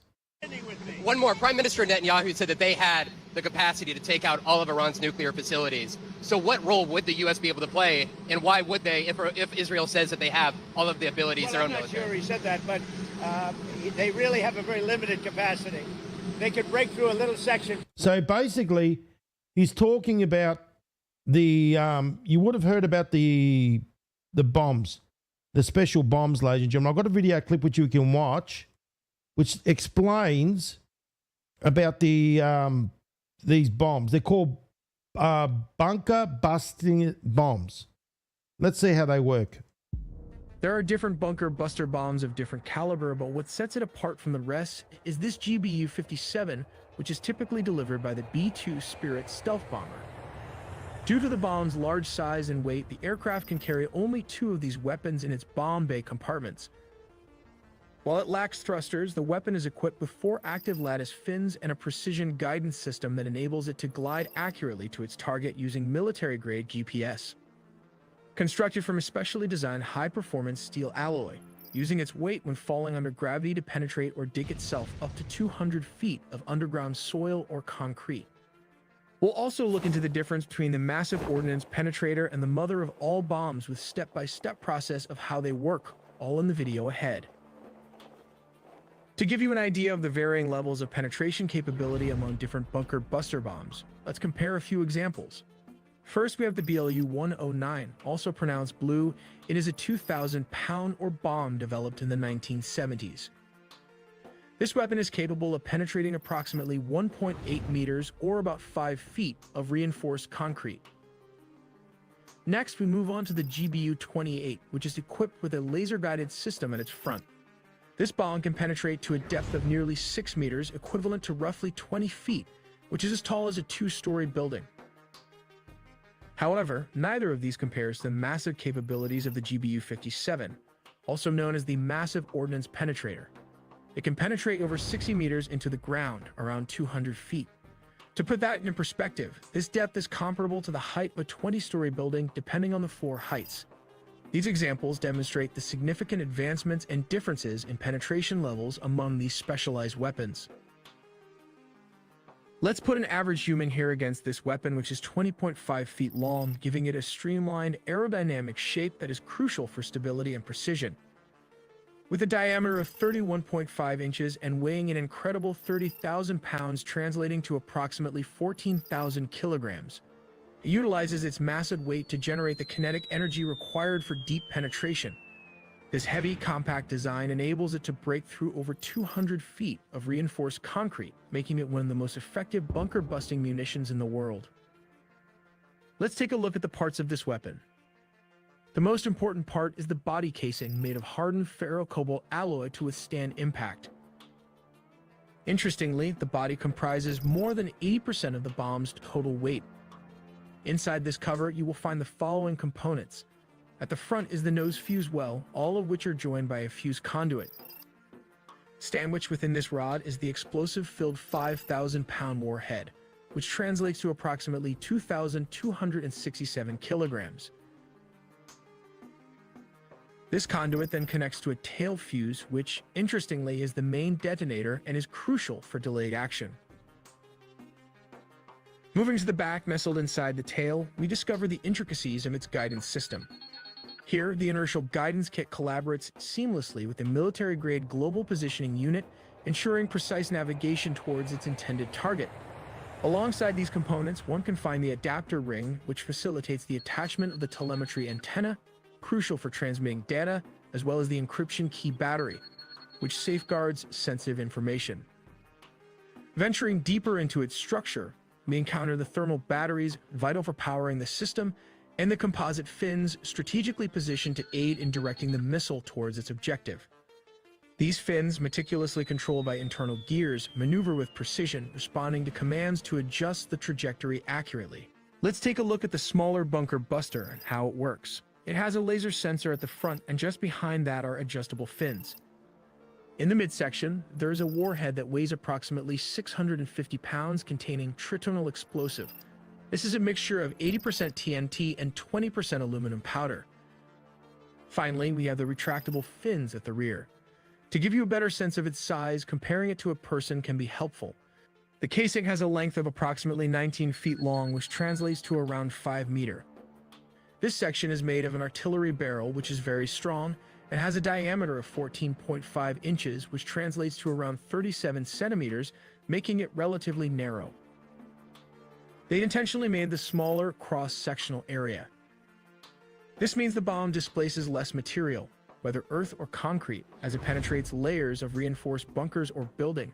The smaller cross-section allows it to enter deep into buildings, potentially avoiding steel and concrete. Let's move back to the MOP and its cost factor. The development cost of the GBU-57 is estimated to be between $400 and $500 million, with its production price per unit around $3.5 million. Meanwhile, the GBU-28... Oh my God, did you see that price? How much was that? That's a lot of money, isn't it? $500 million, with its production price per unit around $3.5 million each time they drop one of those things.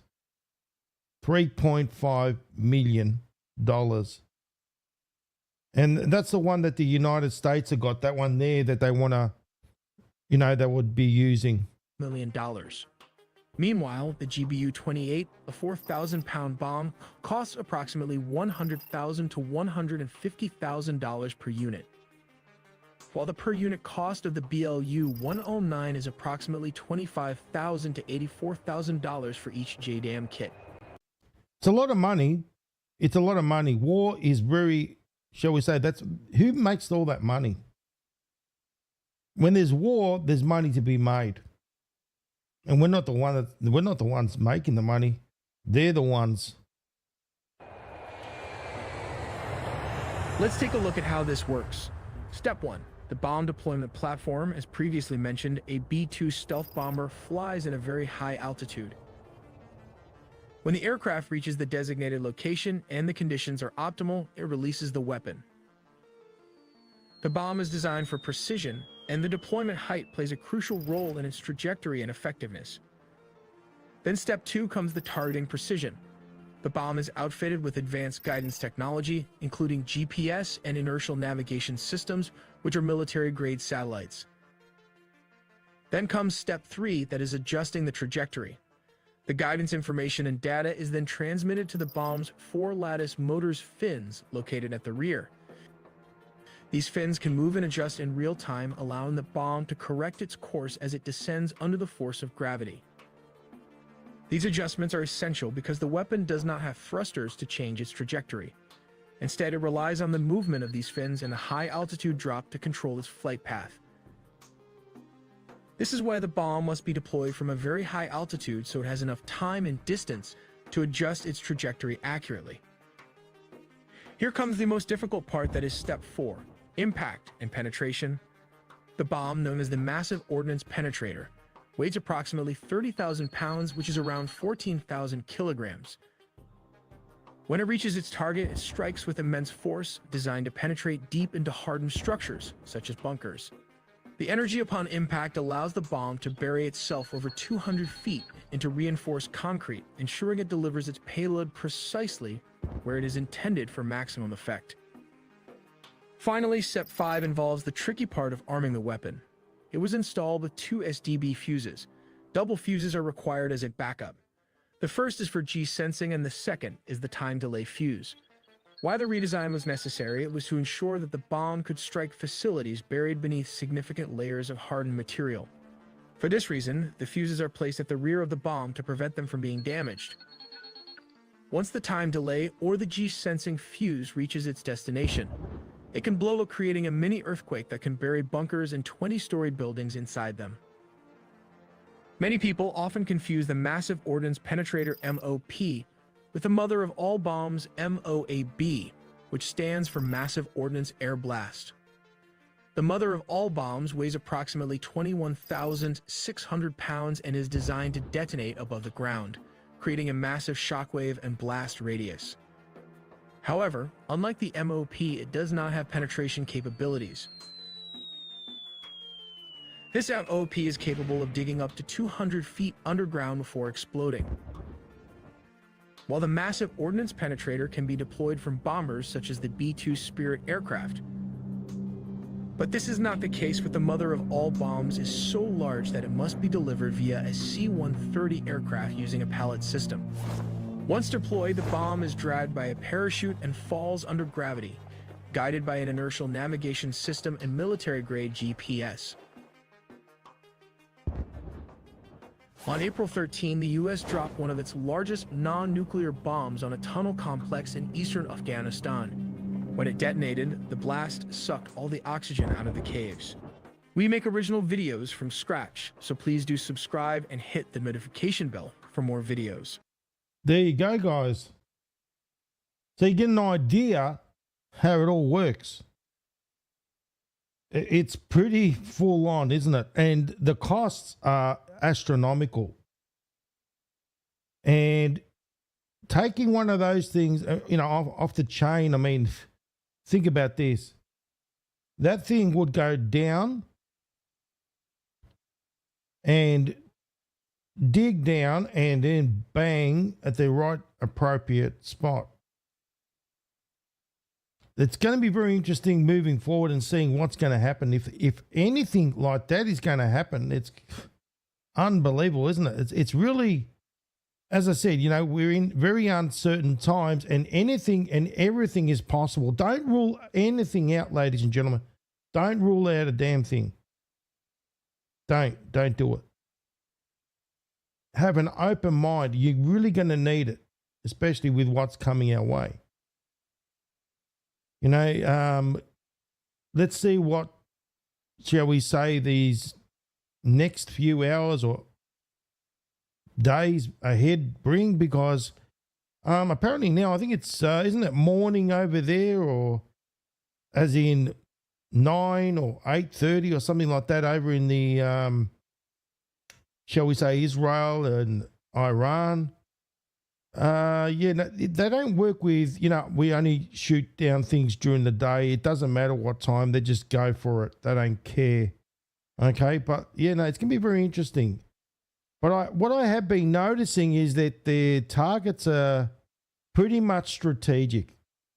Like they're not going after, so we're not talking about Iran, they're going after certain strategic targets. They're not going after civilian targets like what we've been noticing with this state of Israel. You're seeing that they're going, that they really don't care. Whereas with Iran, they are, and I'm just going by observation. People will say, oh, you're a Iran lover. No, I'm common sense. You know what I mean? And you got to look at what's really going on. So you're seeing that with Iran, they're not going after civilian targets. They're going after military targets. They literally are. And then also, you got to look at it from this perspective. Number one, as I said, Israel have had nuclear weapons for a long time now. They did it right underneath the very nose of the United States. And, using the DECODER plant, we've been through that. The thing is, they don't deny and they don't admit about the nuclear weapons that they have. They won't allow a nuclear inspector there. But at the end of the day, they want to go into Iran and take down Iran. And it's got nothing to do with the nuclear material. That is fact. They're using that scapegoat because it's all about expansion, expanding into greater Israel, making it, having control over Iran and the resources. That's why President Trump spoke about the oil. And I've shown you all the things from a strategic point of view that you would have control if you controlled the Strait of Hormuz. Okay, which is basically that choke point. It would give him a lot more power and control. President Trump needs to bring down this entity. That's why Q says leaving Israel for last. It's very important. But can you see that, as you know, President Trump has said that I control the sky. So he's got control over the skies of Iran.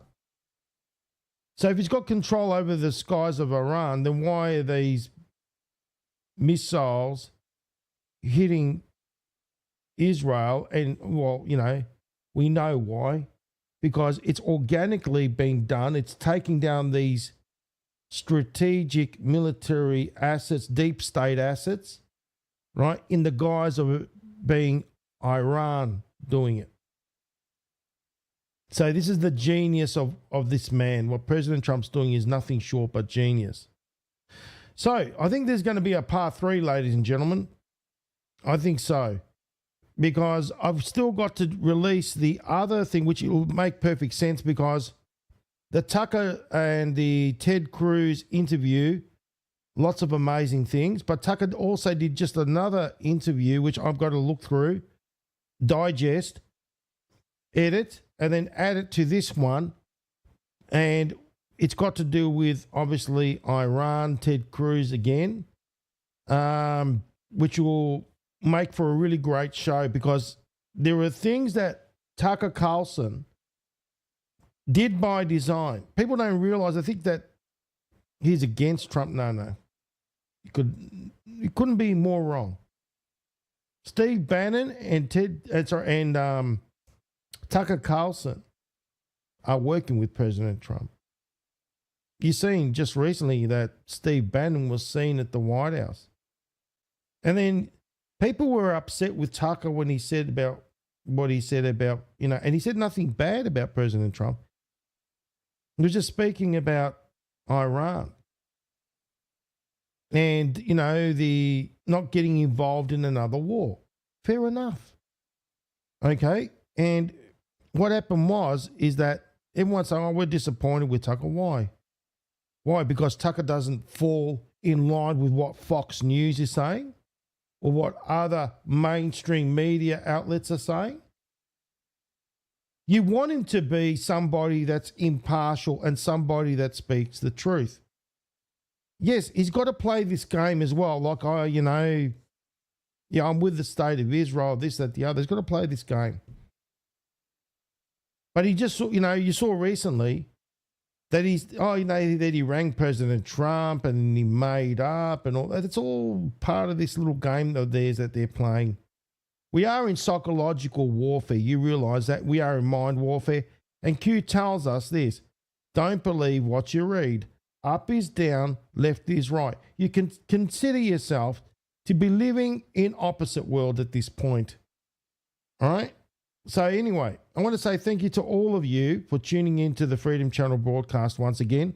Hopefully those that are watching me for the very first time, thank you for giving me the opportunity to be able to show you that I'm somebody that it's about facts and some receipts, okay? Someone that looks at things at a logical, standpoint.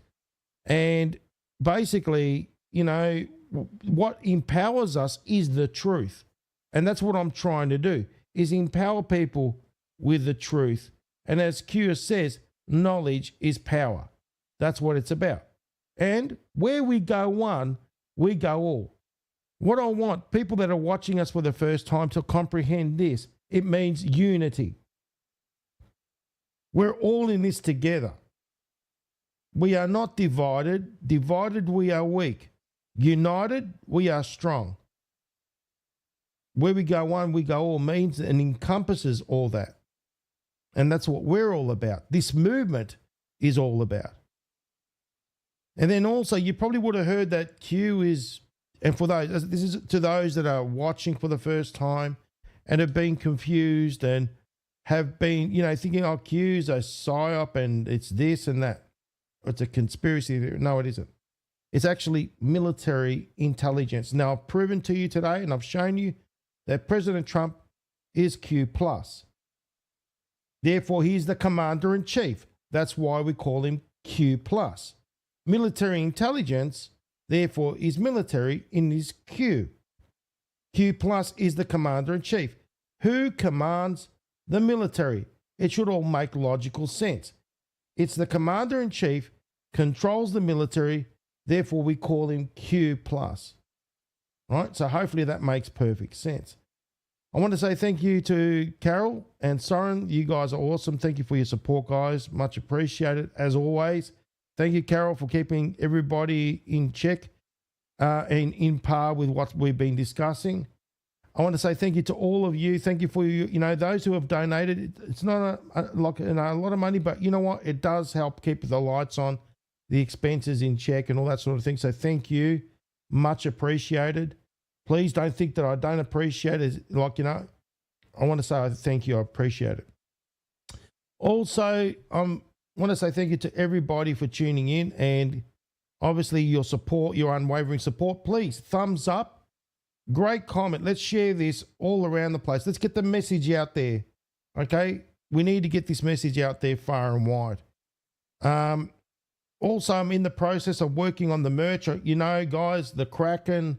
There's so many things that good old FCB is working on. The third show tomorrow. 3 shows in a row. How's that? One after the other. It's going to be phenomenal, isn't it? And I'm also working on the merch. So basically, I'll be working to get that done. So it'll have these nice little tops here with the gold, the shimmery old gold style that represents the FCB logo, the Q with the Punisher, FCB DECODE. At the back, where we go on, we go all, plus all the other amazing merch that I'm going to bring out, which, how about we go through it? Why not? Just a real quick one. Okay. I'm looking forward to getting my hat very soon. Okay. This one here, FCB was right about everything. Looking forward to that one. Now, we got our beautiful hoodies.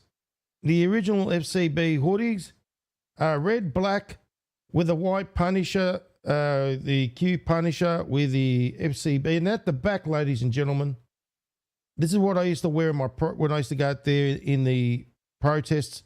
God's Army, and, they'll walk through the valley of the shadow of death. I fear no evil, or will feel no evil. On the side, we got the where we go one, we go all logo, and it means unity, right? I've also got the T-shirts as well, okay? And at the back, we got our huge God's Army, where we go one, we go all. What else do we have here? That's the top that I'm wearing right now, okay, with a gold zipper, gold front. And at the back, we got this going on, God's Army, where we go on, we go all. It's a nice little classy jumper. For those who don't want to wear the hoodie, you can get this. Then I've got the the gold series, the Golden Age series, FCB logo with the, shimmering old gold look. Okay, and at the back, the same thing, gold, God's Army, where we go on, we go all. Never give up or in. That's what I say all the time. Okay. And then we got the other ones, which is this hat, the Golden Age. Okay, fight, fight, fight. And then at the front, the same matching T-shirt. Now, I'm also going to be doing the Pulse, and I'll be doing the Kraken ones as well. So to match, I'm making all these nice designs. And the thing is, those T-shirts are 100% US cotton. And the other stuff is all good quality. I wouldn't be giving you garbage, just put it that way. Okay, I wear this, and it keeps me nice and warm, and I wear it with the utmost pride. So whatever I do, as I said, it's got to be of quality, and I want to make sure that whatever you guys get is going to be quality as well. So anyway, guys, thank you very much for tuning into the Freedom Channel broadcast. Please don't forget, hit the like button. Also, if you would like to donate, or you would like to be part of the Q Lounge, you would like to be part of our platform, which is all free, you can go to https://linktr.ee/FCB Collective. Everyone, have a great day or night, wherever you are in this amazing world. I'm always going to keep you informed what's going on, and see what's going on as far as any action with Israel, Iran, whatever's going on. I'll keep you on the know. So what I usually do is I'll post something. If there's anything of major significance, you will see it out on the Telegram or on our X channel or on the Truth Social. That thing, you'll be able to see it. So anyway, guys, God bless you all. Thank you very much. Cheers.